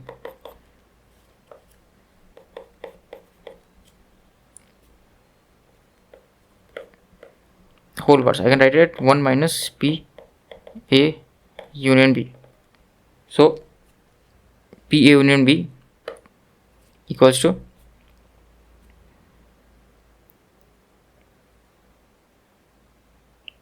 PA union B equals to this. So what is PA union B equals to? It is equals to 1 minus PA plus PB minus PA intersection B. So it will be simply PA. Just hold on, I will check something. Okay. So I can do like this also, right? I can write it like this. If you want to use De Morgan's law, you can write it like this. It will be PA bar intersection B bar, right? I've taken the bar inside. If I take the bar inside, everything will be barred. This will be bar, this will be intersection, and this will be bar. Once you study digital electronics, there you will know about this De Morgan's law. So I hope you understand, right? If I take the bar inside, this will be a bar, this will be opposite. So union opposite intersection, and B will be opposite and B bar. So this will be PA bar times PB bar. Okay, which is correct, which is actually correct. So C will be correct. Okay, I'll show you another method as well. And again, right, PA given that B has occurred, PA given that B has occurred. Okay, just hold on a second. Yeah, sorry for the interruption. Actually, there is just a bit of printing mistake. That's why I got confused. This A dash, right? This will be inside actually. This won't be outside. This will be basically inside. So yeah, like this. Okay. Just that is dash, right? Don't get worried. That is dash. So this is correct. This option is correct. So I forgot to mention this is actually a MSQ because the last option is obviously correct. Why? Because P probability of A occurring, given that B has occurred, it doesn't matter, right? A and B are independent, so probability of A to occur will be still same. It would be PA because PA intersection B is PA times PB. Okay, so like what I was telling, how to do this process differently. So in your Venn diagram, right? In your Venn diagram, you don't always need to choose events A and B. You can choose other things as well. So this time I will name my events as this. I will name my events as, just hold on, I will use some different color.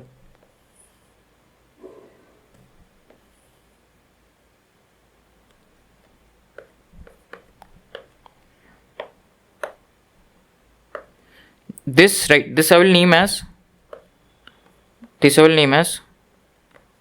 A dash, and this I will name as B dash. So I will name A dash and B dash. Why am I doing it? To simplify, right? They have told me like to simplify this expression B, because I had to do a bit of digging in the Venn diagram. Then I understood that what exactly is this equals to. But right now this is very simple. I am subtracting my B dash from A dash. So my A dash is this. I will subtract my B dash. So what I will be left with? I will be left with this. Okay. I will be left with this. Or what you could have done. Okay, you couldn't have done that. So yeah, I will be left with this, right? I will be simply left with this area. So what is this area basically? This area is probability of A dash minus probability of A dash intersection B dash, and as the events are independent, I can say this is probability of A dash minus probability of A dash into probability of B dash. So this will be equals to, if I take common probability of A dash, this will be 1 minus probability of B dash. Okay, and this is simply probability of A dash into probability of B, which we got our result previously also. If you see probability of A dash into B, this one, if I would have taken B common, this would have been probability of A dash into B, same thing, right? So but this is not equals to this. Okay, this is not probability of A dash minus probability of B dash. Okay, because this will be somewhat different, right? This will be probability of A dash minus probability of A dash times B dash, not only B dash. Okay, so yeah, that's why this is wrong. And yeah, basically that's what I was talking about the method 2. Okay, I hope you understood. So now let's go to the next question. The next question is 4 persons can hit a target correctly with possibilities half, 1 by 3, 1 by 4, 1 by 8. So P1, P2, P3 are 4 persons and they can hit a target correctly with these probabilities. Okay, so basically what does this mean? If I throw my arrow 8 times, I will hit the target only once for the last person. Okay, very bad. I am also very bad at aiming. So if all hit at the target independently, so if I am like aiming, right, it doesn't matter what the other person thinks or something. I am hitting my target independently. That person was also hitting his target independently. So in sports, if you play sports, if everyone if everything is ideal, so if someone races, right, it doesn't matter if I am like my position is not dependent of the other one, right? So he will also try his best to get to first. I will also try my best to get to first. It doesn't matter who is in what position, and like my things will change outcome. So that is the first thing. So if all hit target independently, then probability that the target would be hit. So what is the probability that the target would be hit? So what is happening here? First, you have to understand that they are all hitting the target. So let's say there is an elephant, okay, and everyone is hitting the elephant with arrows. Okay, everyone. So everyone can hit the target. Okay, so how many ways? So let's say there are 5 persons. Okay, 5 persons, A, B, C, D and E. Okay, and there is target T. So everyone wants to hit the target. Everyone wants to hit a target. So if everyone wants to hit the target, so if only A would have hit the target, this would also satisfy my event that target is hit. If both A and B would hit the target, that will also satisfy my event Okay, if both A and B hit the target, that also will satisfy my bend. If B and C hit the target, that also satisfies. If CD target hits the target, that also satisfies. If CDE hits the target, that also satisfies. If ABCD, okay, I can go on. So you're seeing the problem, right? It's getting impossible for me to count. So I have to think now. What else can I do? So what have they asked? They have asked that probability that I hit the target. What if I find probability that the target is not hit? Target is not hit by anyone. Target is not hit at all. So there can be only one case where the target is not hit. No one was able to aim correctly. Okay, so I need to find this. I can use the complement formula and I will find this, and then I will simply do 1 minus that, and that will be my answer. Okay, only in one case the target will not be hit. What is that case? That case is when person A is not able to hit. So PA is 1 by 2, but I am not able to hit. So what is PA bar? PA bar is 1 minus half, which is 1 by 2. So PA bar will be 1 minus half. Okay, and what will PB bar? Person B is also not able to hit. PB bar is 1 minus 1 by 3, which is 2 by 3. What is like third person again? 1 minus 1 by 4. And all of them are independent. So all of it is happening together. No one is able to hit the target. So neither A, neither B, neither C, neither D. Okay. So it is intersection, right? None of them are able to hit the target. So it will be intersection. That's why. And they are independent, that's why it doesn't depend. Okay, I am just simply multiplying the individual probabilities. This will be again 1 minus 1 by 8. So this will be 1 minus half into 2 by 3 into 3 by 4 into 7 by 8. So this will be 1 minus 2 gets cancelled, 3 gets cancelled. This is 1 by 4, and this will be 7 by 32. So this will be 25 by 32. Okay, 25 by 32. Okay, 25 by 32.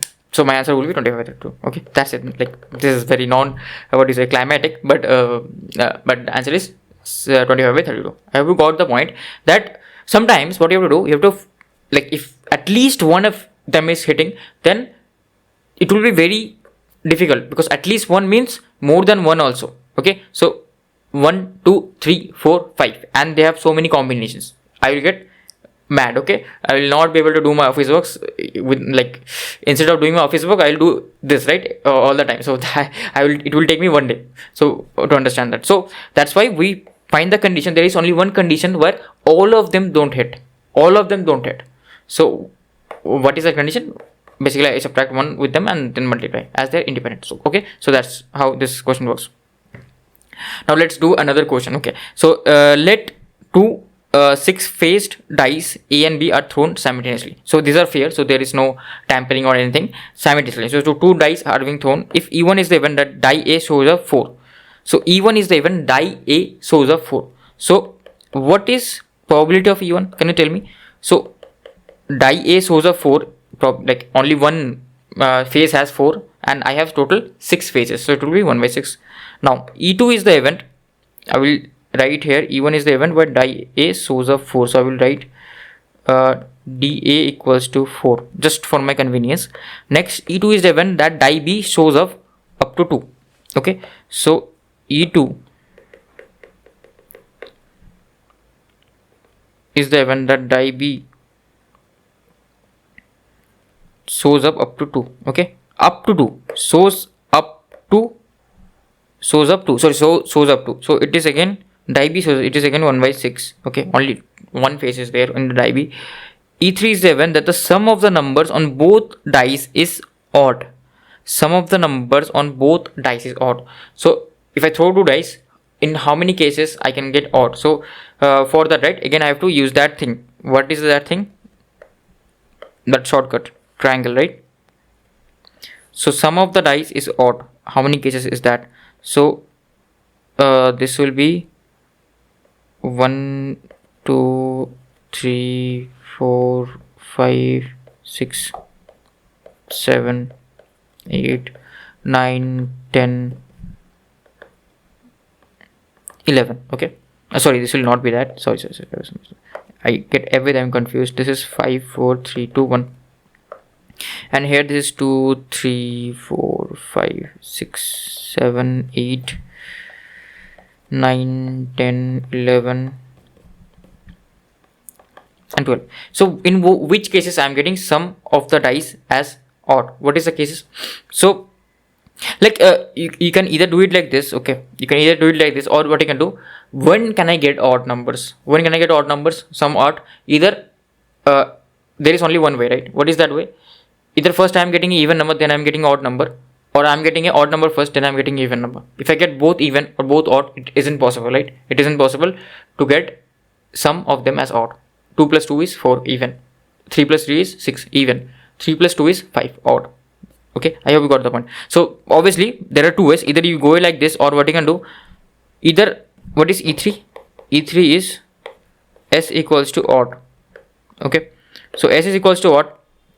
So in the first row I get half, then in the second row get what is the probability for my dice A to get a odd number? Half. What is the probability for my dice B to get a even number? Half.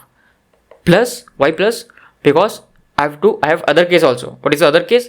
What is the probability for die A to get even? I can get even at the starting itself at die A. And what is the probability for die B to get odd? Which will be half. Okay, so what will this will be simply equals to half. And if you want to compute from here, you will get the same answer. So this is what, this is basically the odd numbers, right? So this will be 2 plus 4 plus 6 plus 4 plus 2, and divided by total how many cases I have? 36 cases. Okay, so this will be simply 10 plus 18 by 36 is 1 by 2. So you can cross verify, right? Obviously this will be correct.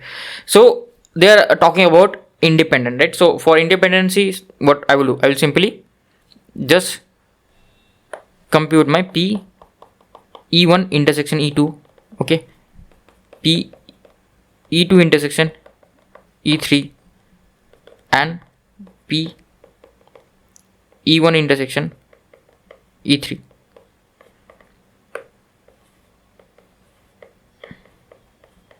Okay, so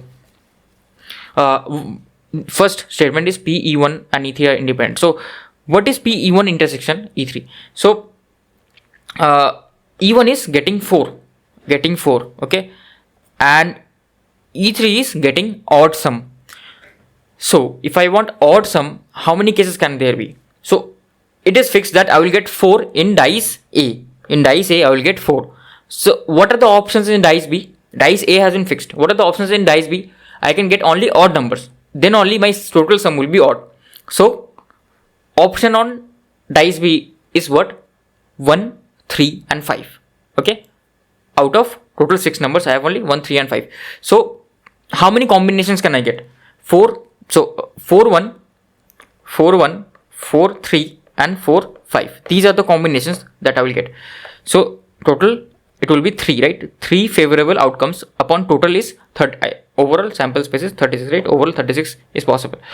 So here I'll write also the events. Okay, 4, 1 sample points. I'll write the sample points.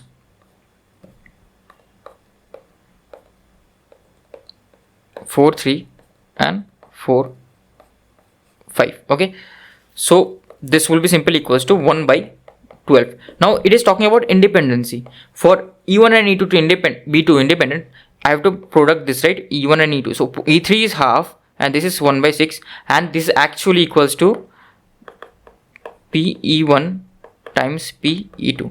Okay, so I can say E1 and E2 are independent. Okay, so like this is mathematically true. So this is mathematically true. So obviously E1 and E2 will be independent. Sorry, like I had to drink a bit of water. What has the question asked us?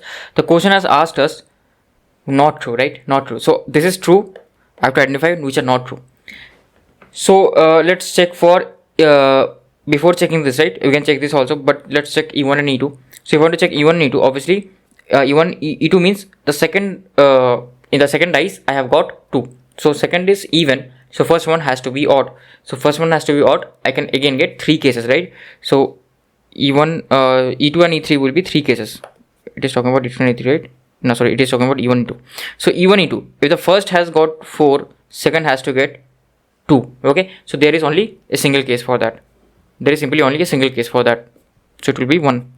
Because 4, 2, right? That's the combination. So it will be 1 by 36. So I will tell the favorable sample point, which is 4, 2. Only one case is possible, and this is actually equals to PE1 times PE2. Now, what is PE2 intersection E3? What is PE2 intersection E3? PE2 intersection E3 is this, right? Basically, I was talking about that case that I have to get in the dice B 2, and in the dice A I can have odd numbers. So again, right, I will have 3 combinations and 36. So this will be simply equals to, again, this is 1 by 12, and this is simply equals to P E2 times P E3. So this, right, what are the sample points? This, what are the sample points here?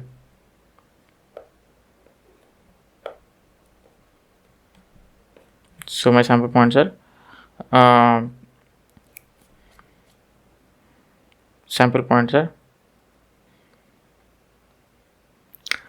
sorry, I'm just phased. Sorry. This is 1, 2, 3, 2, and 5, 2. Okay, these are my sample points. Sorry, I just, something is going on in my mind. That's why I just sometimes get phased. If you like, if I pause for some second, right, like I just again subconscious. So these are all independent, right? So these are all true. Obviously this is incorrect. So obviously this will be my answer, but let's cross verify. So what is the probability that I will get P E1 intersection E2 intersection E3? What is the probability?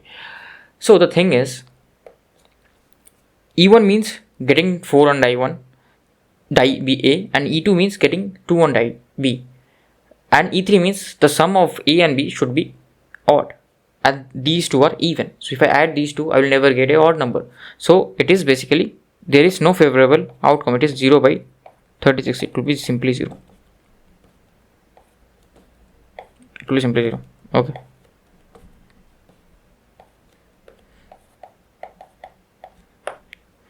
It will be simply 0. So it is 0, right? It is 0. So it is not equals to PE1, because PE1, PE2 and PE3 are all non-zero. So these are not independent events. Okay, these are dependent, because if I get 2 events, obviously it is not possible for me to get some odd. So obviously option B will be correct. These are not independent. So this is incorrect statement. They are not independent. Okay, so let's go to another question. This is a gate P by Q. 4 fair 6-sided dice are rolled. The probability that the sum of the results being 22 is X, then X by X is what? Basically it is asking about the 4, 6 fair size dice are rolled. What is the probability that sum of the results being 22? Now, right, this you cannot use this shortcut, right? This you cannot think like I will draw a triangle and like that. No, you have to think what are the maximum possible values. If I add 4 numbers of dice, okay, maxima, minima. So here minima is what? Minima is in the all four come, okay, all 4 came up, so it will be 4, then it can be 5, then it will increase, keep on increasing. So if like I get 3, like I get 1 3 times and 2 once, and it will keep on increasing. Now how much maximum can it go? So what is the maximum value? All the face of the dice, it is 6. So it is 6 times 4. So it is 24. And it will keep on decreasing, 23 and 22. Okay, and 22 is what I want. So I will start with the maximum combinations. So obviously all 6 is not possible, but if I get 2 5s and 2 6, because again if I get 1 5 and 3 6, this is the lower case. If I get 2 5s and 2 6, this is the lower case, right? So 22 is the case where I can have 2 6 and 2 5s. I can have 2 6 and 2 5. Fine. Okay. And what other cases can I have? So if I reduce this 5 by 1, I have to increase this again. So 3 6s and 1 5 is 3 6s and 1 4 is also possible. Okay. Now if I try to reduce this further, this can't increase. Okay. So if I reduce this, it will be the same case again. So only these two cases are there. Okay. Because after this I won't be able to go. If I reduce this, I have to increase something, right? Which is not possible. So obviously I will be able to only, these are the two favorable cases. Okay. So first thing is, these are the cases. So I have to get 2 6 and 2 5s. So if I have to get 2 6 at starting, I can get 2 6 and then get 2 5s, or I can get like this. My dice can be like this. My basically dice A, B and C. So it can be like 6 5 6 5. Okay. Then it can be like 5 6 5 6. So basically what I'm doing, I'm basically arranging this, right? I'm arranging this 2 6 and 2 5s in 4 placeholders, so which is getting fast. So I will simply use my PNC concept. So if you haven't, you have to obviously watch that video of Himanshu. So here, right, 4 elements are there, out of which 2 and 2 elements are duplicate. So it will be, I will divide by 2 factorial and 2 factorial. Why? You have to watch Himanshu's video. Okay. So I will divide by 2 factorial and 2 factorial. Okay. So this is 2 factorial by 2 factorial, and this is the number of ways in which I can get 2 6 and 2 5s. And how many number of ways I can get 3 6 and 1 4. So again, 4 placeholders, so it will be 4 factorial, and I will divide by 3 factorial because 6 is getting duplicated thrice. 6 is getting duplicated thrice. Okay. So, but what are total number of ways? What is the total number of ways? Total number of ways is basically sample space is how much? 6. Like in the first case, I can get 1 through 6, right? 1 2 3 4 5 6. Then in the second case, I can get 1 2 3 4 5 6 into 6 into 6. Okay. So I'm placing four placeholders. In those placeholders, numbers 1 to 6 can take place. So it will be here in the first placeholder I have 6 options. Second I have 6 options. Third and fourth, like that. Okay. I hope you understood. Like this is PNC concept basically. So sorry for that. So basically, this will be equals to total number of ways, which is 6 raised to power 4 by this, right? 4 factorial by 3 factorial is simply 4 plus 4 factorial by 2 factorial into 2 factorial. So this is 4 into 3 divided by 2. So this is 10 divided by 1 to 96. 10 divided by 1 to 96. Okay. So x will be what? X will be simply 10. Okay. X will be simply 10. Answer will be x is equals to 10. Okay. Pretty simple. Now come to this. So in a game of 2 players, X and Y are tossing a coin alternately. Okay. X and Y are tossing coins alternately. So I think you have done this question many times. Whoever gets a head first wins the game.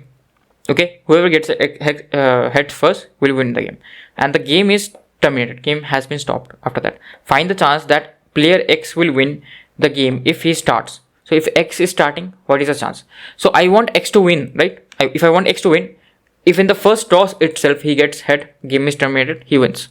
So this is the first case. Okay. This is the first case.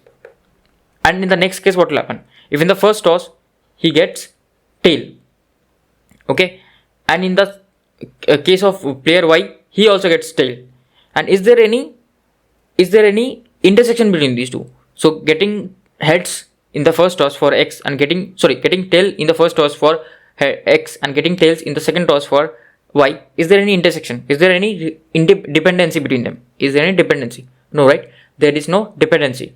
If I just toss the coin twice, there is no dependency between the previous outcome and the current outcome. Okay, there is no dependency. So they are independent. So I can simply multiply the events of getting. So I will write here P of he gets head first or he doesn't get head first and player Y also doesn't get hit, but player X gets heads, right? They are tossing alternatively. So player hit X gets hit. Okay, and again, if this has occurred thrice, so if player hit player X doesn't get hits, and player Y also doesn't get hit, and again player X doesn't get hit, so but I want X to win, right? So obviously player Y can never get hit. Okay, so again player Y also will not get hit, but this time player X will get hit. Okay, and this will go on. This will be infinite sum. So sum will be like something like this. I think you have done this hundreds of times previously. So this is 1 by 2 times 1 by 2 times 1 by 2 plus 1 by 2. This is how many 1 by 2s? So this is like 1 minus 1 by 2 I'm doing here. So this is how many 1 by 2s? 1, 2, 3, 4, 5. So 1 by 2 raised to power 5. So this is sum of infinite GP, where the first term is 1 by 2 and the common ratio is 1 by 2 whole square, right? Common ratio is 1 by 2 whole square. So 1 minus 1 by 2 whole square. So this will be 1 by not 1 by 3. What will be this? This will be 2 by 3. Okay, this will be 2 by 3. Okay, so I will just write the formula, which is A by 1 minus R. You already know all this, right? So 2 by 3 is option B. So this is C. So this is very simple question. I hope you already know this question, right? So now we'll solve this question, and this is from a different topic. So you try to solve this question and try to identify what topic is it. Then I will start with this question. I will just have a bit of snacks and then I will come back. Okay, thank you. What is the question asking? So first let's write down the information whatever the question has provided. So box 1 contains 3 red and 7 blue balls. So I will make just a round box. Okay, white round box if I can, which has 3 red balls and 7 blue balls. I'll color this something different. Okay, and box 2, this is box 1, so we'll write this box 1, and box 2 contains 6 red balls and 4 blue balls. So I have 2 boxes. So I'll write it like this because I know how to proceed in this question. So I will write it like this. This is box 1 and this will be box 2. Okay, yeah, I have already drawn the boxes. So let's read the next information. So here I have to write like this is 4 red balls, 6 red and 4 blue balls. So this will be 6 red and 4 blue balls. So now a dice is rolled. If the outcome is a multiple of 3, a ball is drawn from box 1. Otherwise, ball is drawn from box 2. So obviously there is a dice here. So there is a dice. Okay, so first obviously I have to roll the dice. This is my dice, and if a multiple of 3 comes up, like how many cases are there for a multiple of 3 to come up? There are only 2 cases, right? Either it is 3 or 6, then it is a multiple of 3. So if a multiple of 3 comes up, then I draw from box 1. So I will draw from box 1 if I get a multiple of 3. And what is the probability to get a multiple of 3 after throwing a dice? It is 2 by 6, which is 1 by 3. So B1 will be 2 by 6, which is 1 by 3. Otherwise I will draw box 2. So not get a multiple of 3, basically 1 minus PB1, which is 2 by 3. So if I don't get a multiple of 3, I will simply draw from box 2. I will draw a ball from box 2. So probability of drawing a ball from box 2 is 4 by 6, which is 2 by 3. Okay. Now, what is the probability that the ball drawn is red in color? Now, red in color, right? I can get a red ball from box 1 as well as box 2. So both cases are possible. So either I get a multiple of 3, then I pick up a ball from box 1 and that ball is red. So that is a possibility. And I don't get a multiple of 3, so I pick up a ball from box 2 and that also has red, right? So I can get a red here. So I can get a red. How? I can get a red here. Probability of getting a red, given that I have picked up from box 1. given that I have picked up from box 1. So what is the probability? Given that I am currently at box 1, what is the probability of getting a red? It is simply 3 by 10, because I have 3 red balls and total balls are there 10. So it will be simply 3 by 10. Now, probability of getting a red, given that I know I am picking up from box 2, it will be what? 6 by 10, because I have the information that I know I will pick up a ball from box 2, and what is the probability from box 2 to get a red? It is 6 by 10. So you can say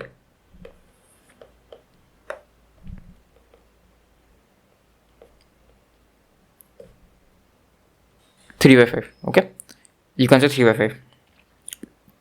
So this is the first case. Now, but what has the question asked us? The question has asked us that what is the probability that the ball drawn is red in color? Like there are two cases, right? Either this can happen or this can happen. So what is the total probability? The total probability will be basically the summation of these two. Probability of getting a red will be what? Probability of getting a red will be either first I get a multiple of 3 and then I go to the box 1 and I pick up red ball from there, or I don't get a multiple of 3, then I go to box 2 and pick up a red ball from there. So first obviously I have to get a multiple of 3 to reach to box 1. So what is the probability to reach to box 1 is B1. Either this or that. So like two cases can happen. Thus either this or that. Then obviously we'll use the addition, right? Addition theorem. That's why we are adding here. So first the chance to get a multiple of 3 so that I can pick up a ball from box 1 is PB1 times and some event is occurring, right? This is sequential, and so I have to get a multiple of 3 and I have to get a red ball. That's why here multiplication will be present. So this will be getting probability of getting red ball given that it is from box 1. Okay, similarly from box 2 times probability of getting a red ball given that I am picking up from box 2. So basically whatever is written over here, right? Whatever is written over here, this is simply the total probability theorem. Okay, that's as written. So this is how I wanted to say that here, right? Here these multiplications means and these addition means either, or you can say or. Okay, and or. Now let's compute, right? Let's compute the probability to get a red ball. So if I compute the probability to get a red ball, it will be PB1. PB1 is simply 1 by 3 into PR given B1. PR given B1 is 3 by 10.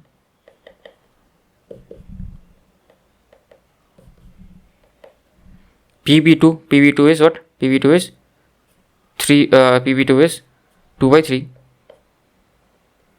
into PRB2. PRB2 is 3 by 5. Okay. So what is the addition of this? So 1 by 10 and this is 2 by 5. So this is 4 by 10. So this is 5 by 10 and this is half. So overall, right, the probability to get a red ball is half actually. For either of the cases, I covered all the cases, right? That's why this is called as the total probability theorem. Okay, total probability theorem. Obviously I will come into the theorem like in the next slide. There will be a formula, but that formula is not important. What is important is this concept, right? What concept you used. There are multiple sequential events happening. That's why I have to get to the event through probabilities multiplication. So first I will throw the dice, then I will pick up from box. That's why this is a complete event, right? So that's why I have to multiply. Or I will throw the dice and not get a multiple of 3, then I will pick up from box 2. So or is there, so that's why there is some addition here. Okay, so this is basically the total probability theorem, which I will show you in the next slide. So let's read the theorem basically. So what is total probability theorem? If an event A, like getting a red ball, can occur with n mutually exclusive events and exhaustive events B1, B2, B3, like throwing a dice and getting a multiple of 3. Okay, getting a multiple of 3 or not getting a multiple of 3. These two are mutually exclusive and exhaustive as well. Why? Because if I take these two events, there is no intersection between them. There is no intersection between them.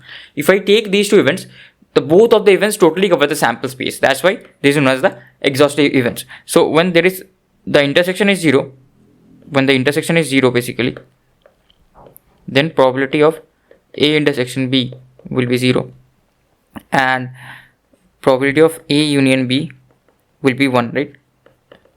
Because they are mutually exhaustive as well. Like I gave you the example, you can take the example of the previous question. And the probabilities are this, like probability of getting A or probability of getting red ball, given that I've got a even multiple, I've got a multiple of 3, and probability of getting red ball, I have not got a multiple of 3, like this, right? They are distributed like this. Then I can write PA will be equals to summation of PBI, that is PB1 into PA divided by PBI. Okay, basically it is the intersection, it is taking all the intersections. It is, as you can observe, it is summing up all the intersections, right? This is my PR, and these are the n mutually exclusive events, right, of B. N mutually exclusive. You can observe, this is the first one, this is B1, this is B2, B3, B4, B5. There is no intersection between them. There is no intersection between them, and literally there is no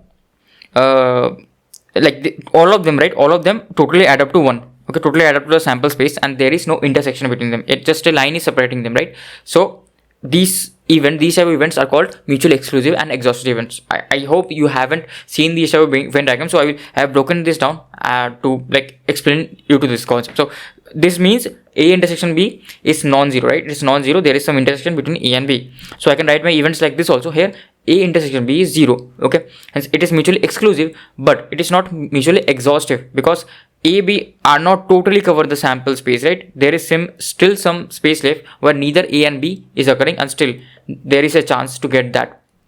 Here, right? This means what? A is totally covering this area, B is totally covering this area. Is there any common area? No. Are they, if the addition of the both area, is it totally equals to the sample space? Yes. So addition of both of the areas are totally equal to the sample space. So yeah, this is the case, right? So here, so in the first case, my P intersection B is not equals to 0. Okay. In the second case, my PA intersection B is equals to 0, but my PA union B is not equals to 1.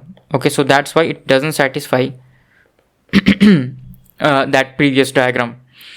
I need my PA union B to be 1 and PA intersection B to be 0. So in this case, I can observe very carefully that my PA intersection B will obviously be 0 and P union B will obviously be 1, because these two are totally covering the sample space. Here again the same thing, right? PA union C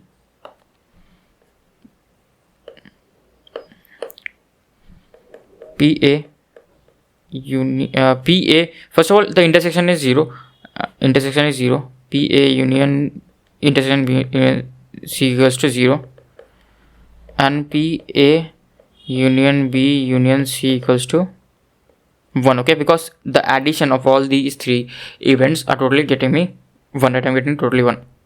Okay, so that this is how this comes, right? This circle is R, right? This circle is basically not R, in this case A. This circle is basically the example of the red ball.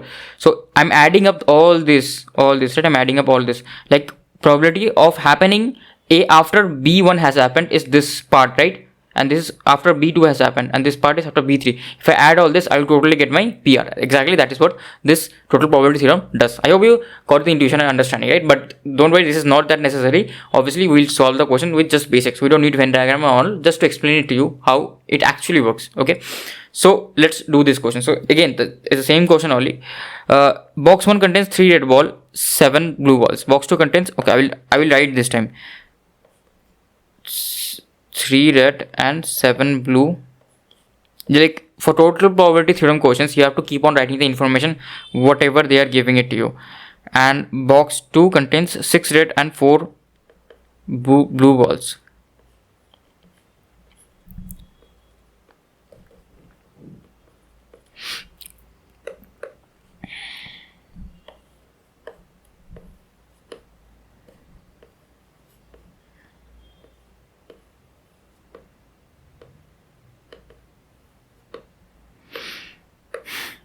A ball is randomly selected from box 1 and placed in box 2. So I will select a ball randomly from box 1 and I will place. So there are two ways, right? Either I will place it in box 2. So box 2 can have two cases now. So this is box 2 and I will copy my box 2 actually. Just hold on. I will keep this here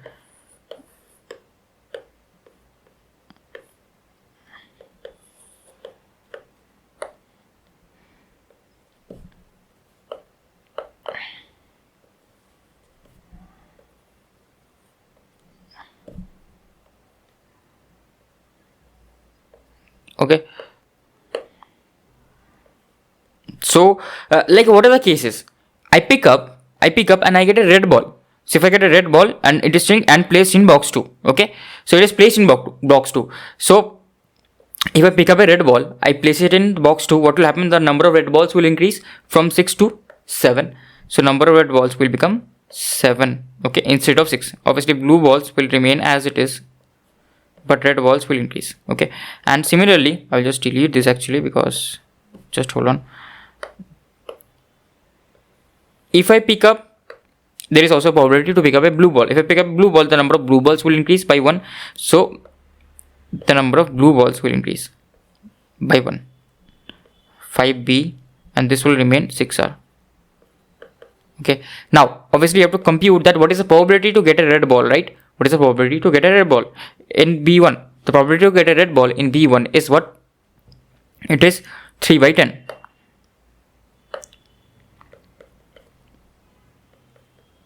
P RB1, right? It is 3 by 10. And what is the probability to get a blue ball in box 1? It is 7 by 10.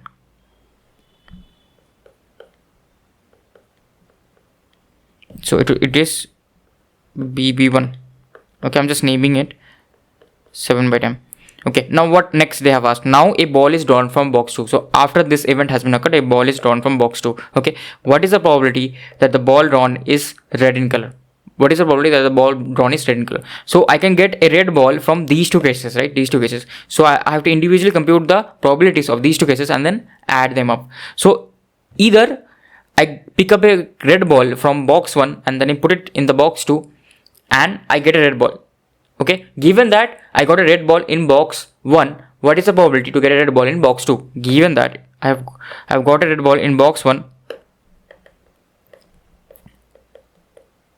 red ball in box 2, what is the probability to get a red ball in box 2 as well?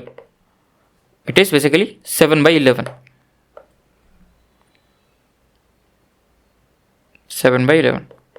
Okay, now given that I have got a blue ball from given that I've got a blue ball from box 1, what is the probability to get a red ball from box 1? Okay, if the number of blue balls has been increased, so probability of getting a red ball from box 2 given that I have picked up a blue ball from box 1. Okay, so it is simply 6 by 11. Okay, so these are the cases, right? These are the cases. So obviously, what is the total probability to get a red? Obviously, first I get a red ball from box 1 and then I get a red ball from box 2 given that I've got a red ball from box 1, which is 7 by 11. 7 by 11 times 3 by 10. So probability to get a red ball from box 2 will be simply first get a red ball from box 1 divided by 7 into 7 by 11 plus get a blue ball from box 1, then multiply it with 6 by 11. Okay, so what will be that? This will 21 plus 42, so this is 63 divided by 10 times 11. So this won't be factorized much, so I have to directly compute the answer in fractions. So if I compute it, it is 63 divided by 110, so it is 0.5728. 0.57. Okay, so that is the case. Okay, so this is your answer basically. Now let's do another question, right? Again a box question, right? These are called earn questions. So you are an earn.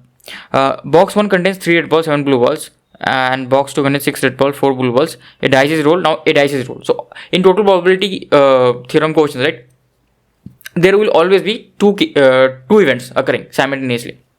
So first some event will occur, and according to that event the other event's probability will be decided. That is what total probability theorem is. Okay, so otherwise ball is drawn from box 2. So again, first a dice will be drawn and then a ball will be drawn from either box 1 or box 2 depending on what we get on the dice.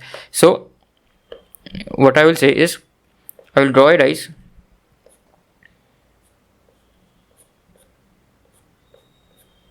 Okay,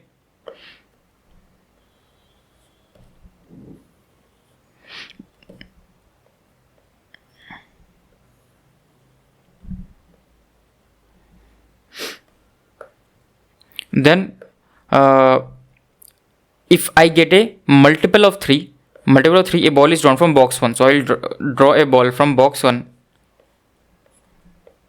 And if I don't get a multiple of 3, I will draw a ball from box 2. So I can see these events are mutually exclusive and exhaustive between each other. So this is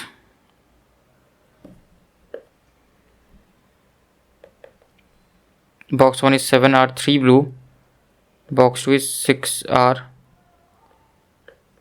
blue. Okay, a dice is rolled if the outcome is a multiple of 3. Okay, so what is the probability that I get a multiple of 3, so that I can roll from box 1, which is 2 by 6, which is 1 by 3, right? So P multiple of 3, so I will say PB1 equals to simply 1 by 3, and PB2 will be simply 2 by 3, same as the first question of total probability theorem. If the ball finally drawn is red in color, then find the probability that it was drawn from box 1. Okay, now it is different, right? Now it is not asking us about the final outcome.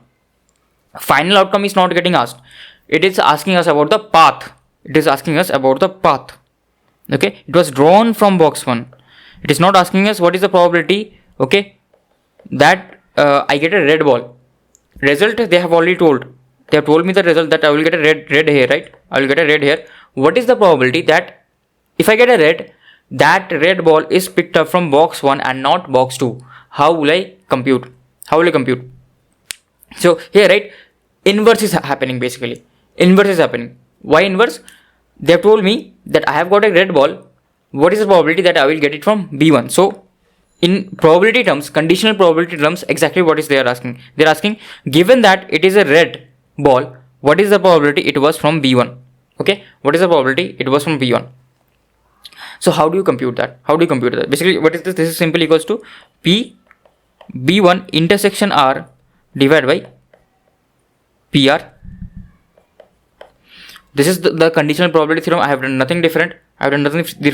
So this is what this is how we get PR. PR is basically probability to get a red ball. Okay, and how do you compute? We just computed this in the first question, which is using the total probability theorem. So this is another theorem, okay, which is known as the Bayes theorem, which is just the inverse of this condition, inverse of this. So but you don't need to remember these names, right? Bayes theorem and all those things. You can directly just understand how that this formula came. So how you can do? So how you can write this PB1 intersection R? You can write it like this, right?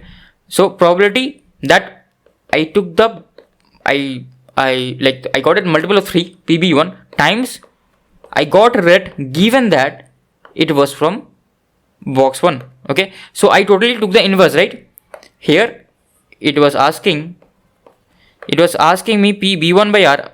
I computed PR by B1 times PB1 and divide by R, and I will get back my answer. Okay, so this is very simple, and this is the Bayes theorem basically. So if you couldn't understand, just repeat this section, right? So what is this equals to? So in the question they have asked reverse. They have told me what is the path. They have told me what is the outcome, but they are asking me which path have I chosen. Okay, so they are asking me the path, not the outcome. So things become different here. Okay, so what is PB1 times PR given B1? PR given B1 is what? PR given B1 is very simple, right? PR given B1. If I can pick up a color. Probability to get a red, given that it was from box 1. What is the probability to get a red from this box 1? It is 3 by 10. Same as the previous case, right? I mean the first question.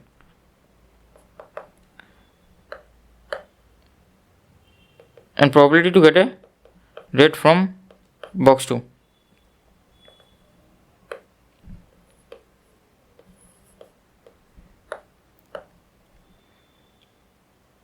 Six by 10.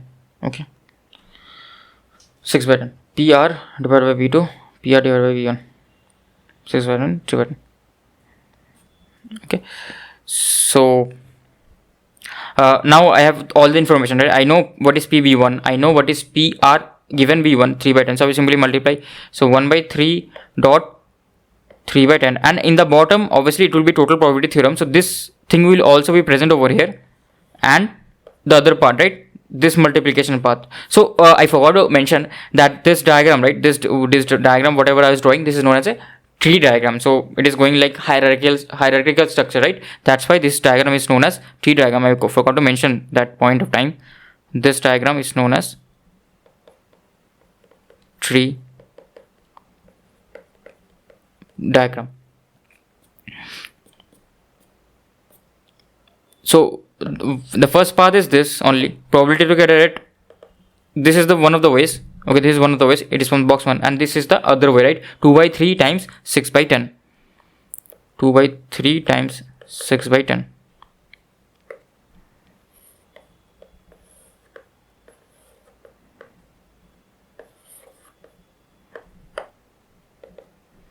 So this is 1 by 10.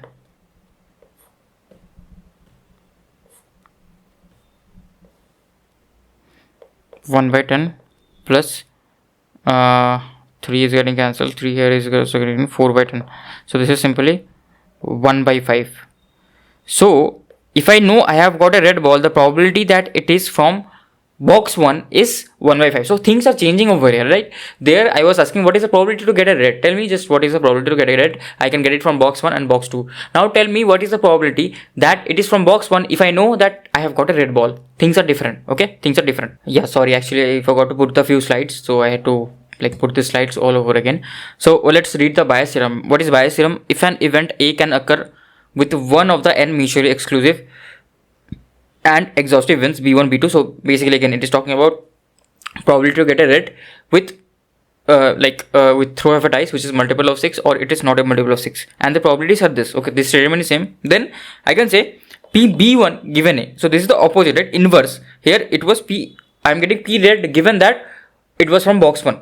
Now it is asking if I am getting red given that it is red, then what is the probability that I am getting it from box 1? Okay, just the opposite, So PB1 given A is equals to PB1 times PA given B1. Okay, so divided by summation of this. This bottom part is for the total probability theorem, and this part is just one of the parts of total probability.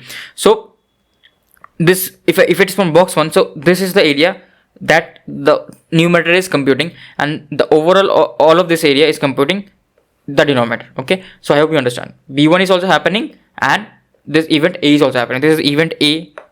Okay, this is event A, and these are the events B1, B2, B3, B4. All of them are mutually exclusive. There is no intersection, and they are exhaustive as well. They are exhaustive because all of them add up to simple 1. Okay, all of them add up to this Venn diagram. So this area, right? All of these areas are basically this summation, and this area is what? Basically only this first one. In this case I asked for box 1, so this is the first area. Okay, so let's do few questions, and obviously we'll understand this better. So yeah, there is this question, right? So box 1 contains 3 red balls and 7 blue balls, and box 2 contains 6 red and 4 blue. A box is drawn randomly, selected from box 1 and placed in box 2. Now a ball is drawn from box 2. So obviously I have to use that same scenario which we used previously, right? So first of all I will draw box 1, because after only some event is happening in box 1, then only we are talking about box 2. So in box 1 we have 3 red balls and 7 blue balls, and in box 2, so I pick up a ball and then I put it into box 2, right, randomly. So two cases can happen, either I can get a red ball or a blue ball. So if I get a red ball, it will be simply probability to get a red from box 1. So this is box 1. Probability to get red from box is 3 by 10. Probability to get a blue from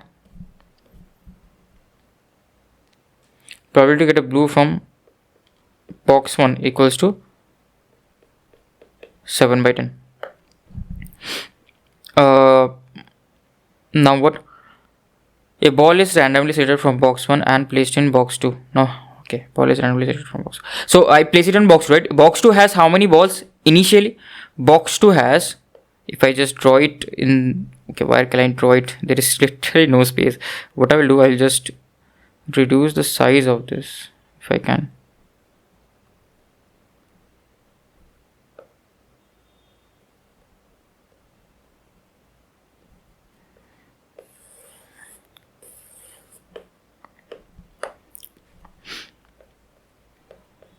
Box 2 is what? if I draw the box 2, basically I have inside box 2 6 red balls and 4 blue balls. Okay, I don't have space, sorry for that. I will manage. 6 red and 4 blue balls.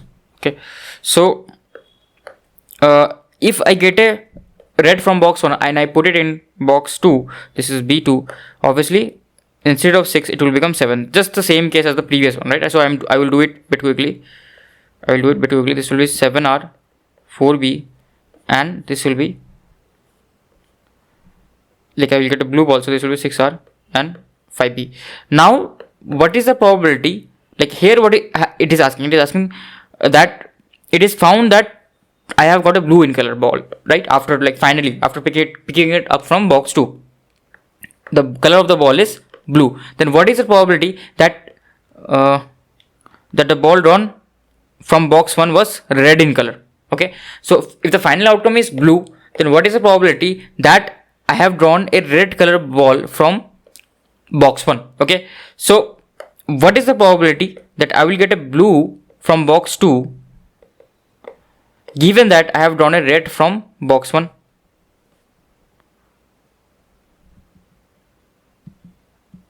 Red from box 1, so it is red from box 1.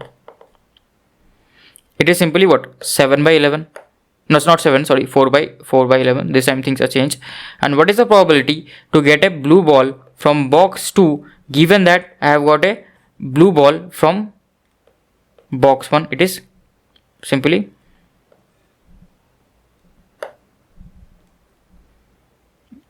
5 by 11. It is simply 5 by 11, right? So now what you do is what is the probability to get a blue ball given that it is red? What is the probability to get a blue ball given that it is blue?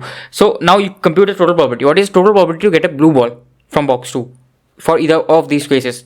And what is asking? It is asking that find the probability that the ball drawn was from ball drawn from the red ball drawn from box 1 was red in color. So if I choose the first path, it is asking me what is the probability that I choose the first path. Okay, given that I get a blue ball. Okay, so probability of getting probability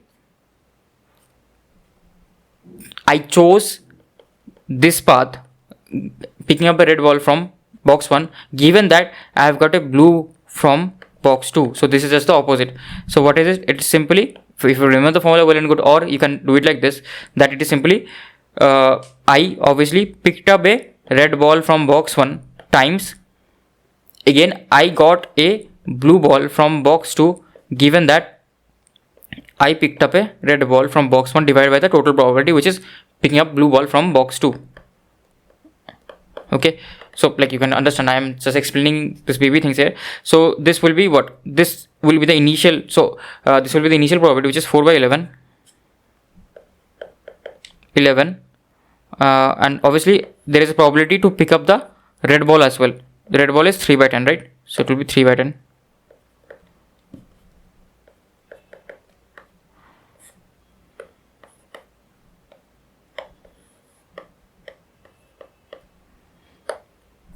This is 3 by 10 times 4 by 11 plus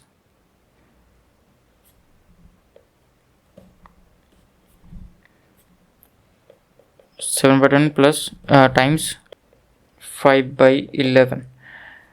So this is 5 by 11, right? 7 by 10 is the probability to pick up a blue and 5 by 11 is the probability to pick up a blue from box 2. So what will be this equals to? This will be equals to 12 by 12 plus 35, which is 47. Okay, 12 plus 12 plus 35, which is 47. So this is the answer to this question. Like I can simply compute the like decimal computations, right? It will be 12 by 47. So it is equals to 0.255.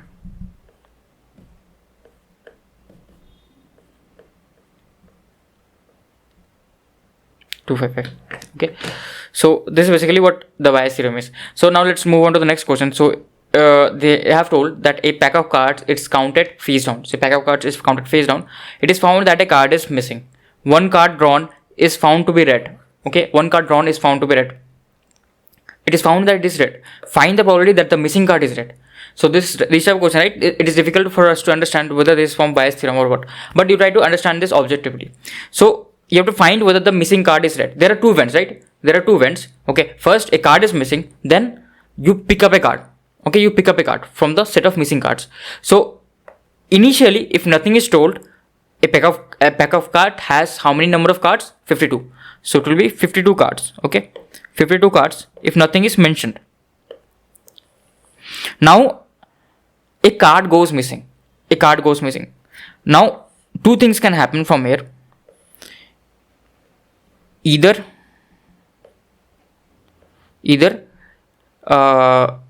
basically a blue card goes missing or a red card goes missing, right? Two things can happen. Either blue card can be gone or red card can be gone. After that, I pick up a card from the set of 51 cards. Now I have 51 cards. Now if I have 51 cards, if a blue card is missing, so overall I will have 26 red cards and 25 blue cards. All this I have explained, right? How many number of cards we have. All this I have explained in the basics chapter. So, and if I have a missing red card, it will be 25 red cards and 26 blue cards. Okay. Now from here, if I draw a card, so probability of B missing, okay, probability of B missing is obviously half, because equal chances 26 blue and 26 blue and 26, sorry, not blue, 26 black and 26 red cards, and obviously this, right, probability of this also is half. Number of red and blue cards are same, not blue, sorry, black. So this is half.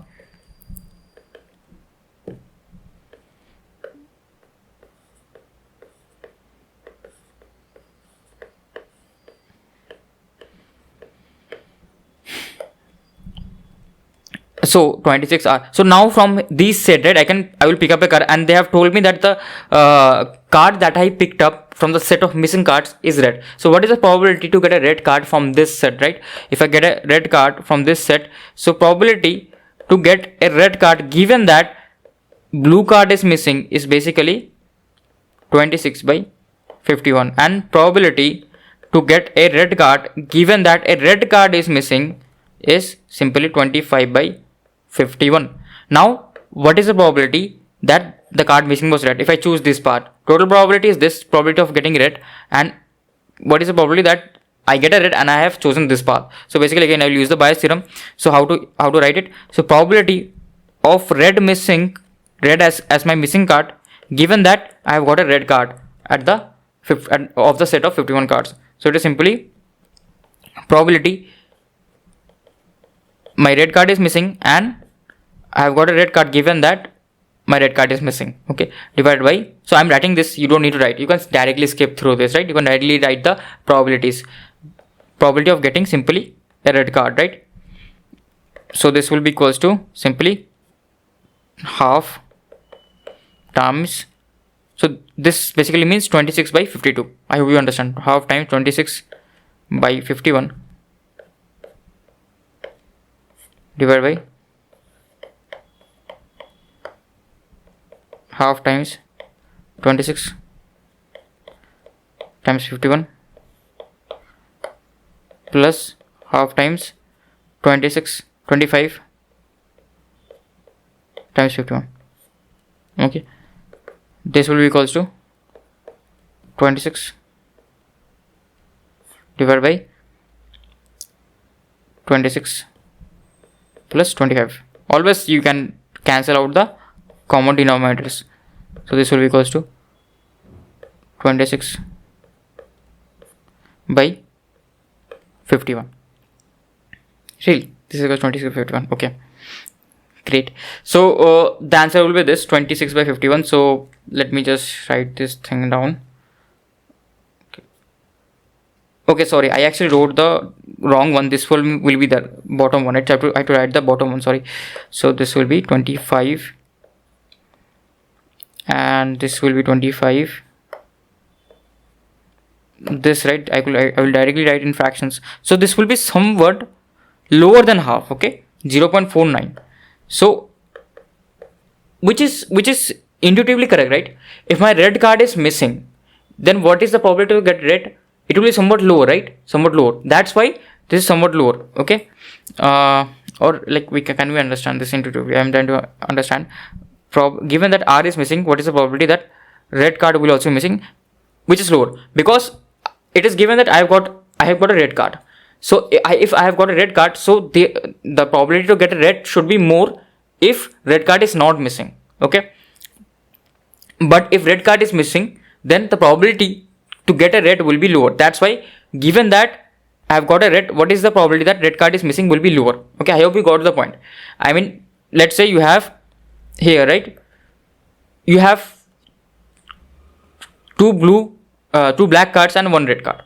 Now, let's say two red cards, right? Two red cards. Now here, right? If I just cancel out one red, what is the probability to get a red card now? 1/3, right? Previously it was half. Now it is 1/3. Okay. And if I cancel a blue card, what is the probability to get a red card? It is 2/3. So it increases. The probability to get a red card increases if my red card is not missing. But if my red card is missing, the probability to get a red card will reduce. Exactly, that is what happened. Somewhat lower than 0.5. Okay. As our number of cards is very high, so it doesn't reduce by much. Okay. So yeah, this is about Bayes theorem. We'll do more questions in our practice question sessions. Okay. Now I'm just giving you the examples. These are also good questions. Now I will do another type of question, which is basically truth based question, right? True false question, assertion based question. So we'll do this. So A speaks the truth. Okay, I should write this in inverted commas, else this will be not read correctly. A speaks the truth with probability of 3/4, and B is another person.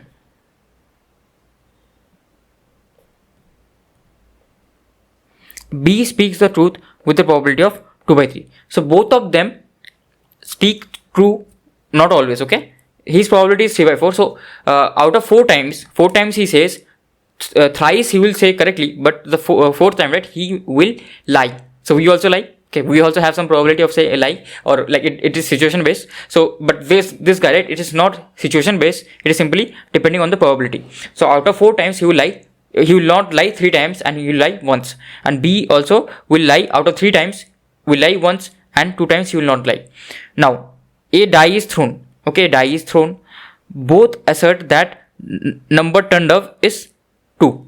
Both assert means said, right? Assertion means saying something, asserting something. So means said.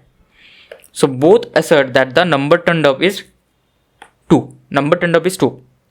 Both of them are saying number turned up is 2. Find the probability of the truth of their assertion. So ask, like the question is asking, what is the probability that they have told the truth? What is the probability that they have told the truth? It may so happen, right? 2 may not come. They may lie also, because they have some chances of lying. So it is asking exactly that. What is the probability they are telling the truth, and what is the probability they are telling the truth about their assertion? Basically, that 2 has actually came up. Okay. So now, right, 2 things can happen. What are the 2 things? So either I get a 2, okay, and both of them are telling the truth, okay, or I don't get a 2. I don't get 2 on the die, and both of them are lying. Because here, right, both of them will lie.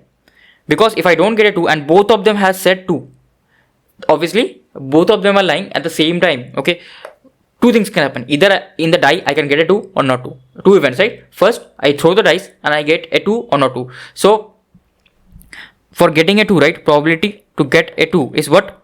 1/6. Okay, and probability to not get a 2 is simply 5/6. So there are 2 paths. Okay.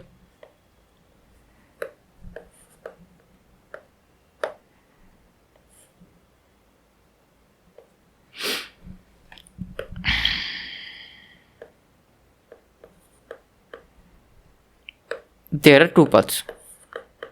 Either I get a 2 or I don't get a 2. Okay. So if I throw a dice, okay, if I throw a dice and I get a 2, okay, and both of them are telling the truth, okay, both of them are telling true, okay. So if both of them are telling true, then I get a dice, and what is the probability for both of them to say true? The probability is simply what? 3 by 4 and 2 by 3. These are the probabilities. Like person A and person B has to say the truth, and right, that's why they are multiplied. Their probabilities are multiplied. That's why. Okay, person A and person B, both of them said truth. I will write this event. I will name this event. Okay, S, where both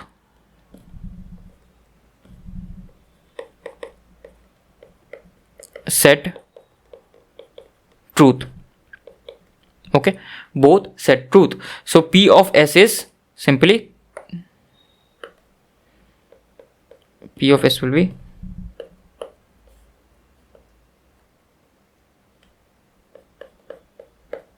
P of S will be 3 by 4 into 2 by 3. Okay, now this is gone, right? So both of them are telling true, and actually truth is the case that 2 has come up, right? But what if 2 doesn't come up? What if 2 doesn't come up? There are 5 other faces on the dice, right? 1, 3, 4, 5, 6. These are the faces. So 2 cannot come as well. So what is the probability that both of them are lying? So this time, right, both of them will lie, because 2 hasn't come up, but still they are telling 2 has come up. Anish, 2 has come up, but actually 2 hasn't come up, right? Something else, 1, 3, 5, something else has come up. So they are telling me lie. Both of them are telling lie. So what is the probability for both of them to lie? Okay, for both of them to lie, it is, I will write here another event as L, both lie. Both lie. Okay, so PL will be what? P will be both of them are lying, right? So person, what is the probability for person A to lie? Truth is 3 by 4, lie will be 1 by 4, remaining 1 will be lie, right? There is no in between. Okay, so person A is lying, so it is 1 by 4, and person B also has to lie, right? Both of them are lying. Okay, both of them are saying the same thing. So person B also lies, so it will be 1 by 3. Okay, so it is 1 by 12. Now what is the truth of their assertion?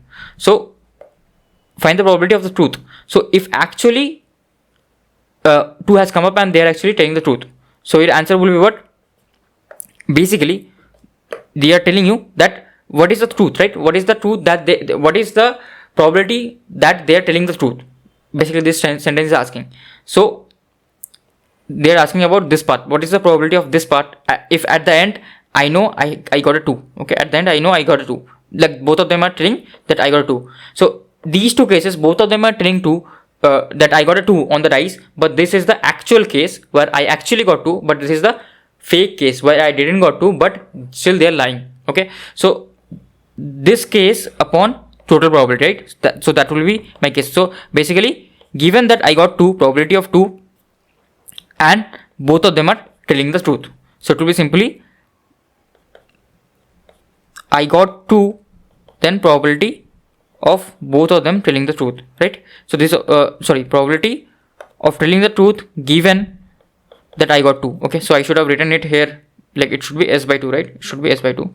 Okay, or what I can do is I will write this 2, right, as 2. Okay, or I will write this as 2, because else students will get confused with normal 2. So this will be 2.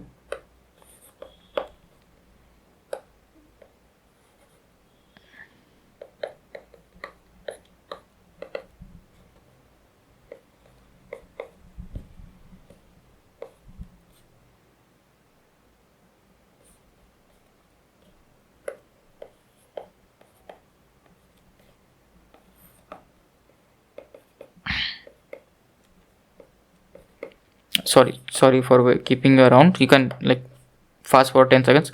This will be by 2, and this will be by 2 also, right? Because given that I know I have got a 2, what is the probability that they are lying?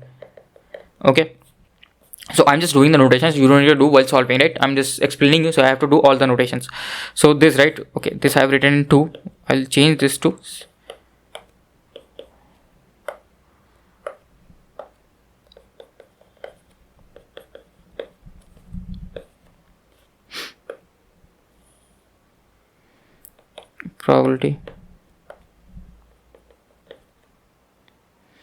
probability that I get probability or total probability that I have got A2. So this will be equals to this times this 1 by 6 times this is half 1 by 6 times half divided by total probability. So this will be this will be again 1 by 6 times half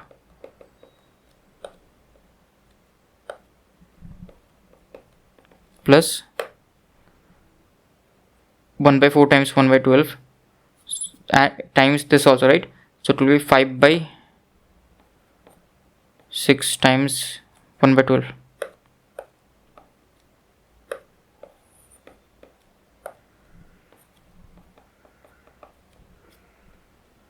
Five by 6 times 1 by 12. Okay, 5 by 6 times 1 by 12. So now if I multiply all this, this will be, if I multiply 12, if I multiply 6 as well, so 6 divided by 6 plus 5, it will be 6 by 11. So it is almost 50% that they are telling the truth. Now is this the case? Like it is almost equal to 50%. Now unfortunately, right, we missed a point. What point did we miss? So if you observe here carefully, so this, right, I have made a mistake. This should not be simply 2, this should be not 2, right? Probability of getting L, given that I have not got a 2. Now except 2, what I can get? I can get 1, 3, 4, 5, 6. Okay, I can get 1, 3, 4, 5, 6. Now is there anything missing over here? So what are the sample space of this? The sample space of this are 1, 3, 4, 5, 6. Okay, so the thing is they lied, right? So if they are lying, right, if they are lying, what is happening is that 2 hasn't come up, right? 2 hasn't come up, something else has come up. Something else has come up. If something else has come up, then what will they say to me? They are saying, no sir, 2 has come up. 2 has come up. So what is the problem over here? Let's say 1 comes up in the dice and both of them say differently. Both of them are lying, but both of them are saying differently. Or let's say both of them are saying different numbers. Okay, A is saying 4 and B is saying 5. Now obviously a single die cannot produce 2 numbers. So I know someone is lying. Either A is lying or B is lying or both of them are lying. But I definitely know at least one person is lying over here. Okay, so that is the first thing. Second thing is, the problem is both of them told same numbers. Both of them told me, sir, I have got 2 on the dice. I have got 2 on the dice. Now I am not able to identify whether they are lying or telling the truth because both of them are saying the same number. Now what is happening? Both of them are lying, and before talking to me, right, they haven't spoken with each other. So obviously they haven't spoken that I will say this, you also say this. No. So they chose one number randomly to lie. So what is the total sample space that I can get over here? So on the die, right, on the die, 1, 2, 3, 4, 5, 6. And I am not getting 2. I'm not getting 2. Okay. But let's say I got 6. Let's say I got 6. Now A will lie and B will also lie. Both of them are lying. So A can choose anything, right? A can choose 1, B can choose 3. But both of them coincidentally chose 2. Let's say I got 5. A could have told, no, the dice is 6. The top face of the dice is 6. But B told, no, the top face of the dice is 1. But coincidentally, both of them chose 2. Okay. So here, right, always A will have always 5 options. One will be eliminated. One of them will be eliminated, right? So like if I get 6, 6 will be eliminated because A and B, both of them are lying. So 6 is eliminated. I have 5 options to lie, but both A and B chose 2. So probability for A to choose 2. What is the probability? 1 by 5. I have 5 numbers, 1, 2, 3, 4, 5 if I have got 6. And probability for A to choose 2 out of the 5 numbers is 1 by 5. 1 favorable upon total. And what is the probability for B to also choose 5? Again, right, same case, I have got 6 and B has to choose any one of them, but B chose 2. B chose 2. 1 by 5. Okay. So this is also an additional factor that we have to multiply. That we have to multiply. Okay, so this, right, this thing we have to multiply. This is what basically this means, probability that they're lying and both of them are speaking that I have got 2. Both of them are speaking I have got 2, and given that I haven't got 2, so that case is taken care of. 2 is out of the picture, so definitely they are lying. Okay, because 2 is out of the picture. I will not get 2 because I have already taken that into account with this 5/6. 2 is out of the picture. Now I definitely know they are lying, but what is the probability that they are lying in the same manner? They are lying for the same number 2, right? 2 is not here, and let's say I got 5. I have 5 numbers to choose from, right? 5 numbers to choose from. I've got 1, 2, 3, 4, 6. I cannot say 5. If I say 5, that will be truth.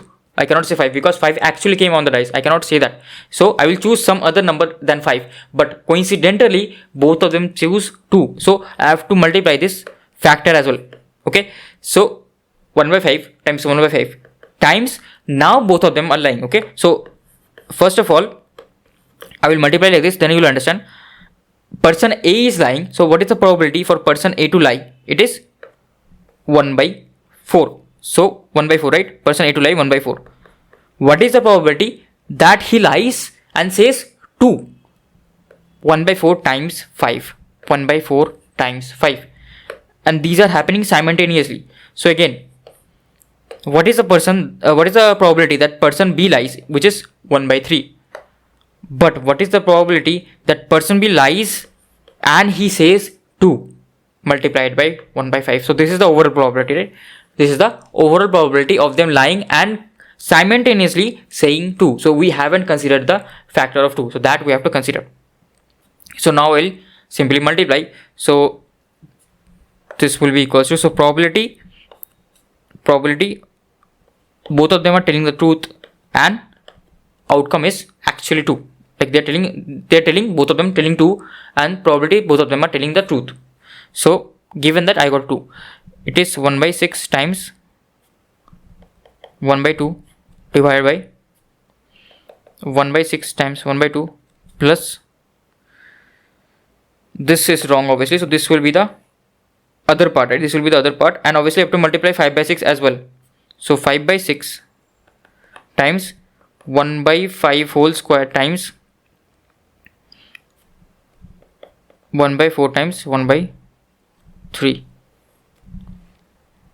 So this will be what I have to multiply. This 5 will get cancelled and 6 and 2 are getting cancelled. So I have extra 6 over here. So extra 6 and 5. So I have to multiply 6 into 5. So 30 will be over here. This will be 6 times 5, right? Extra 6 times 5. So this will also be 30 plus this will be 1. Okay. So this will be 30 by 31. Okay. This will be 30 by 31. Now why is this? This is telling that they are almost equals to 1. This means they are most probably, both A and B most probably are saying true. Can you imagine why is this almost equals to 1? This is almost equals to 1 because you have thrown a dice and let's say you haven't got 2, you have got 3, and both of them are telling you have got 2.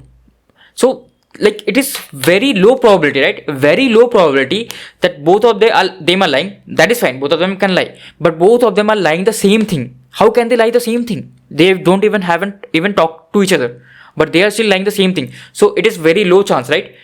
So that whatever chance that is very low. If both of them are saying the same thing, there is very high chance we have actually got that. They are actually telling the truth. That's why this is almost equals to 1, because both of them are saying the truth. Okay. If both of them are lying, that is fine. Both of them can lie, but both of them are lying in the same manner. Both of them are telling that I have got a 2. It is very rare, right? There are 5 numbers to choose from for both A and B. There are so many combinations. A could have told 3, B could have told 4, A could have told 5, B could have told 3. There are so many combinations, but both of them chose 2. So that is very rare, right? That is very rare case that both of them are lying the same number. That's why most probably if they are telling the same thing, most probably it is correct. Most probably it is true. Okay. So this is also a very good technique to understand. like whether they're telling the truth or not.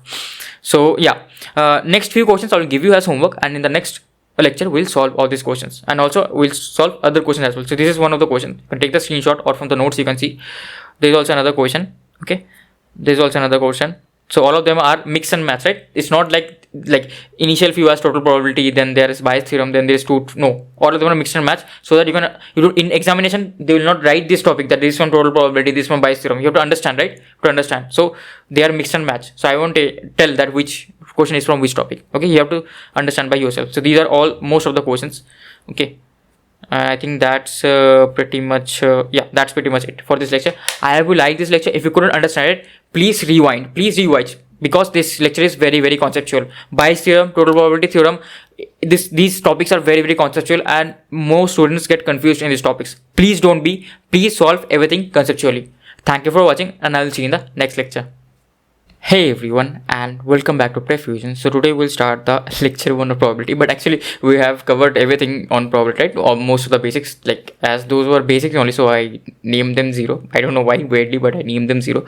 So in this lecture, right, we'll mainly solve questions on basics of probability and questions on dice, coins, urn, and cards. So we'll cover most of the basics topics of probability on questions. We have learned the basics, we have learned the concepts, but maybe we haven't had enough question practice, right? So in this lecture we'll do that, but before going to that, I obviously gave you a few questions as homework. Okay, so I will just quickly see if some more questions were left or not.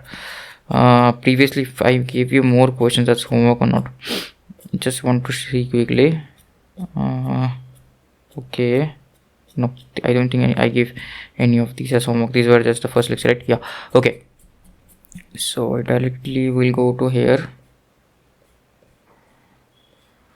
right? So this was the first question. So let's just read the question. Now this can be from total probability theorem or Bayes theorem, or normal conditional probability. It all depends, right? So we have to read the question, then only we can understand. So a laboratory blood test is 99% effective in detecting a certain disease when it is in fact present. So when that disease is present, then the laboratory tests gives correct results only 99% of time. So let's say I have COVID, right? I have COVID and I had done the COVID test. You know, right? It doesn't always give the correct results. So even if I have corona inside me, okay, but I have done the COVID test and it detects that I have the COVID test, fine, but it can also detect I don't have the COVID test. It may miss the COVID bacteria. So but 99% of the time it detects correctly. So I will write this. How will I write this? I will write this: if the person has a disease and the test detect it's correct, so I will write TC, right? Correct, CT, I can write correct test detection. Okay, correct test detection. Okay, correct test detection.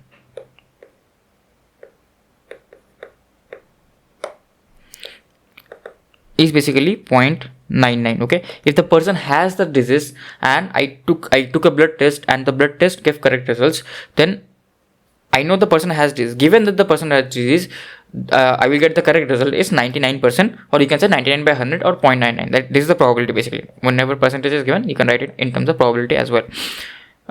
However, the test also yields a false positive result for 0.5% of the healthy person tested. So if a person is healthy, right, then it detects like 0.5% of the time it will say that that person has a disease. If I don't have the COVID, I go to the blood test, right? I do my blood test. What will happen? Out of 1,000 times, like as it is 0.5%, out of 1,000 times, 5 times it will give wrong results. Or if this was, let's say, 1%, out of 100 times, 1 times it will give wrong results. If 100% went to take the blood test and 100 of them were not diseased, they didn't had COVID, but still one of those out of 100, one of those persons, for one of those persons they will give false report, right? It will say that he has positive test. So I will write here, it will give, okay, what I can do is, what I can say is, okay, I can say this as positive, not correct. I will say this as positive, right? Person has disease and it is telling positive, that means he has the disease. Like that means it is true. Now again, if it is positive and the person doesn't have the disease, right? He is totally healthy. He doesn't have the disease. Still there is 0.5% chance, or I can say 0.5 by 100 probability of chance that it will give correct result. Okay, so I'm reading the question and I'm writing the data points as well. Okay, so you have to go along like that. Now with probability, so they have also told the probability, right? If 0.5% is given, that means it is 0.005. You can read this statement, it is saying the same thing.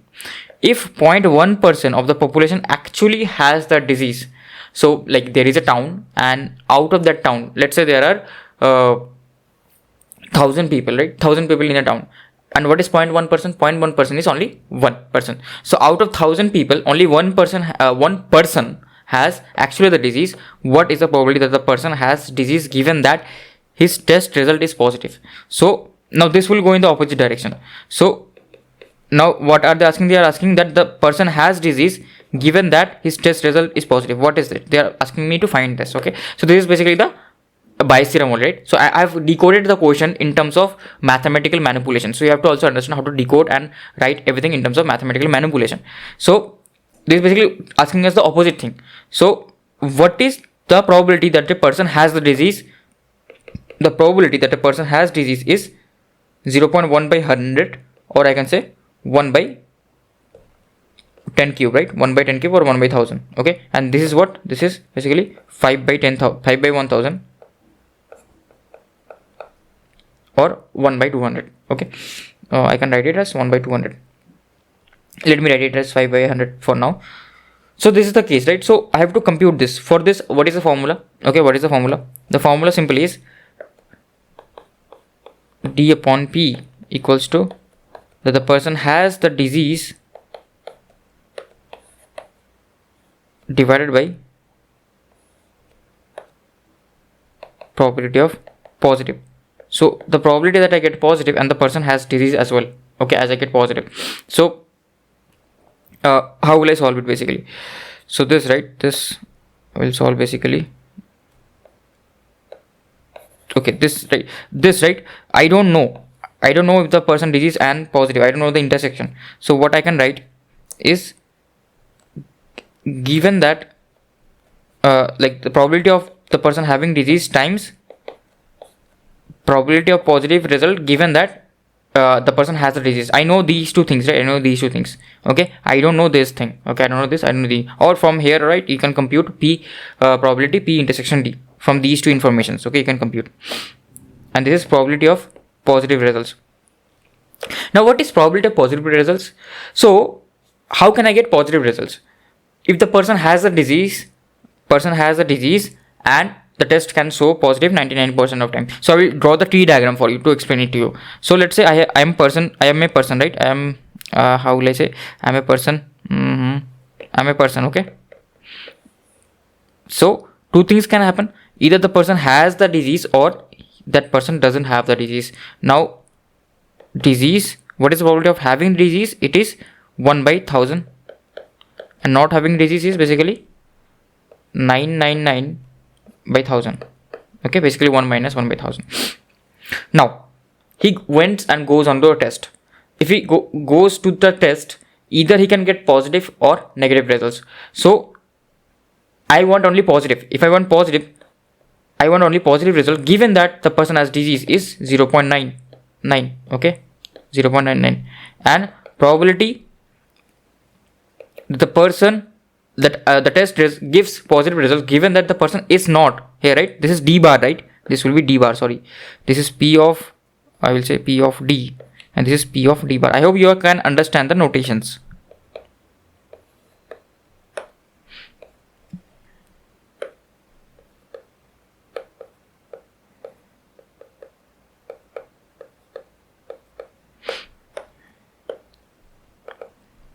This will be what? 0.05, or I can say 5 by 1000. 5 by 1000 is 1 by 200. 1 by 200, right? So now all these things I know. So simply what will happen? What is the P of P? What is the probability that I get a positive result? Either I can go through this diagram, either I can go through this path or this path. So probability of happening this and this, probability of happening this and this. So what I can say, it is like I'm explaining, that's why it is taking me so much time, but for you it shouldn't take that much time, right? You should do everything fast. So probability of P will be simply probability of D, probability of P given that D plus probability of D bar, probability of P given that D bar. Okay, so this will be simply probability of D is 1 by 1000 times probability of P given D, so which is 0.99, so this is 0.99, or I can say 99 by 100, plus probability of D bar, which is 999 by 1000 times 1 by 200. Okay, so this is probability of P, and like what is this? This is the first part only, right? This is the first part only. Basically, what does the question ask us? What is the probability that person has the disease? We know it is given that the person has the disease and that his test result is also positive. Given that the person has the disease, that his test result is also positive. Given that the person has disease, his test result is also positive. So the first case, the top one. So this case, right? This case. So this okay, this may look like, okay, this may look like P, but this is, trust me, this is not P, this is D only. Sorry, have I made anything wrong here? Like sorry, I told the statement wrong. Given that the test result is positive, what is the probability that he has a disease? I told the statement wrong, sorry for that. So given that the test result is positive, okay, positive, the person has the disease. So this path will only be true, right? If the person has disease and test result also positive, this is the only true path. That's why. So simply 99 by 10 raised to power 5 divided by 99 by 10 raised to power 5 plus 999 2 into 10 raised to power 5. So this, if I multiply 2, this will be 198 divided by 198 plus 999. Okay, yeah, I was just searching for my calculator. It will be almost 0.1654, right? So my answer will be 0.1654. So what is the probability? So probability is this. If they would have asked in terms of percentage, I would have written in terms of percentage, which will be, I will just multiply 100 with it, and it will be 16.54%, because in the question also they have given in terms of percentage, they may ask in terms of percentage as well. So your answer would be 0.1654. okay, this will be your answer. Okay, so yeah, that is how you solve this question. So you have to write the terms whatever they are given along with the question, right? This was a good Bayes theorem question. Now this is the next question. So next question is this: you are given 3 coins, one has heads on both faces. Okay, so I have 3 coins, one has heads on both faces. Fine, I will write the information, and the second, this will be second, just hold on. Second has tails on both faces, and the third has a head on one face. So second has tails on both faces, okay, and the third has head and tail on one face, right? Head, tail. Okay, so it's a fair. The third one is a fair coin. Others are the basically biased coins. Now you choose a coin at random and toss it, and it comes up head. Okay, I choose a coin at random and I toss it. Okay, and it comes up head. So I know it comes up head. I know it comes up head. Given it comes up head, the probability that the other face is tail. So I will write OT, right? It means other face is tail. Probability that the other face is tail, given that the toss right is heads. So obviously this is again somewhat like Bayes theorem, because this is whenever there is conditional probability, right? Whenever there is conditional probability, it is more or less like Bayes theorem only. So I forgot to write this thing during explanation there, that whenever there is conditional probability, right? Conditional probability, it is mostly about Bayes theorem, but don't need to remember the theorem names, right? You just remember the process, how you solve. Okay, but still, just few students get mad like, why didn't you say this? Why didn't you say the theorem name and all those things? That's why. conditional probability.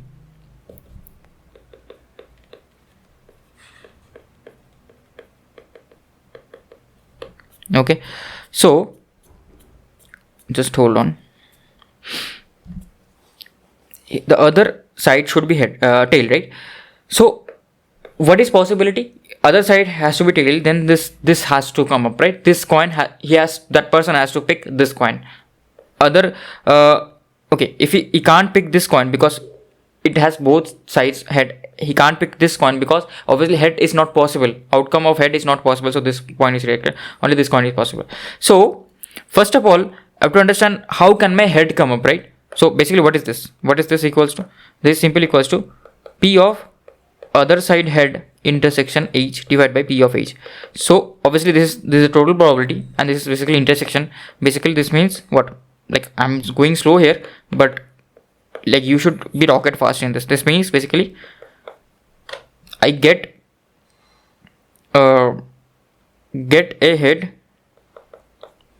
and my other side, okay, sorry, I wrote this wrong, sorry, this should be the other side is tail. I get a head given that the other side is tail. Okay, so this basically says I chose this coin, right? I chose this coin. Okay, that is what this statement says. So I will do that. Okay, I will not write it here. So what is P of H? How many ways I can get H? P of H can be how? So I will not draw the tree diagram this time. So there is 1/3 chance of choosing any of this, right? So if I choose the first coin 1/3, okay, then I can say the probability of getting a head is 1 because only head can come up, right? There is no other option. So probability of getting head is 1. If I choose the other coin, that is the coin with 2 tails, so the probability of getting a head is what? Probability of getting a head is 0 because this has 2 tails, right? This has 2 tails. Probability of getting head is 0. Now if I am on the third coin, right? So what is the probability of getting head over here? It is half. The probability of getting a head over here is half simply. So this is the total probability of getting head. Now what is the probability of intersection H? Okay, like I picked the third coin and intersection H. This is only this one, right? So I have to pick the third coin. So probability for picking the third coin is 1/3 and I also get a head on the toss is 1/2. So simply I will divide these two. So this will be 1/6 divided by 1/3 plus 1/6. So this will be 1 divided by 2 plus 1, which is 1/3. Okay, and 1/3 is in the options, which is this, right? So this is how you solve. You can solve it very quickly. I'm just solving slowly and all those things. You can solve it very quickly, right? So that is a solution. You can use combinations method as well, right? Permutation combinations. Choose any of them. That also works. Okay. So next question. In a town there are equal number of men and women. Okay, this doesn't happen, but there are equal number of men and women. So probability of choosing a man is what? 1/2 if they are equal. So obviously it will be half and half, right? Probability of choosing a man and probability of choosing a woman will be 1/2. There isn't any other gender. Okay, only men and women. In which 60% of men and 25% of women are employed. So women are less employed. So what are you doing, women? You also come to the job sector and boost our economy. So yeah, I was just joking. You guys are coming. So there are more initiatives for you guys. So 60% of men are employed, right? So probability of employed. Okay, so 60% of male are employed. So he is employed as well as he is man is 60%. That is 60 by 100. Okay, I will write this as 0.6, or you can write this anything, right? I will write 0.6, and probability that he is that person is employed and it's an woman is 0.25%. Okay, then find the probability that the person is an unemployed person if person is selected randomly. Unemployed. Okay, I want unemployed person. So what is the probability that the person is unemployed if a person is selected randomly? So I want E bar, right? I want unemployed. So from here, what can I understand?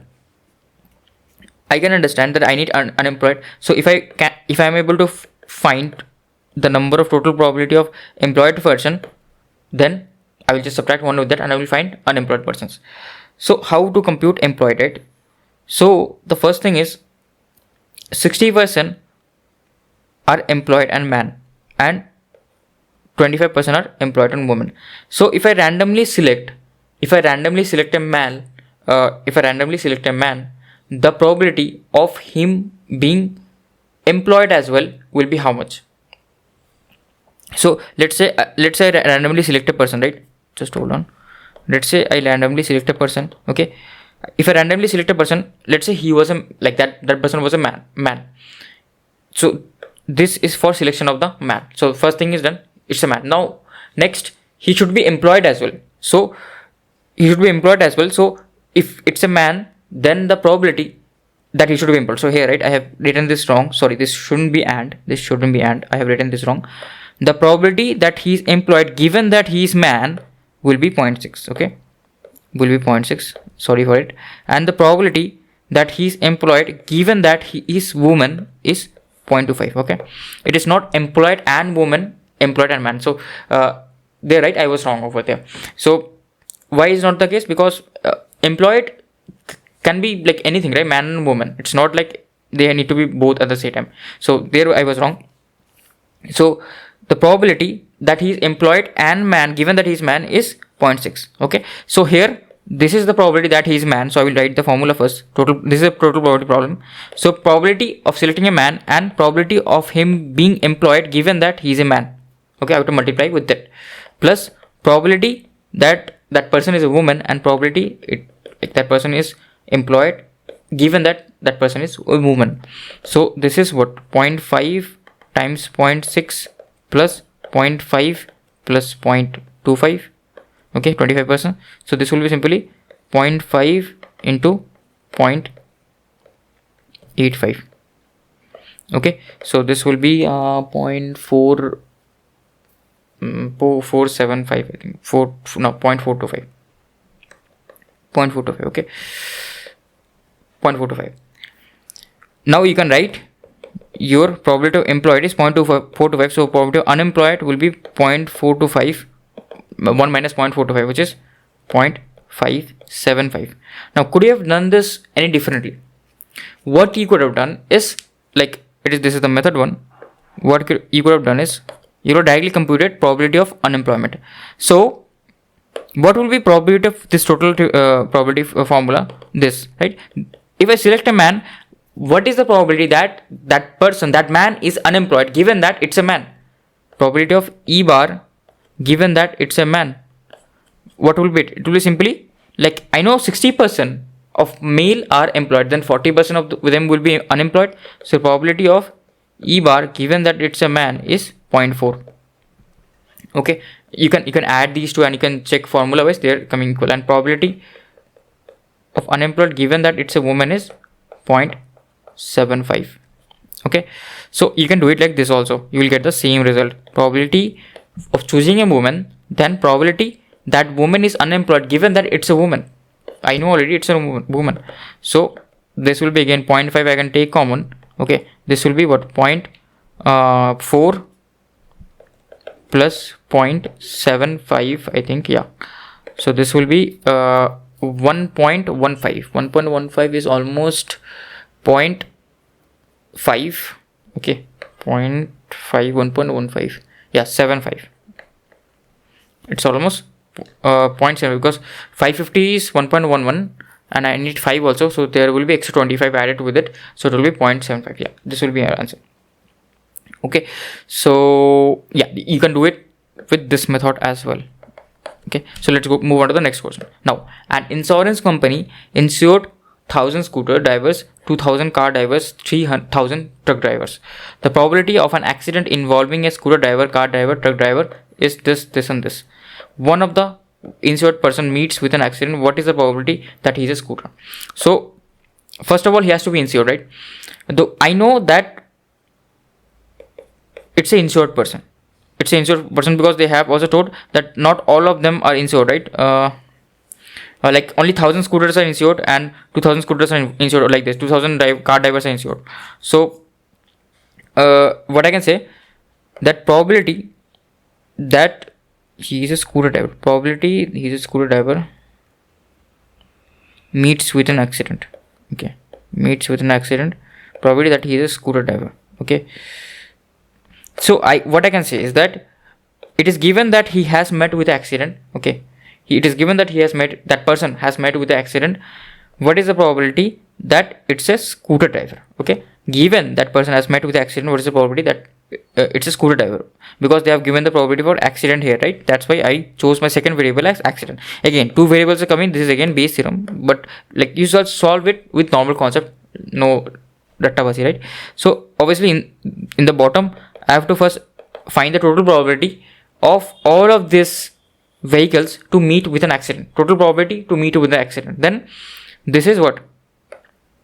This is simply probability that it's a scooter driver, insert scooter driver, given that he has met with accident.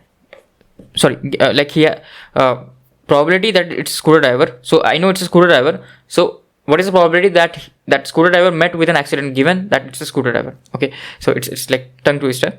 So I hope you understood this formula, right? So basically what is happening here, this means it's a scooter driver, right? Given that a insured vehicle has met with an accident, so and I have to understand that whether it is scooter driver or not.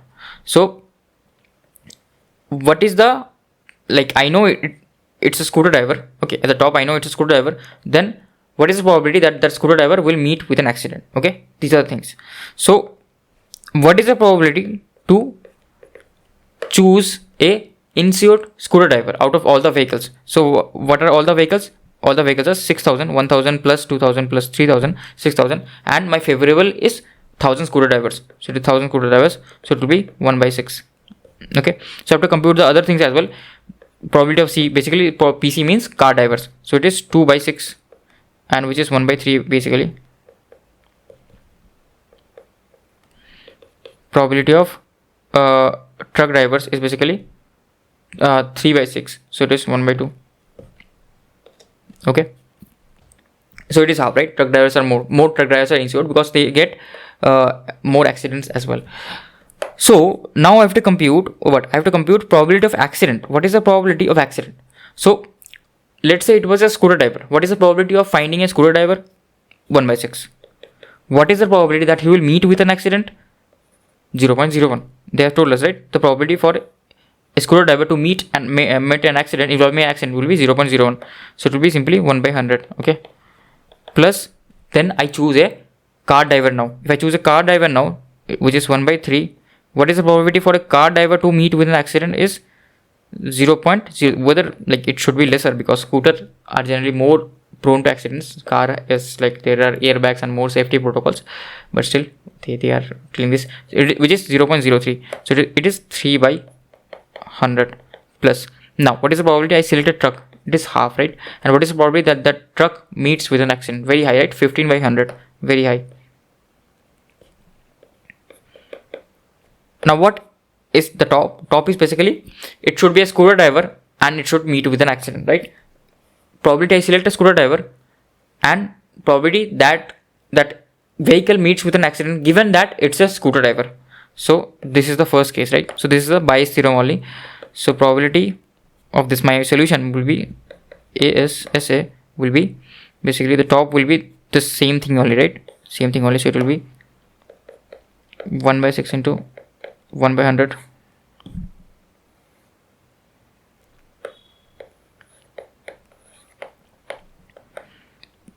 It will be 1 by 6 into 1 by 100 plus 1 by 100. I have cancelled the 3 plus this. Can I cancel anything? No, right? I cannot cancel anything.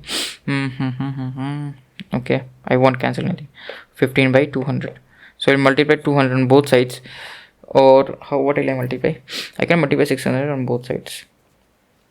Yeah, that's a good thing. I can multiply 600 on both numerator and denominator. This will be 1. This will be 1 plus. If I multiply 600, this will be simply 45. Okay. Am I missing something here?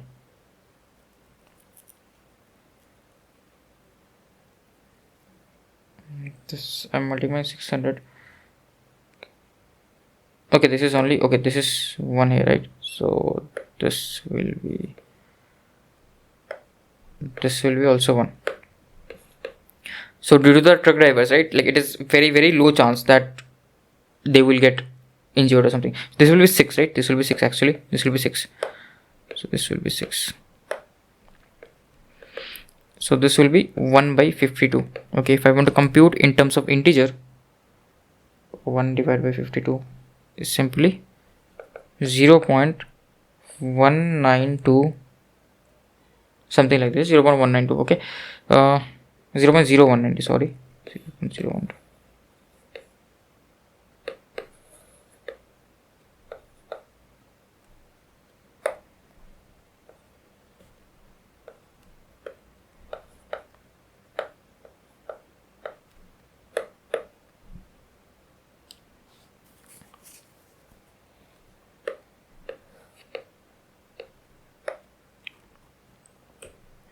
Okay, so this will be the solution basically. So let's move to the next question. So next question is, there are 2 bags. The first bag contains 5 white and 3 black balls. So again I have to draw the bags. First bag contains 5 white and 3 black balls. 5 white and 3 black balls. Second bag contains 3 white and 5 black balls. 3 white, 5 black balls. Second bag. 2 balls are drawn at random from the first bag and put into the second bag. Okay. Then the 2 balls are drawn from the second bag. Find the probability that the balls are white and black. Okay, so there can be a lot of cases here. So first thing is, this is my bag 1 and I'm putting few things on my bag, right? Bag 2. So what is happening, I will place this here for now, okay, for reference, and I'm taking out 2 balls. Okay, 2 balls. So what can happen if I take out 2 balls? What can actually happen? So either I take out 2 white or 2 blacks, or a white and a black ball, right? White and a black ball. So there can be 3 cases here. 3 cases here. Okay, so I will not draw it. I will not draw the tree diagram. You can draw the tree diagram. Okay, I will just draw for the sake of it. So just 1, 2 and 3. First case is where I draw 2 whites. Second case is also simpler, 2 blacks. Third case is bit clumsy, right? White and black. Why is this clumsy? I will explain. So here the first case, I pick up 2 whites. So if I am picking up 2 whites, that means what? That means, what is the probability to pick up 2 whites? It is simply, first I pick up, what is the probability to get a 1 white is 5 by 8. Then again get another white is simply 4. 1 white has gone off and 1 ball also has gone off, right? 1 ball has also gone off, so it will be 4 by 7. Total upon favorable. Okay, I hope you got the point.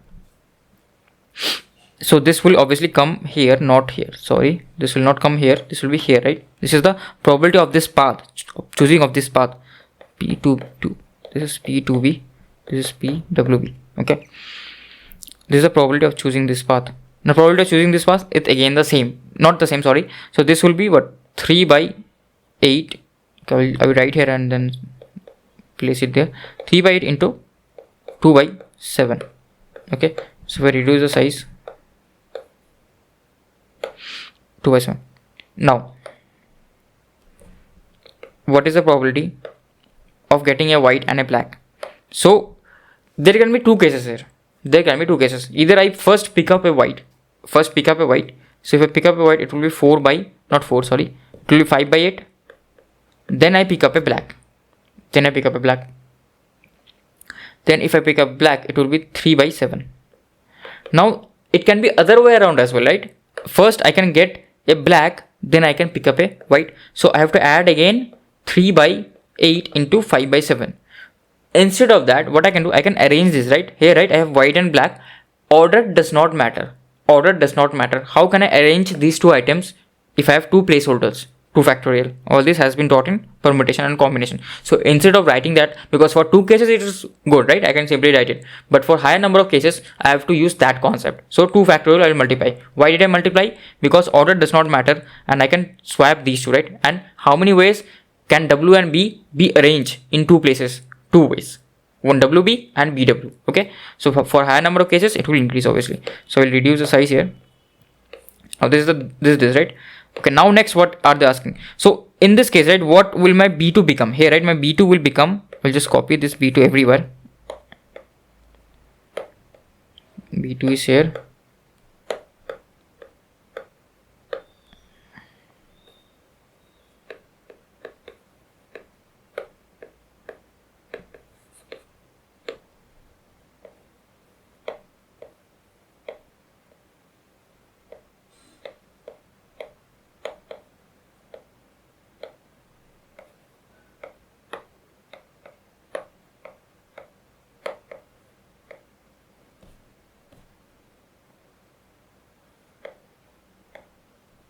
So sorry for being silent. So if I just make this size bigger, third case, and this is the fourth case, right? So in this case, right, I got two white balls inside my B2. So obviously this will get increased to 5. Okay, this will get increased to 5. In this case I got two black balls, so this 5 will be increased to 7. Okay, and in this case I got a white and a black ball, so obviously both of them will increase 1 and 1. This will be 4 and this will be 6. Okay, now what are they asking is that after this, right, again I draw two balls from the B2 this time, back to find the probability that balls are white and black. So this is a very big question actually. So balls are white and black, so what is the probability of getting a single white and a single black? So what is the probability from here getting a single? So this, right, this I can write, I have to do one thing, this, right, this I can write here B1, like to make it understand that we are talking about back B1 here, B1, and this is also B1, right, B1. So just to put the nomenclature in perspective. So now I want a black and a white from B2. How do I do that?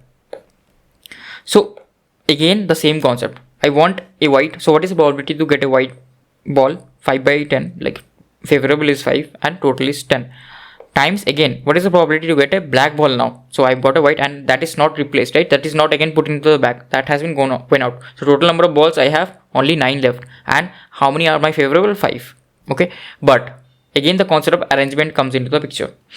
I can arrange this, right, in 2 factorial fashion. I can arrange this in 2 factorial fashion, because if I either get a white first and black second, or I get a black first and white second, it doesn't matter. They are just talking that find the probability that balls are white and black.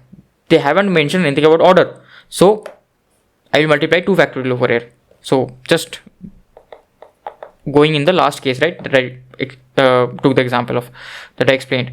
So this is again, what is the probability of getting P black and B2 given, like I'm not writing the given now, so it is given, I will just write given x1. Okay, given this event, right? Given this event has been occurred. So okay, let me write everything itself. Given I have got what? I have got 2 white from back B1. Okay, and given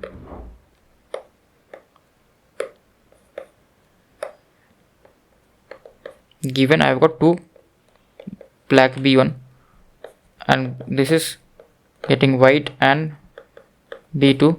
Given I have got 2 black, not 2, sorry, this I can write it like this, white and B1. Okay, so then 2 balls are drawn from the second back.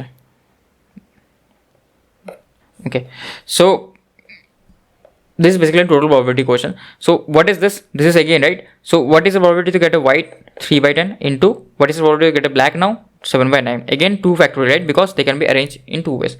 Again this is what, this is again 4 by 10 into 6 by 9 into 2 factorial,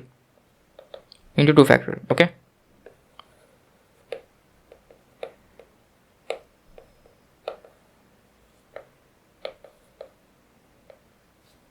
Into 2 factorial. So what is basically the probability to get white and black. So these are the only 3 cases where I can get white and a black in the second box, right? So I have to add all this. So if I add all this, what will I get? So I will get basically, so okay, this will be a task. So obviously I have to multiply, right? I have to go through this path as well. So I have to do this, then I have to do this, right? So I have to multiply as well. Because what do I want? So I will just write for once. Okay, I don't want to write. Okay, so I have got the point, right? Because first I have to obtain 2 white balls from the back B1, then I put it here, then again, then only the probability of getting a white and black is this, because the balls are interchanged and the probabilities are according to this. So I hope you understand why I am multiplying. This is just simply the total probability problem, right? I hope you got it. So if I write, it will be very lengthy. Okay, so probability to get white and black from P2. So summation of everything, right? Summation of everything. So in the bottom, I will multiply all this 4 terms, right? 4 and 5 terms. So this will be 5 times 5 by 8 times 5 by, so not 5, sorry, 4 by 7 times 5 by 10 times 5 by 9 times 2 factorial, 3 by no, not this, this is 3 by 8, I'm talking about the second case now, times 2 by 7 times 3 by 7 times 2 by, so not 3 by 7, 3 by 10 times 2 by 9 into 2 factorial obviously, plus the last one, which is 5 by 8 times 3 by 7, and I have 2 factorial here, times 4 by 10 times 6 by 9 times 2 factorial. Okay, so in the bottom I will always have 8 times 7 and 10 times 9, so 10 times 9 times 8 times 7,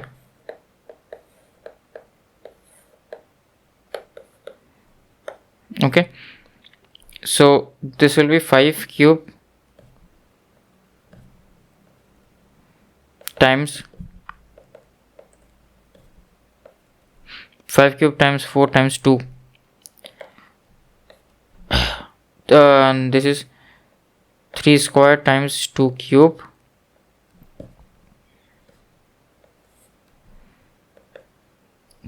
plus 5 times 3 times 2, and this is also okay. There are so many terms over here, so this will be there are so many terms, 6 times 5 times 3 times, okay, there is 4 also, right? Missing something. This is actually lengthy one, right? 4 times 2 is twice, 2 factorial is twice, so this is twice. Now if you solve this, right, if you solve all this, okay, you will get the answer. I've already written it over here, so you will get the answer as 673 upon what, 1260. Okay, 673 upon 1260 if we solve all this. Okay, so I'll check if I have any errors, and if there aren't, so this is the answer. So you can take the comments on this, right? So you have to have your calculation power very strong. Okay, calculation power very strong. So yeah, that's basically it. Now we can use a other method as well. How? So what is the method 2? Method 2, I will just give you a brief, right? So what do I have? These are my references, right? So I can use the concept of combination. So case 1, I will go fast. Case 1, I can get a white and a black ball, okay, but order does not matter. I can get white first, black second, I can get black second, white first. Order does not matter. So what I can do is, this for the B1, right? This for the back one. I'm talking about back one. So I can choose one from here, one from here. So it is 5C1 and 5C0. sorry, not 5C, 3C1. Okay, 3C1. I can choose one from here, one from here, and then what is the total sample space? So I want a white and a black. I want a white and a black ball. Okay, I want a white and black ball. So my favorite outcomes, the way I can choose them is this, right? But what is the total number of ways? Here I can choose 2 balls from total 8 balls, 8C2. Okay, so as order does not matter, that's why it is 8C2. I hope you got the point. Next, this is only the first stage. This is the first stage. That back B1, I have got white and a black ball. Okay, the probability of getting white and a black ball. Then I'm going to the second stage. The probability to get a white and a black ball in the second stage. So if I get a white and a black, then in the second stage my B2 will have 4 white and 6 black. So in the second stage, again, right, I need 1 white and 1 black. So I will choose 1 white and 1 black. C1, and total number of ways to choose any 2 balls out of 10 balls, 10C2. So this is probability of stage 1, and this is probability of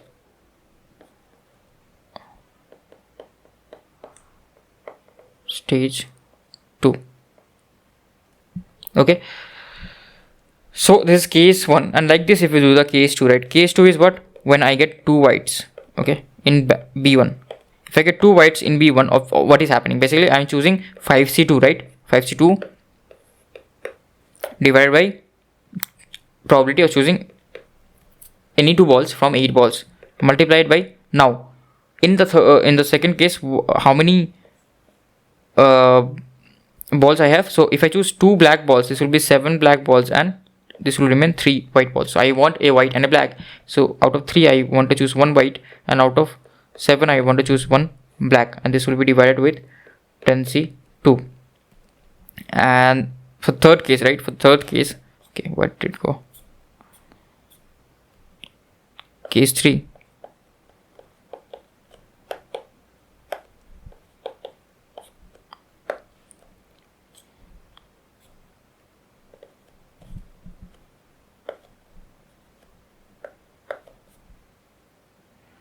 It is 2 blacks. Okay, 2 blacks.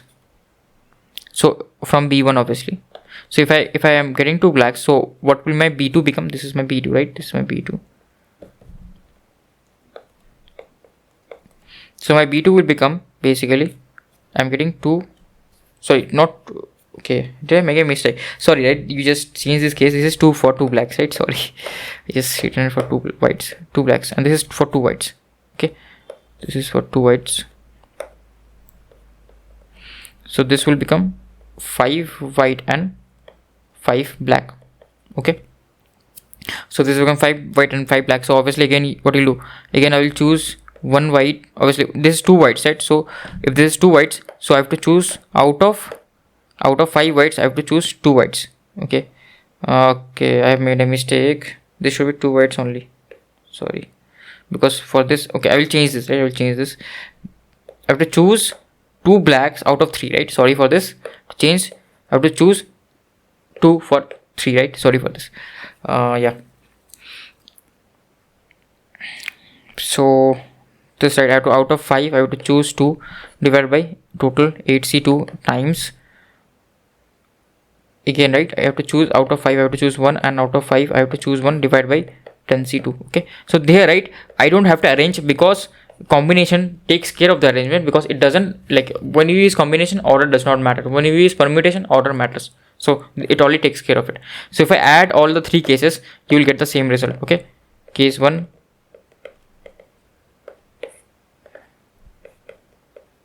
case 1 plus case 2 plus case 3, you will see you are getting the same result. Okay, try to do it. So that was basically it for the previous question. So now we'll start with questions from basics of probability. So this is the first question. So what I'll do, I will give this question as homework because I think either you have solved it previously, or if you haven't, there is a very good concept. So you try to solve this question, right? And calculation wise also this is very lengthy. So I will give you this as homework, and in the next lecture I will tell you how to solve it basically. So yeah, let's now move to a few questions based on coins. So this is the first question. So 4 fair coins are tossed simultaneously. 4 of them are tossed simultaneously. The probability that at least one head and at least one tail turns up. Okay, at least one head and at least one tail should turn up. What is the probability? Now here, right, if I think about if I think that at least one head or at least one tail, there can be many ways, right? There can be many ways like this: H, triple T, then triple H, T, then double H, double T, and they can come last and first, right? So like this they can come. So there can be many ways. So what I will try to think here, neither tail and or head comes up once, right? Neither tail or head comes up once. How many cases are there? So if at least one's head and tail comes up, okay, what will be the complement of that? The complement, if E is the event where at least one head and one tail comes up, what will be E bar? Basically the complement will be neither head or tail comes once. So either head will not come once or tail will not come once. Okay, how many cases are there? So at least one head or tail will come always. Only twice things will occur when one tail will not come also, one head will also not come, right? What are those cases? Those cases are these two cases, right? These two cases. So except I will write the cases when I have got 4 heads and when I have got 4 tails, then this condition is not satisfied. Except this condition, all other conditions are satisfied. So these are the only 2 conditions. So I will, what is my probability of event? Probability of event will be 1 minus probability of event bar, which is equals to 1 minus, here 2 are my favorable outcomes, and out of how many? I have total what? 4 coins. So 2 raised to power 4. Okay, 2 raised to power 4, because it will be what? Total possible outcomes would be how many? 2 times 2 times 2, right? Each place. So if I have 4 of these places, right? So 4 of these places, how many options do I have? Head or tail, right? So here I have 2 options, here I have 2 options, here I have 2 options, here I have 2 options. So 2 times 2 times 2 times 2. So total number of ways in which these can be arranged is 2 raised to power 4. Okay, this is taught in permutation and combination, so I am not going much deeper into this. So this will be 1 by 1 minus 1 by 8. So this will be 7 by 8. Okay, so this will be the answer. Now let's go to the next question. A two-faced, so this question seems big, so it may frighten you, or try to frighten you by writing big paragraph of question. Sometimes these questions are very simple. Okay, let's see this question. A two-faced fair coin has its face designated as head and tail. Okay, this we already know. This coin is tossed 3 times in succession to record the following outcomes. So we recorded the following outcomes, that when I toss the coin thrice, I record head, head and head. Thrice I got head. If the coin is tossed one more time, the probability up to 1 decimal place of obtaining head again, given the previous realization of triple H. So given that I have got 3 heads, what is the probability that the next toss will also I will be getting head? So is there any dependency between the previous outcome, previous result and the current event that we want to get to? There isn't, right? Every time I toss a coin, there is only one possibility, like there are only 2 possibilities, head or tail. But it does not depend whether previously I got head or tail. Does it actually depend? Every time I toss the coin, does it depend on what did I previously got? We simply I simply multiply half, right? So the probability to get head in the 4th toss will be simply half. So answer will be 0.5.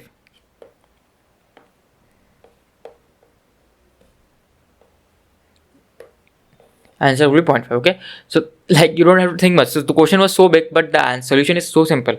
Probability to get ahead is half, and it will not change regardless of what I got previously. Okay, this concept we have already done previous questions also, I hope.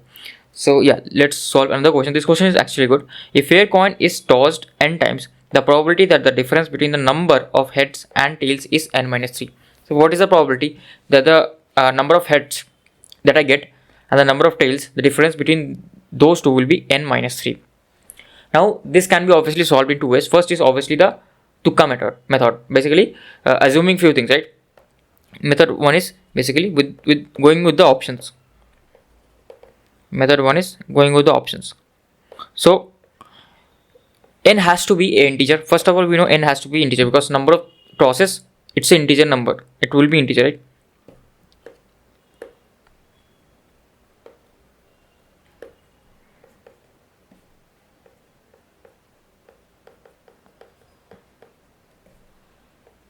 Integer. So n has to be integer.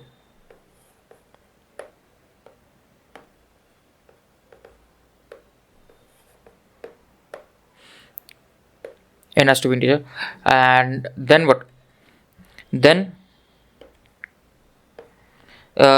basically now choose n, right? Choose n anything. Let's choose n as 4. If I choose n4, that means my number of heads has to be like heads minus tail has to be n minus 3, which is 1.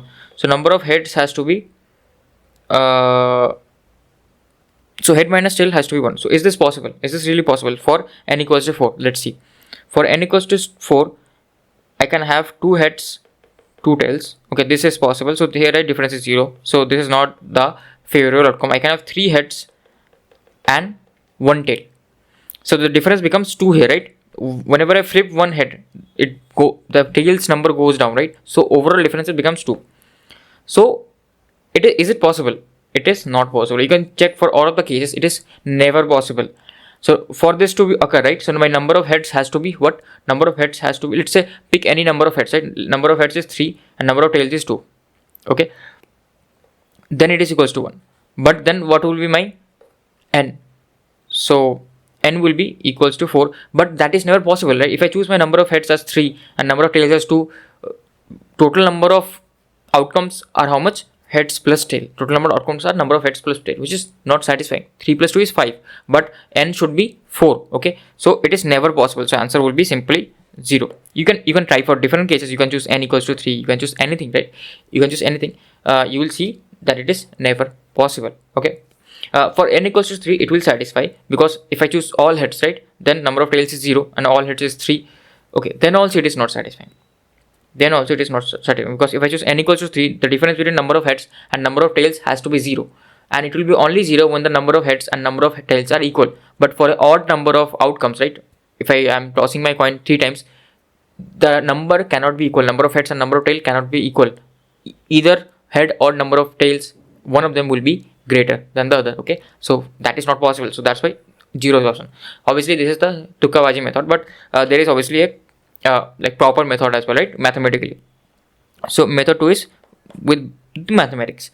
So I know that I have tossed my coin n times. So if I have tossed my coin n times, obviously number of heads I will name this as nh as number of heads, number of tails is as nt, and total number of tosses are as n. All of this should belong to integer, right?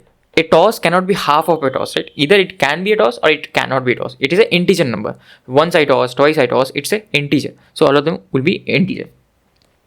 Now, the first thing is the total number of tosses will be equal to number of heads plus number of tails. Obviously, right? How many number of heads we got in that particular event and how many number of tails we got in that particular event, the summation of both of this will be basically the total number of tosses that I gave, right? Like it cannot happen that in one of the tosses I didn't get anything, right? I will get always either head or tail. Okay, so this will be equals to n.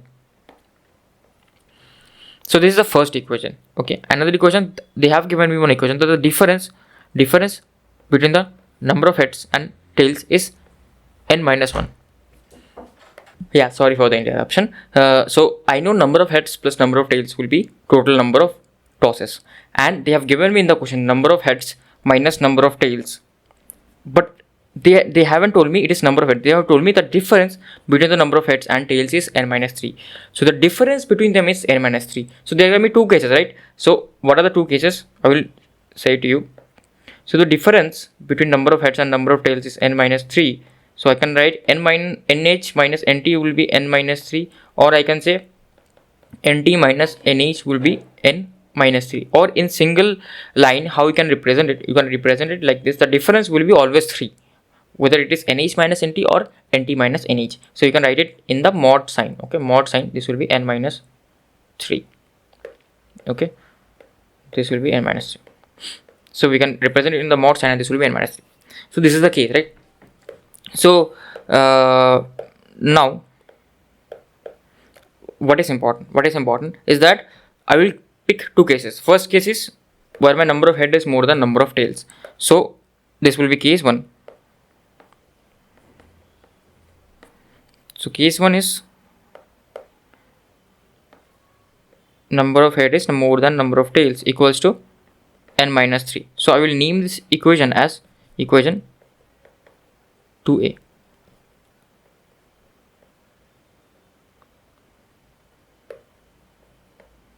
Okay, so these are two simultaneous equations. These are my unknowns. I want to represent it in terms of n. So if I want to represent it in terms of n, how can I write it? So what I can do, I can subtract these two, right? So 2nt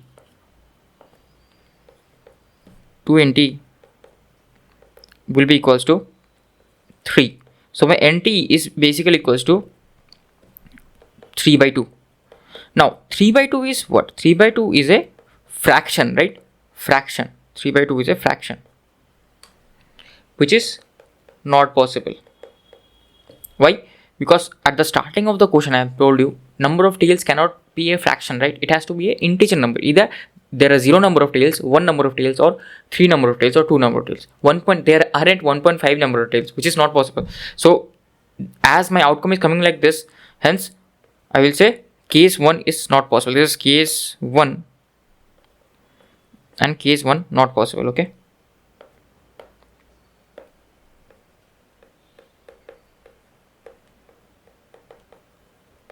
case 1 not possible. Let's choose case 2 now. Let's choose case 2. Case 2 is what? Case 2 is basically this, right? Case 2 is this: nh plus nt equals to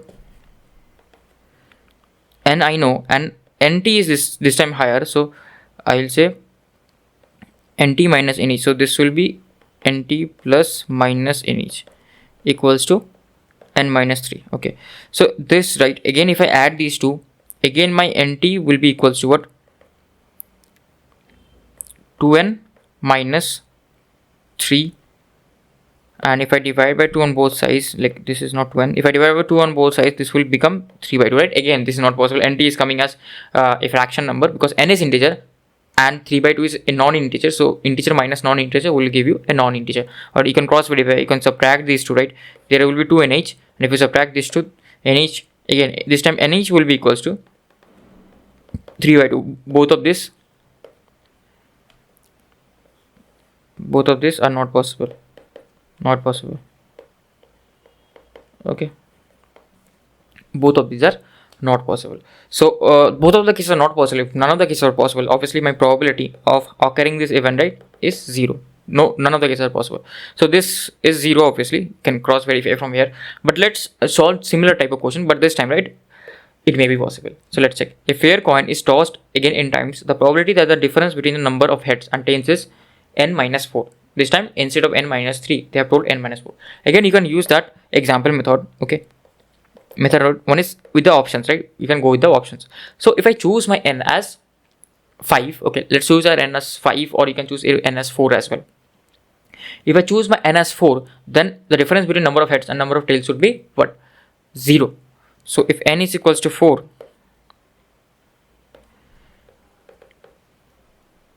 number of heads minus number of tails will be 0, right? nh minus nt mod, difference between them mod, okay, nt can be greater as well, will be 0. So basically both of them will be equal in number. both of them will be equal in number. So then only difference can be 0, right, if both of them are equal in number, and which is possible. This time I have 4 cases, for like 4 placeholders for head and tail. Okay, so what can happen? What can be my sample size? 2 heads and 2 tails, right? I can get 2 heads and 2 tails, and that will satisfy everything. Total number of events is 4, number of heads minus number of tails is 0 this time. Okay, everything is satisfying. So how many cases can there be? Okay, how many cases? This like you can like this will study in binomial distribution as well. Okay, just in the next lecture. But you can understand, I have 2 heads and 2 tails, right? How many ways can I arrange them? How many ways can I arrange them? How many ways can I arrange them? I can simply arrange them like this.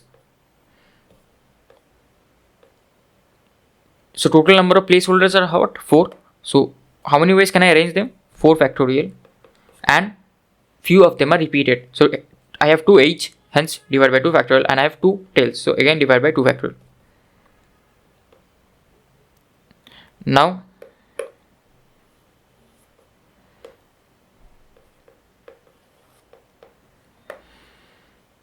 now this is the total number of favorable ways, which number of heads will be equal to number of tails. Only there is these cases, right? Only when I have 2 heads and 2 tails, then only it is possible. Else, is number of heads increases, number of tails will reduce. Again, everything will go down the drain. So how many total number of ways are there? Total number of ways again, right? Of placing 4 stuff here, I have 2 choices: 2c1 times 2c1 times 2c1 times 2c1. Again 2 raised to power 4. Okay, so at the denominator, I have 2 raised to power 4.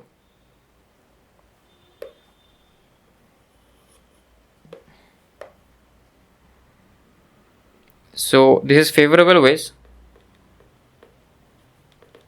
and total number of ways in which 4 tosses can occur is 2 raised to power 4. So my probability of event will be what?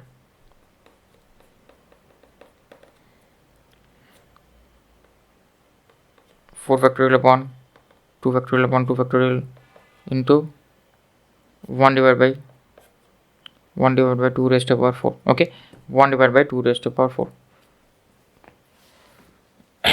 So like now we have to match, right? We have to match this with the formula. So if I put n equals to 4, this is obviously not satisfying, because here, right, I have few terms here as well. Only n equals to 4 won't satisfy this. Again, it is not equals to 0, it is non-zero. So this is gone, this is gone, this is again gone, right? Because if I put n equals to 4, this is simply equals to 1. This is also gone. So only this is satisfying. So obviously this will be my answer. Okay, but if you want to check, right, you can check what is n. Like if I put n equals to 4, this will be n c2 4c2. 4c2 is what? 4 factorial upon 2 factorial by 2 factorial. That is a 4c2 formula, right? And this is simply 2 raised to power, okay, minus n plus 1, 2 raised to power minus 3. Something is going wrong over here. Yeah, sorry, actually I had a mistake, because I was thinking for n equals to odd. So for n equals to odd and n equals to even, the formulas will be different. Okay, the solutions will be different. So for n equals to even, we will get our answer like this. Okay, this is simple equals to 4c2 into 2 raised to power minus 4. So here this option is satisfying. Okay, but for n equals to odd, we will get that answer that was written previously. So try to understand why we'll get that answer. Okay, you try to do it in the sample space, and you try to solve it using this, right? Using this, then you will see that we are getting that answer. Okay, why? That is homework for you. Okay, so let's go to the next question. So next question is, consider the following experiments. Just hold on a second, let me just check a few things. Yeah, consider the following experiment. Flip a fair coin twice. So we are flipping a fair coin twice. Then if outcomes are tails, head, the output is y. So if I get tails and head, so they have arranged the outcomes as well, tails and head, then I will go to y.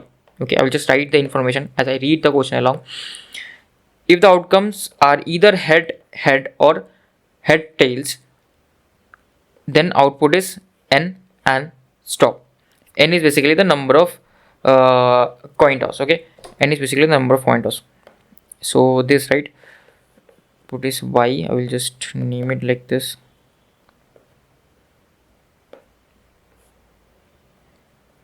Okay, the outcomes are head and tail, output is y, and we stop. If the outcomes are either head or tail, or head tails, then output is n and we stop. So okay, I will just, okay, here, right, I'm throwing the dice here, so I am not dice, sorry, I'm throwing the coins here. Okay, so it all depends what outcome I get.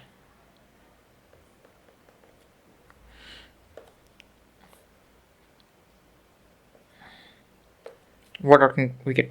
So if the outcomes are either head, okay, this should not be heads.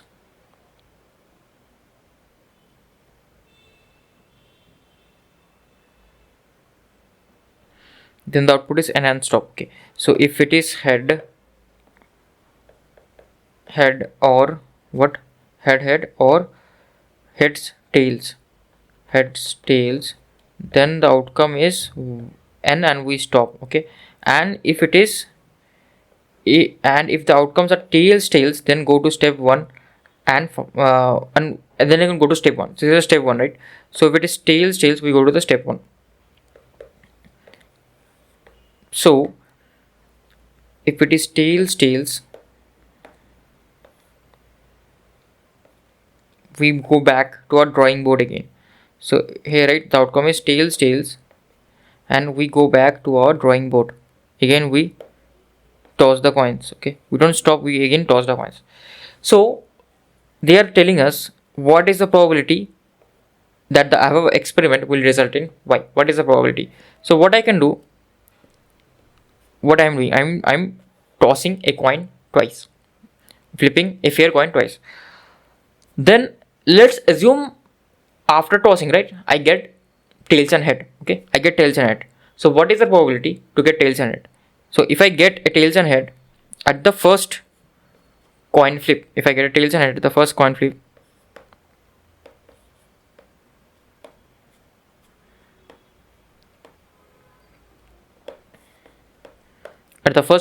then what will I get? So this will be,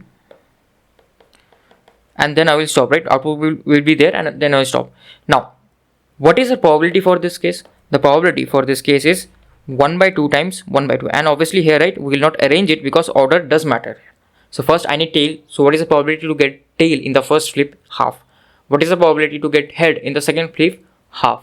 So, and right, there is occurring, like there is sequential events. So first I need tail, then I need head. So they are ANDing with each other, and tail and head. That's why I'm multiplying. So this is why multiplication is happening. Now let's say I don't get this. So this happens, or what happens? I may get what? 2 tails. I may get 2 tails. Now you might say, sir, we may get head and tail also, right? Head and tail, tail and head. But if I get head and tail, what will happen? I will stop at here, right? I will stop at n. If I stop at n, then my outcome won't be y, right? And I want my outcome to be 1. So either I get tail and head and I stop there, okay, or I get tail and tail, then again come back here. Okay, this outcome is not favorable to us. If I have 2 heads or head and a tail, then my output will be y, and which we don't want. Okay, we want our favorable outcome. Okay, so obviously we want tail and tail. Okay, we don't want head and tail or 2 heads. We don't want that. So if you want tail and tail, so basically what is the probability to get tail and tail? So either I get this or I get 2 tails. Okay, so or is there, that's why I'm adding it. So what is the probability to get tail in the first flip? Half. What is the probability to get tails in the second flip? Half. Okay, half into half plus half into half. Okay, then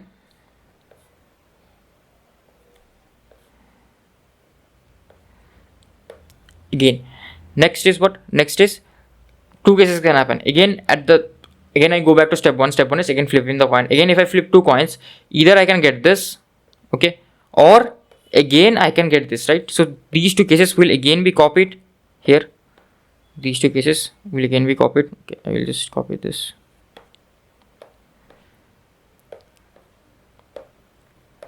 So basically I am getting 2 tails, and after getting 2 tails, I have to get event y, right? What is the chance that I get event y? I come back to step 1 and I flip the coin, I get tail, and then I get head. So obviously I will stop there because I have got my output as y. Okay, so I flip the coin and I get tail and head. So what is the probability to get tail first? Half. To get head first, head second, half. So half times half is 1 by 4. So obviously this, right? This is basically 1 by 2 raised to power 4.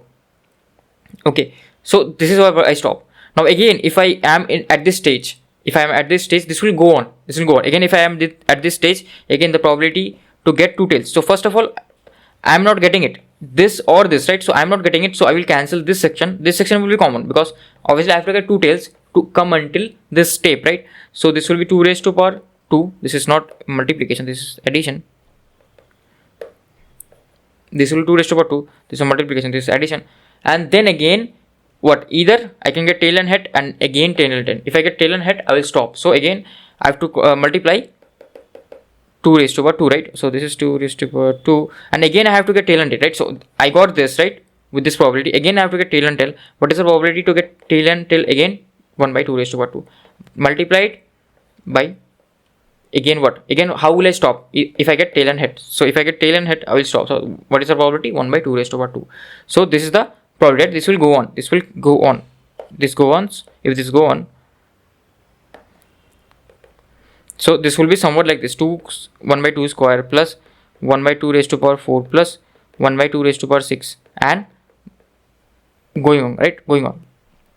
So here, what do you see? This is a GP, right? This is GP, and what is the common ratio? Common ratio is 1 by 2 square, and we know this common ratio is less than 1. So this is sum of infinite GP. So sum of infinite GP will be A by 1 minus R. 1 minus R is 2 square. So this will be 1 by 3. Okay, this will be 1 by 3.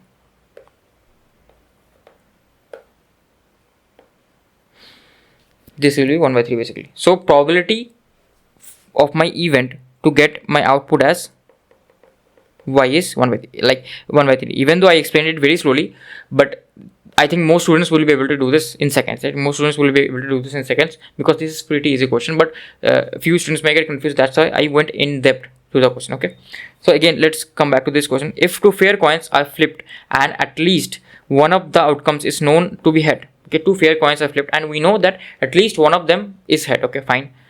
What is the probability that both outcomes are head? Now, if I know one of the outcomes is head, does this do something to me for the other outcome? Both tosses are independent of each other. They are not dependent. So if I am getting head in one of the tosses, is there any relation that I will get head in the other toss or I will get tail in the other toss? The probability remains same to get head or tail in any flip of coin. So again, right, what is the probability that both outcomes are head? Okay, one is head already. So we know one is head, right? So what is our sample space now? What is our sample space?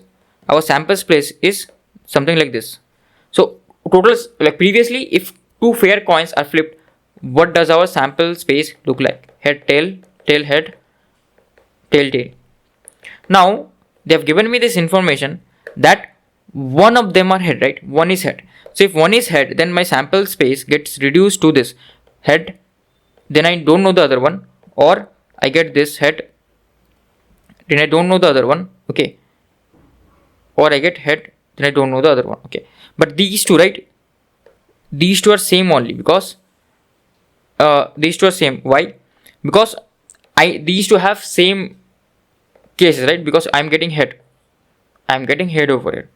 So if I'm getting head, like these are telling the same thing, that I have got one head, right? One head. So other one can be tail. The same thing as this. So this will be simply this. Now, what is the probability that both outcomes are head? What is the probability that both outcomes are head? If one of them, they have given me, if one of them is at least one of them is known to be head. Right? At least if one of them is known to be head, I know one of them is known to be head, right? The other can be tail as well, or can be head as well. So like if other one is tail, right? So here, as order does not matter, these two are the same thing. Okay, these two are the same thing over here, as order does not matter. Okay, so these two are the same thing. So now total sample space I have 2 and this tail and head, right? So my favorable is 1. So my sample space got reduced to 2 because these two are saying the same thing. These two are saying the same thing. Okay, so here this will be 1 by 2. Why? Because favorable is 1 because I want both of them as head, and total sample space is 2 because head tail is also a possibility, right? Head, these two are same thing, telling the same thing, right? Either I get head or tail. These two are telling the same thing. That's why I have only written it here. Or regardless, if you want to understand, I've got head in the first, okay, or I've got head in one of the outcome. What is the probability to get head in the another is simply half, right? This is the method 1, okay, and method 2 is what? It does not depend on the previous outcome, right? Whatever that other outcome is, I don't care, because if I want head, the probability to get head is always half. So you can write it like this: probability to get head is 1 by 2. Okay, is 1 by 2. So these were the few questions based on coins. Okay, now we'll do few questions on. So this is the first question. A box contains 10 screws, 3 of which are defective. So I have 10 screws and 3 are defective, right? 3 are defective. So probability of defective screws is what? 3 by 10, right? 3 by 10. Okay, because 3 are defective and 10 we have total 10. 2 screws are drawn at random with replacement. With replacement means what? I draw a screw and then again I keep it back. Then again I keep it back with replacement, right? The probability that none of the 2 screws will be defective. So probability to defective is this, then probability to not be defective is 7 by 10. Okay. Now, if I pick up a screw, it should not be defective, right? It should not be defective. Out of 10 screws, 7 are not defective. So my probability of even that no 2 of them are defective. So first I pick up a screw, it should not be defective. What is the probability? 7 by 10. 7 by 10. Okay. Then I keep it back. So I kept a non-defective screw back. So in total again I have 10 screws, and again what is the probability to pick up a non-defective screw from there? Again total non-defective screws are again 7, because once I picked up they became 6. Okay, they became 6. Then again I kept it back. Then again it became 7. So again the number of non-defective screws are 7. So again I first pick up a screw, then I kept it, and then again I picked up event. So as there is and, so I will again multiply, and 2 events are independent because I am keeping it back as it is. So it is basically as it was previously. So again the probability to get a non-defective pen is 7 by 10. So this will be 49 by 100, and sometimes they write probability in terms of percentage. So you will multiply this by 100, which will be simply 49%. So your answer will be C. Okay, 14%. So next question is, this is a very good question. 2 white and 2 yellow balls are here. Okay, are kept in 2 bins. There are 2 bins and 2 white and 2 yellow balls are kept as shown. Okay, are arranged in 4 ways. In each arrangement, a bin has to be chosen in random. Okay, a bin has to be chosen randomly. So first I will choose a bin. Okay, so what is the probability to choose a bin randomly? Half, right? If I choose B1, the probability to choose B1 will be half, because I want B1, which is 1 divided by total number of bins, which is 2. Okay, so it will be half. In each arrangement, a bin has to be chosen randomly, and only one ball needs to be picked randomly from the chosen bin. Only one ball needs to be picked. So if I choose this, I am allowed to only pick one of the balls, okay, randomly. Which of the following arrangement has the highest probability to get a white ball? Which of the arrangements has the highest probability to get a white ball? So these, right, you cannot like compute this, okay, just separately. You have to go with the options. So each options I will compute my probability to get a white ball, and whichever will have the highest probability to get a white ball, that will be my answer. So let's check for option A. I will go one by one. What is the probability to get a white ball in option A? So first I have to choose a bin, right? So either I can choose this or this. So first I will choose this, and then I will see, and then again I will choose this, right? Or is there, so I will add these two results. So what can happen basically here, right? If I choose B1, what is the probability to choose B1? 1 by 2. Then out of the 2, everything is a white. I want a white ball as my final ball, right? The ball which I pick, I want it as white. So here, if I choose B1, what is the probability that I will pick up a white ball? It is simply 1, right? Total sample space 2 and number of favorable are also 2 because I have 2 white balls. So whichever one I pick, it will always be white. It will always be white. Whichever one I pick, it will always be white. So it doesn't matter. It doesn't matter what I pick because it will be white. So probability to choose a white in B1 bin is 1.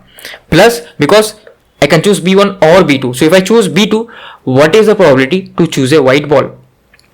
Sample space is 2 and number of white balls is 0. So there aren't any white balls. So whichever one I pick, it will always be yellow. So I will choose B2, and as I don't have any white ball, the probability to choose a white ball in B2 is 0. So simply the probability becomes half for this, for option A. So next ones, right, I will go fast. So again, what is the option B? So option B is, if I choose bin B1, what is the probability to get a white ball? Simply 1, right? Because there is only a one ball and that ball is white. So it will be again half into 1. Again, if I choose B2, okay, so there are 2 white and 2 yellow balls. So if I choose B2, there again is some probability to get a white ball. So number of white balls is 1, total number of balls is 3. So I will choose B2 and probability to get a white ball is 1 by 3. So this will become half plus 1 by 6. So this will be 3 plus 1 by 6. So 4 plus 1 by 6 or 2 by 3. Okay. Now let's go for the third option. If I go for the third option, so here again, if I choose B1, the probability to get a white ball is 0 because there aren't any white balls. So I will choose B1 and probability to get a white ball is 0. Again, I will choose B2. The probability to get a white ball is 2 by 3. Okay, so this will be 1 by 3.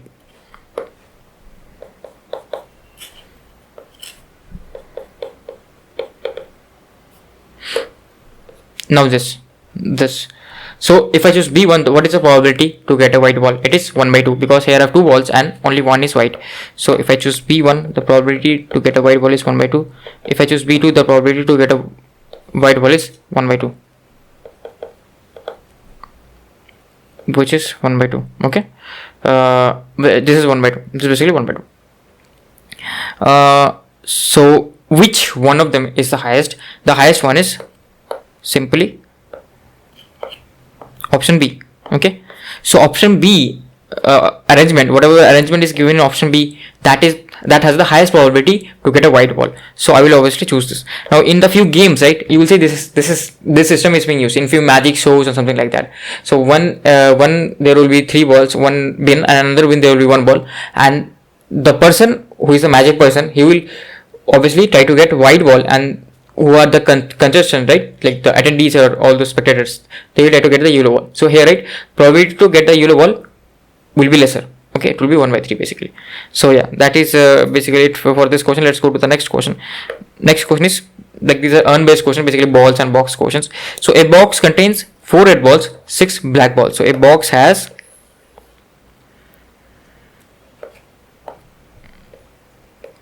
4 red balls and 6 black balls. 3 balls are selected randomly. 3 balls are selected randomly from the box, one after another without replacement. So 3 balls are selected randomly and they are selected without replacement. So the probability that the selected set contains 1 red ball and 2 black balls. Now there are 2 ways to solve this. So what are the 2 ways? First one is basically favorable upon total. So I want 2 red balls and I want 1 red ball and 2 black balls. So let me use the permutation and combination method. So I want 1 red ball. So out of the 4, I want 1 red ball. Okay, how many ways are there to get a red ball out of the 4? 4C1. Then also I want 2 black balls. So how many ways are there to get a black ball out of 6? How many ways are there to get 2 black balls out of 6? Right, 6C2. Okay. So now how many ways can I choose 3 balls? Okay, so basically I'm choosing 3 balls, right? I'm choosing 3 balls. This is without replacement. So I'm choosing 3 balls. How many ways are there to choose 3 balls out of total 10 balls? 10C 3. Okay, so if you compute, right, your answer will something be like this. So let me just go to the method 2. There we'll cross verify. So method 2 is what? Method 2 is, I want a red ball. What is the probability to get a red ball out of total 10 balls? I have 4 red balls, favorable upon total. Next, I want a black ball. I want 2 black balls, right? So first I get a black ball. So number of black balls is how many? Number of black balls is 6, but total number of balls has been reduced because I picked up a ball previously. So total number of balls has become 9 now. So it is 6 by 9 times again I am picking a ball and I want a black ball again. So it will be again 5 by 8. It will be 5 by 8. So this is the case. Now here, is this the only case? Like what I am doing, basically I am arranging this, right? Red, black, black. So I can get black first as well, red in the middle, then again at the black. So I am arranging these 3 variables in 3 placeholders. So again, this event can happen, but in how many ways? Multiplied by 3 factorial divided by 2 factorial, because 3 factorial means I'm arranging 3 placeholders, okay, RBB, and out of them 2 are repeated. So that's why I have to divide by 2 factorial. You can watch the permutation and combination video why I'm arranging. So this is basically the arrangement, right? So I'm arranging it.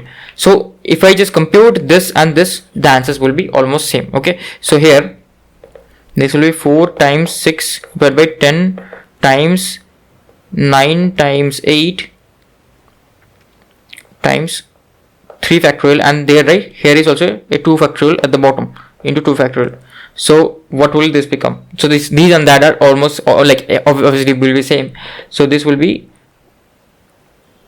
here this will be 2, this will be 3, 2, and this will get, this will be, 2 factorial will be cancelled, this will get totally cancelled. So what will I be left with? I'm just checking what will I be left with. This is somewhat like 10, right? And by 10 is not getting cancelled.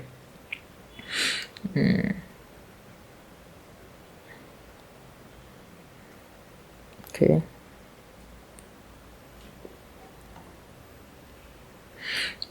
This will be 1 by 10. Let me just check once if I am doing this calculation correct or not, because in my answer I have read something differently. So this, okay, I have 5 by 8 also here, right? Okay, I forgot to write 5 here also. There is also a 5, right? That is what I think, because answer was half. I have already written it. I'm always making some sort of mistake, right? So this will be simply 1 by 2.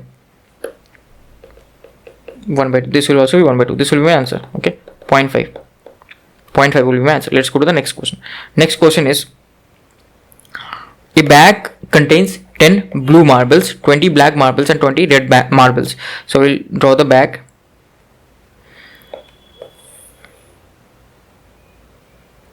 It contains 10 blue marbles, 20 black marbles, and 30 red marbles. Okay, a marble is drawn from the back. Its color recorded, and it is put back in the, its color is recorded. This will be is recorded. Okay, its color is recorded. Okay, just hold on. And it is put back in the bag. Its color is recorded and it is put back in the bag. Okay, this process is repeated thrice. So every time I pick up a marble and I see like its color, I write down its color and then again put it back in the box. Basically color recording with replacement. So this process is repeated thrice. The probability that no 2 of the marbles drawn have same color. Now this, right, I also when I first read this question, I got confused. This meant that no 2 of the balls which I pick up should have same color. So if I picked up blue in the first case, and then in the second case if I pick up again, that should not be blue. That can be blue, or that can be black or red. Okay, so if I get black in the second case, so the third pickup, right, when I'm picking up for the third time, it should not be black, it can be blue or red. But that's not the case. Actually, this sentence means what? No two of the marbles are together, are of same color. This basically means, this sentence means none of the marbles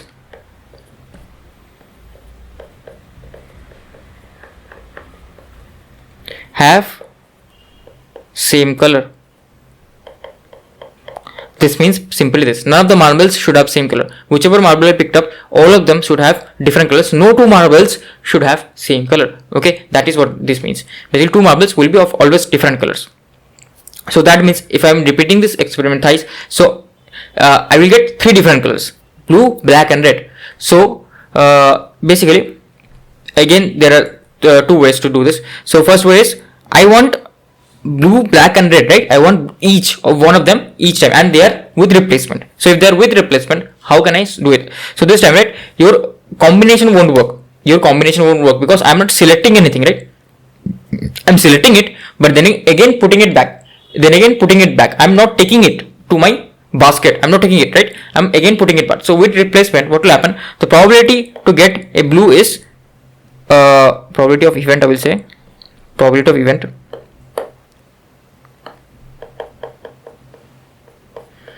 Probability to get a blue is 10 by 60. Probability to get a black is 20 by 60 because it will not change. I picked up blue and then again I put it back.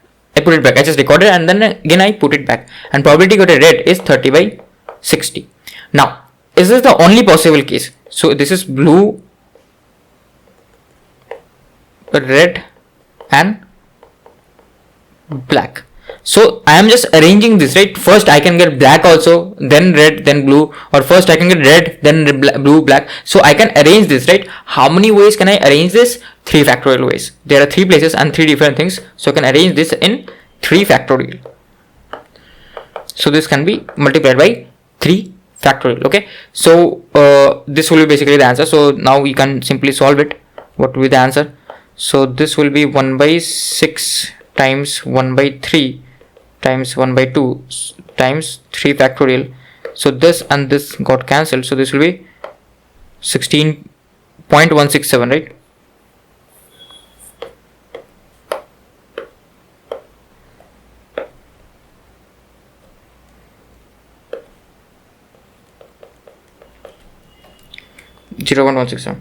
Just hold on. I will just check in the calculator as well. I know this is 0.167. Just to reconfirm, yeah, 0.167.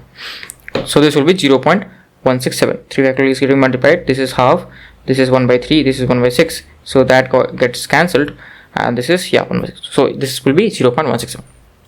So these are very simple questions, right? So this question mostly will be simple. Now next, question based on dice. So we haven't done dice much, so we'll do bit practice question on dice as well. So let's do this first question. A dice is thrown twice. The probability that the sum is neither 8 or 9. So they are asking us the probability that the sum is neither 8 nor 9. It should not be 8 or 9. The sum can be everything else. Okay. So computing for everything else, right, it will be a bit difficult. So what we can do, we can use the De Morgan's law. How? So okay, sorry, I have written this bar wrong.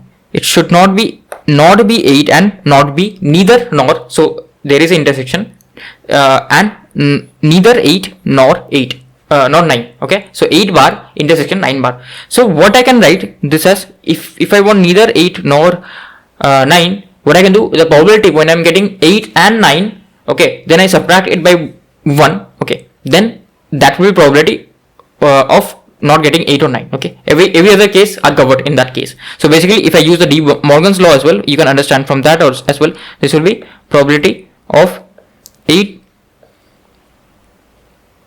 union 9 whole intersection. If you apply De Morgan's law, right, so you can break this complement. So this complement can go inside individually here. So if this complement goes to this will be 8 complement, which is present over here. If this complement goes to this will be complement of union, which is intersection, and if the complement goes to this will be complement of 9, which is 9 complement.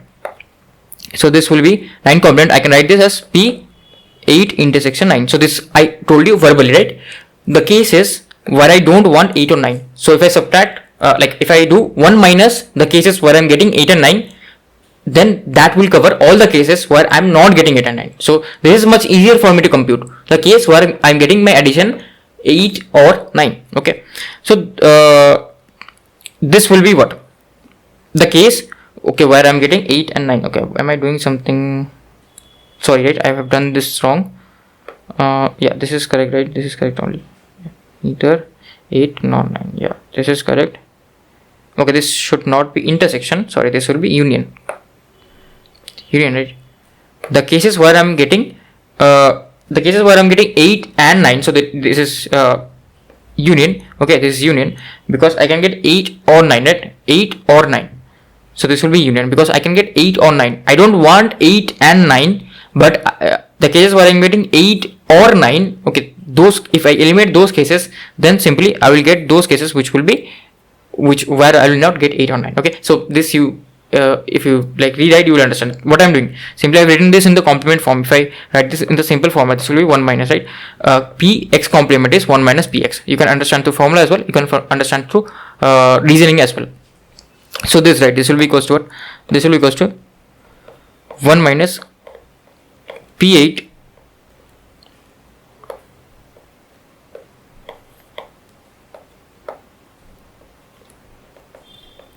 plus p9 minus p8 intersection 9. Now here, right, what is the problem? The problem is both can the sum at the same time be 8 as well as 9. This is not possible, right? At the same time, the sum of a dice, okay, like if it is thrown twice, it cannot be both 8 and 9. So this is 0. So either the sum can be 8 or 9. So it will be 1 minus p of 8 minus p of 9. Okay, p of 8 minus p of 9. So what I can do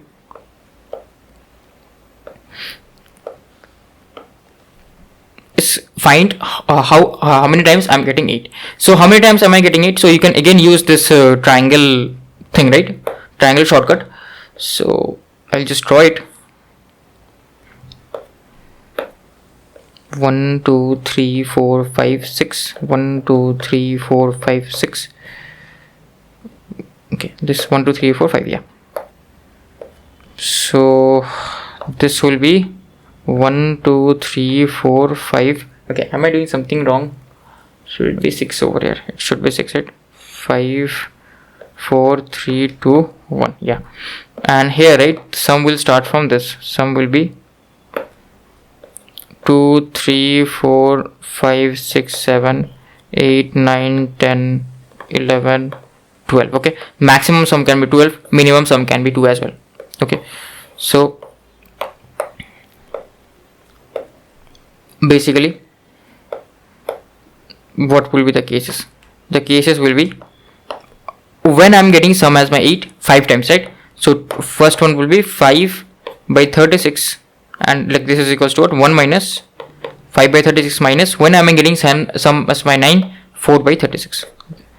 So this is basically 1 minus 9 by 36. So this will be 1 by 4. So this will be 3 by 4. Okay, so this will be 0.75. My answer will be 0.75. Okay, this will be my answer basically. So let's go to this next. If you couldn't understand this, right, please read the question, please go through, like rewind it again, you will understand. Okay, two players A and B alternatively keep rolling a fair dice. So first I roll a dice, then my friend rolls a dice, and they do it alternatively. The person to get a 6 wins. The person who gets 6 first, he will win. Okay, if I get 6, I will win and the game will stop. Given that player A starts the game, the probability that A wins the game. So what are the cases here? I throw the dice, I can get a 6. Okay, and what like let me just draw down this pictorially. So I throw the dice, I can get a 6 or I cannot get a 6. If I get a 6, that's a good news, so game ends there itself. If I don't get a 6, that's a bad news. Again, B will throw. Okay, B will throw, but what does the like question ask us? Question wants that A wins the game. Then B will throw, and B also should not get a 6, right? So this is A, and then B will throw. B also should not get a 6. So B should not get a 6, right? B should not get a 6. And then again I will throw. Okay, I will throw then again. and either I get a 6, then the game stops there itself, or I don't get a 6. If I don't get a 6, again B will throw. B again has to get no 6, right? If B gets 6, B will win. I don't want that. And B does not get a 6, so game continues, and then again I throw. So you might say, sir, then why am I picking this as one of the outcomes? Because you are saying if I want A to win, so I'll choose only this one, I will not choose this one. Because in this pathway, right, there is one way A can win also. So that's why I am choosing all those paths where A can win. I am eliminating all those paths where A cannot win. Where A cannot win, if B gets 6 anyhow. If B gets 6, game stops and B wins. I don't want that. So you can see in this path, B never gets a 6, but still A can win. So this is also a probable chance that A can win. This is also a possible path that A can win. Okay. So I hope you understood the concept. So this is similar like the coin toss thing, right? Whoever gets heads wins first. Same as that, but just the probabilities have changed. So let me answer this. So what will the probability of event? Probability of event will be simply, I throw the dice, okay, and I roll the dice and I get a 6. So what is the probability to get a 6? 1 by 6. Okay. Or what happens? Either I get a 6 or I don't get a 6. What is the probability to not get a 6? 1 minus 1 by 6, which is 5 by 6, multiplied by, now B should not also get a 6, and I don't get a 6, and B also should not get a 6. There is and, so this will be 5 by 6. And if I want to win, so the dice comes to me, again I roll the dice, I want to win, so I want to get a 6. So if I want to get a 6, the probability to get a 6 is 1 by 6. It doesn't matter previously what the dice has given us, okay, 1 by 6. Or what can happen? Or I don't get a 6. So all of this event has occurred, or I don't get a 6. If or is there, so this probability will be same as well. Again both of them, A and B, both of them at the first try don't get a 6. And in the second try, A also doesn't get a 6. In the second try, A also does not get a 6. So again, if B gets a 6, game is over. I don't want that. Again, B has to not get a 6. So what is the probability to not get a 6? So this is basically the probability of B, and this is the probability of A. So in the second round also B doesn't get a 6. So now the dice comes again to me, and again I want to win. So I will put 6 over here, and this will continue, right? This will keep on continue. This is again like a GP. If you see, this is again like a GP. That, what is my common ratio? Common ratio is 25 by 36. What is my first term? First term is 1 by 6. You can see here, right? 25 by 36. Again 25 by 36 is getting multiplied. So this is a GP. So probability of E is basically first term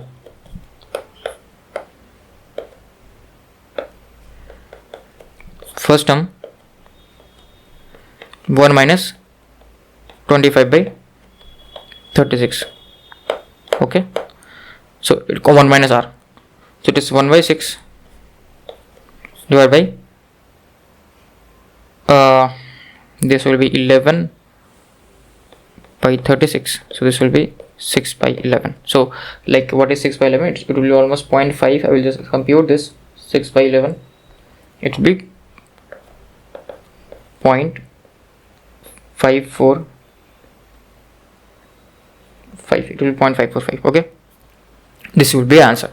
So let's go to the next one here, right? 3 person A, B, C throw a dice in succession till one gets 3 and wins again. This is like the same pattern as the previous question, just here instead of 2 there are 3.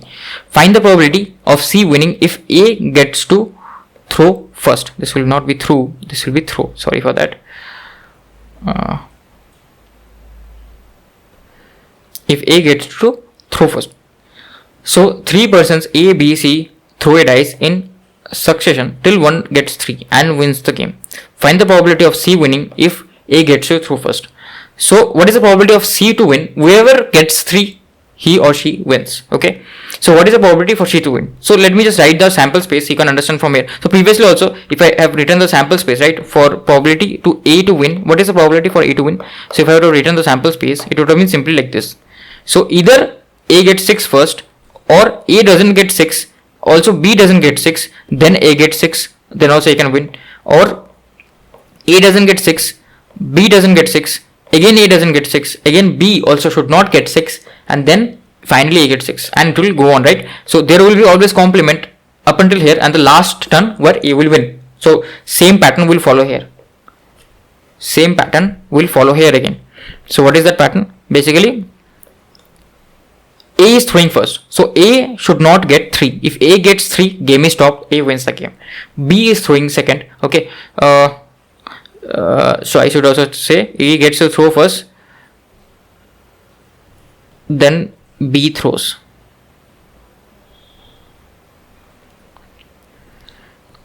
So then B throws. Now if B throws, B also should not get a 3. So B also should not get a 3. This will be bar. And then C should get a 3, right, to win the game. She can get a 3, but C can also not get a 3. So obviously these events have occurred and C doesn't get a 3. So if C doesn't get a 3, with this will be 3 bar. Now A should not get a 3. If A gets 3, game will be finished. So A should not get a 3 and B also should not get a 3. Game will be finished. Else again it comes to C and C gets a 3, or she may not get a 3, right? Again this will go on. Okay, again this will go on. This time, right? This time my first term is this.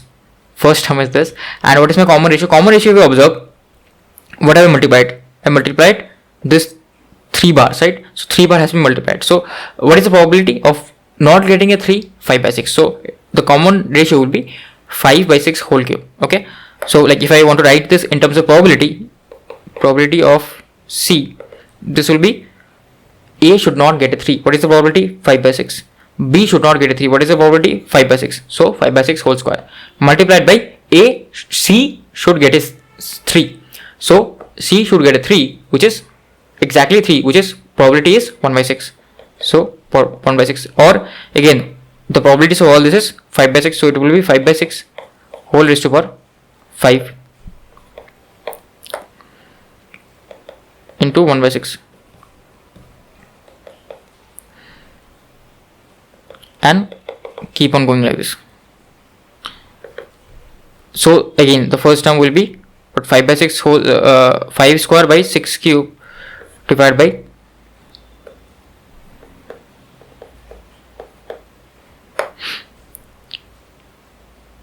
1 minus. So what is the common ratio? Common ratio is 5 by 6 whole cube. 5 by 6 whole cube, right? You can see, right? I have multiplied 5 by 6 whole cube with this to get this term. So common ratio is 5 by 6 whole cube. So if I want to cross multiply 6 cube, this will be 5 square divided by 6 cube minus 5 square. So 216 minus 25. This will be 25 by what?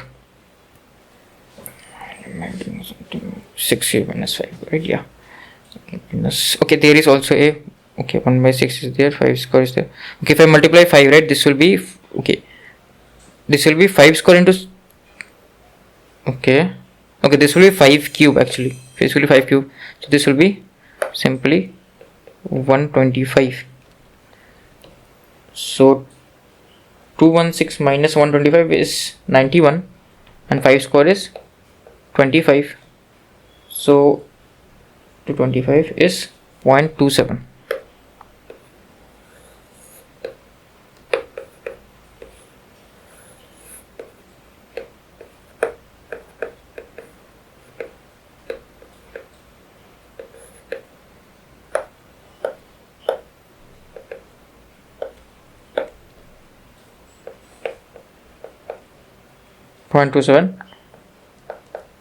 Okay, 0.2747.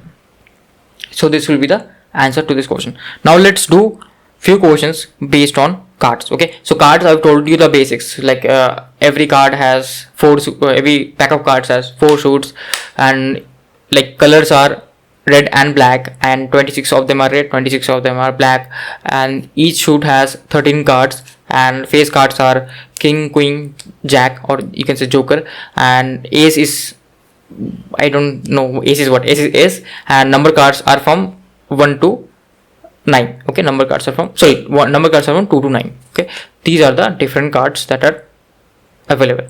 So, and there are like what are the names of the suits? Spades, I also forget, clubs, then what was the diamonds, and hearts. Okay, so these are the four names of the four suits. So I've already explained the basics, so just quickly summarize or quickly read the information, then start to do the questions with me. I'll just drink a bit of water. Let's start this question. 3 cards are drawn at random from pack of 52 cards. Probability that all 3 cards are drawn from the same suit. So there are 3 ways, there are 2 methods to do this.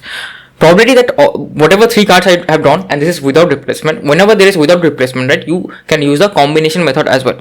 So I am choosing 3 cards out of the same suit. So it will be 13C3. So first of all, what it should be, I should write it like this. Method 1 is this with the combination method. So first I choose any, I have 4 suits, right? Out of those 4 suits, I choose one of the suits. So what is, how many ways I can choose one of the suits out of the 4 suits? 4C1. I choose one of the suits. Then I've chosen one of the suits. Then out of the 4 suits, out of the suits, there are 13 cards. Out of the 13 cards, how many ways I can select 3 cards? It will be 13C3. Okay, so this will be your total number of ways in which you can get your favorable outcome. So I choose one of the suits, and out of those one of the suits there are 13 cards. So how many ways I can pick? I can choose 3 cards out of the 13 cards. It will be 13C3. And what is the total number of ways? Total number of ways is simply how many ways I can choose 3 cards in a pack of 52 cards. 52C3. This will be your answer. Okay. And what is the method 2? Method 2 is simply this. Method 2 is this, which is simply I have chosen from the same suit of card, right? So what is the probability to choose, like there are 13 cards like this, there are 13 cards like this, 13, 13, 13, 13. What is the probability that I choose a card out of this? What is it? It is total of favorable cards, which is 13, upon total cards, which is 13 by 52. So this will be 13 by 52. Then again, so one card is gone. Now I have 12 remaining in this set, but again I want to choose from this set only. So the probability will be 12 by 51 because one card has been reduced. Again I want to choose from this set. Again one card has been reduced. So total 2 cards have been reduced. So it will be 11 upon 50, and 3 cards are drawn from the same suit. But I can do this to this suit also, this suit also, and this suit also. Okay. So how many ways? I have to choose any of this, right? Choose any of this suit. So first of all, I should multiply 4C1 again. I should multiply 4C1. Okay, I choose any of this suit and then multiply the probabilities. So what is my answer? My answer is simply this is by 4. This 4 gets cancelled. So this is 6 by 25. 6 by 25, and this will go with 3, right? 17 into 3. Yeah, 17 into 3 will go. So this will be 17 and this will be 2. So 22 upon 17 into 25.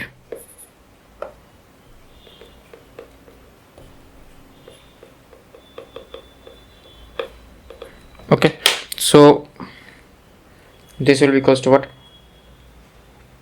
17 into 25 into 22.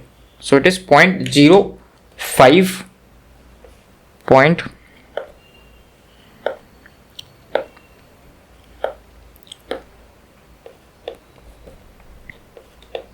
0.0517, or you can write this as 8 also as well. Okay, this will be your probability to choose a card from the same suit. So let's read the next one. So this was the first one only.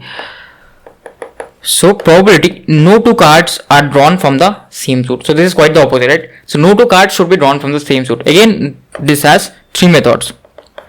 Okay, so I am drawing three cards at random, and no 2 cards should be of the same suit. Basically all of them here, right? This means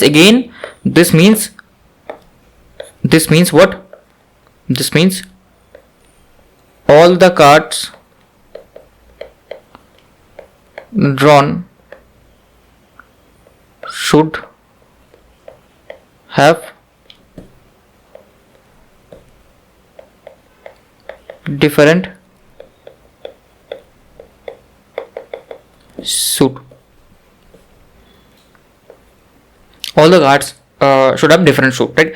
So this is the case, and basically if they have different suits, right? So I have 4 suits to choose from and I want 3 different suits. So how many ways can I choose 3 suits from 4 different suits? It is 4C3. So I chose 3 suits. Now from each of these 3 suits I need 1 card each. So 13C1, I have chosen one card from one of the suits, then another card from another suit, and then again another card from other suit, right? So this is a way you can do this. Okay, so let me take an example. So I have what? Heart, spades, club, and diamond.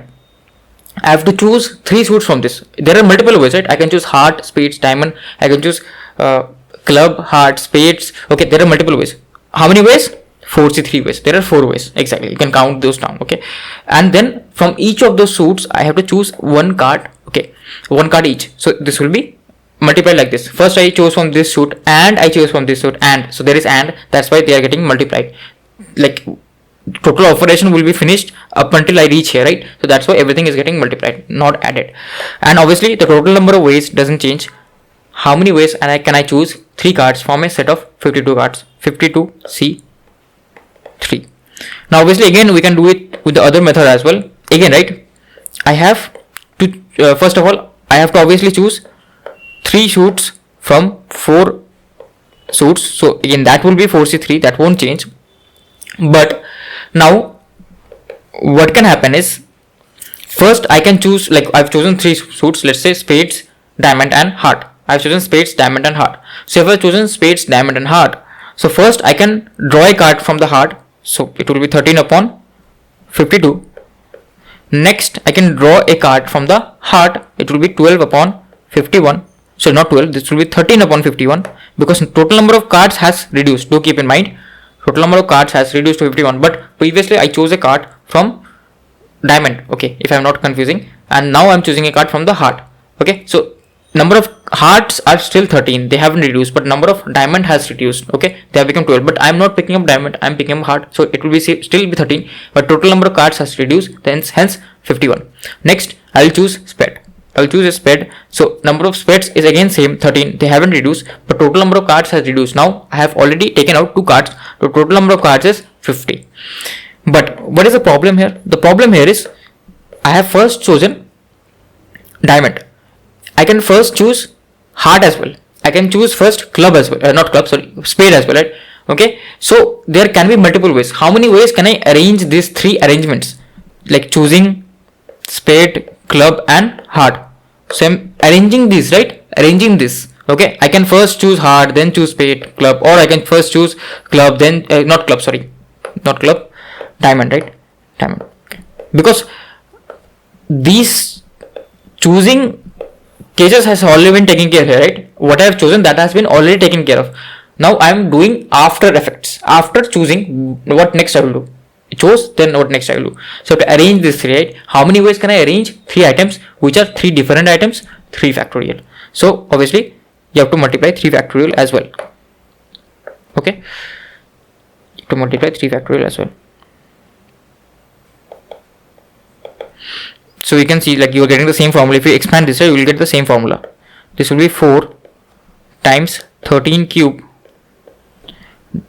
divided by 52 times 51 times 50 times 3 factorial. So this, right, I explained the logic, and this is simply the formula. Okay, so logic and formula, everything I am telling it to you. Okay, so now if you solve this, what will you get? So this, right, if I want to solve this, I'll just solve this. This will be 4 times 13 cube divided by 52 times 51 times 50 into 6. So this will be almost, like, probability is pretty good that all 3 of them will be of different suits is 3.96, right? 3.976. This you can do it as 3.98.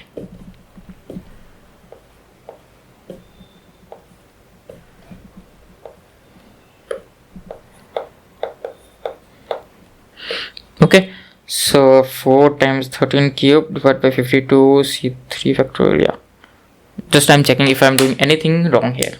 Just checking for that if I'm doing anything wrong over here. Just let me quickly do this once more.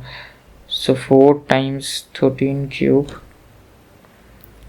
times 6 divided by 52 times 51 times 50. Yeah, this same. Yeah, this will be 0.398. okay, this will be your answer simply. So let's go to the next question. So next question is again of cards. So 5 cards are randomly selected from a pack of 52 cards. So 5 cards are randomly selected from a pack of 52 cards. If the first 2 cards are kings, what is the probability that 4th card is a king? What is the probability that 4th card is a king? So 5 cards are randomly selected from a pack of 52 cards. If the first 2 cards are kings, what is the probability that 4th card is a king? So they have told me 5 cards are randomly selected and the first 2 cards are king. So if first 2 cards are king, how many kings do I have left? So total number of kings are how much? 4, right? I have 4 kings. So first 2 cards that I pick up are kings. So total number of kings that are left is 2 kings, right? And how many cards do I have? Total 50 cards. 50 cards. 50, right? 50 cards. So if first 2 cards are king, what is the probability that the 4th card is a king? What is the probability that the 4th card is a king? Okay. So maybe I have made a mistake here. It should be the 3rd card as a king, right? Because if it is a 4th card as a king, it will be 49 upon 2. So yeah, this is a mistake question. This will be 3rd card, right? Sorry, it will be 3rd card. What is the probability that the next card that I pick up is a king? So it doesn't matter if I'm picking up 5 cards, 7 cards or 10 cards, but if the first 2 cards are king, so 2 cards went and only I have 2 kings left. And what is the total number of cards now? I have already picked 2 cards, so total number of cards left is 50. So favorable upon total 2 by 50 is simply 1 by 5, 1 by 25. Okay, there was a printing mistake in the question. This will be 1 by 25. So yeah, answer will be B. Okay, this will be answer. If it was said that what is the probability that in the 4th card I get a king, so things will be a bit different. Okay, I will also say that. I will also do it for that case. Okay, I will write here 4th card is a king. Okay, if I want 4th card as a king, what will that be? So 4th card needs to be king. First 2 cards are king. So how many kings I have? 2 cards, 2 kings and 50 cards. So I don't want the 3rd pickup to be a king, right? Or I can get a king as well. If the 3rd card which I pick up is also a king, what is the probability? It is 2 by 50, that I already told you. Now the next card should also be king, right? Because I want 4th card as my king. This is not my prime outcome, but this is also one of the pathways through which I can get my 4th card as my king. So what is the probability to get my 4th card as my king? How many kings are left? Only 1 king is left. How many cards are there? 49. So it will be 1 by 49. There can be another case as well. What is the other case? I don't pick up my king in the 3rd case. Okay, 3rd case, 3rd selection. So what I can say here is that I don't pick up a king.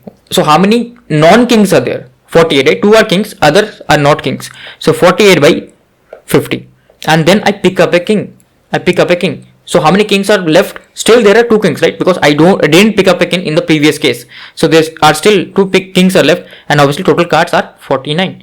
So if I add these two, what will I get? This will be 2 plus, this will be 2 into 49 upon 50 into 49. Okay, magically both the answers are same. Okay, so I think this will be 4th only. Okay, so yeah, that is what I was thinking.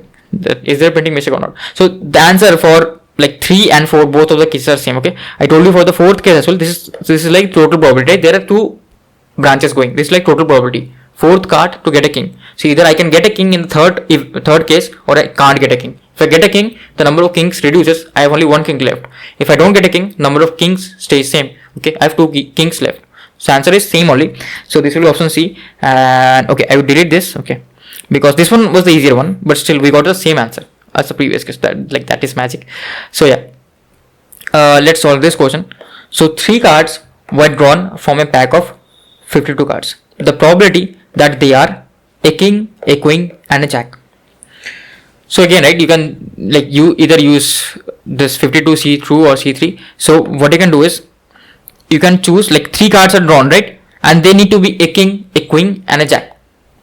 So how many kings are there in a pack of 52 cards? I need a king. I need to choose a king out of 4, right? So it will be 4C1, and I need to choose a queen out of 4 cards. So 4 queens are there. I want to choose 1 queen.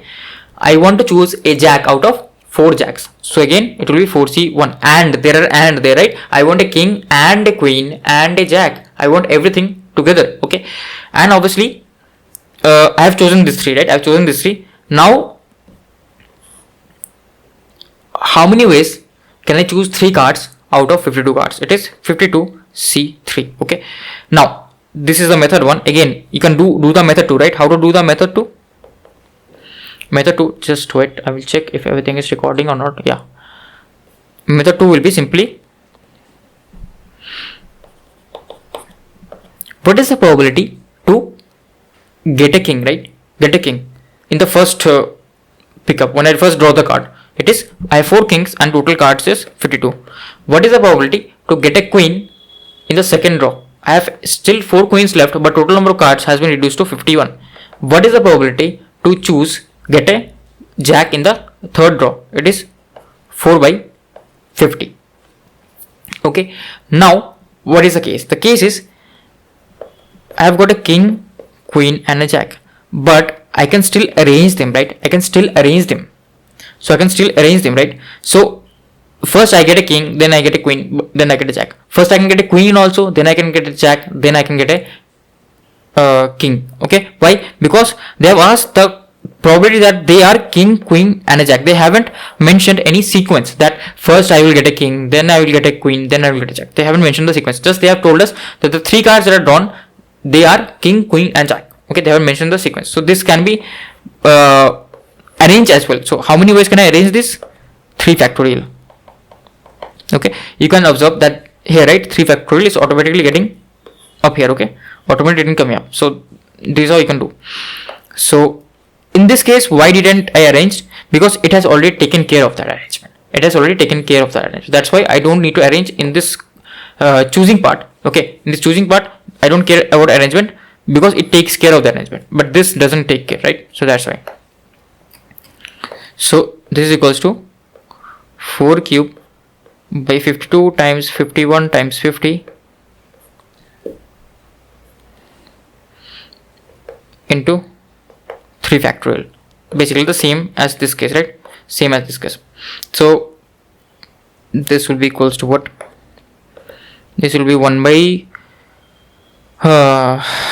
13, and this will be 4 into 2, 16 to 32, and there is also 2 another going out to the 16, and this is actually 17 because I am dividing by 3. So this is 1 by 25.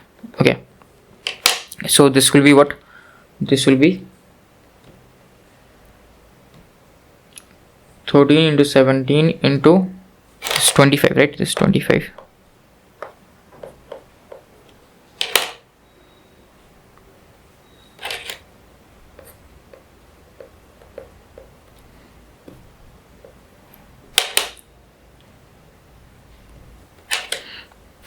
Okay, so yeah, 16 upon 55525, 16 upon 5525, this is our answer. Okay, this is our answer.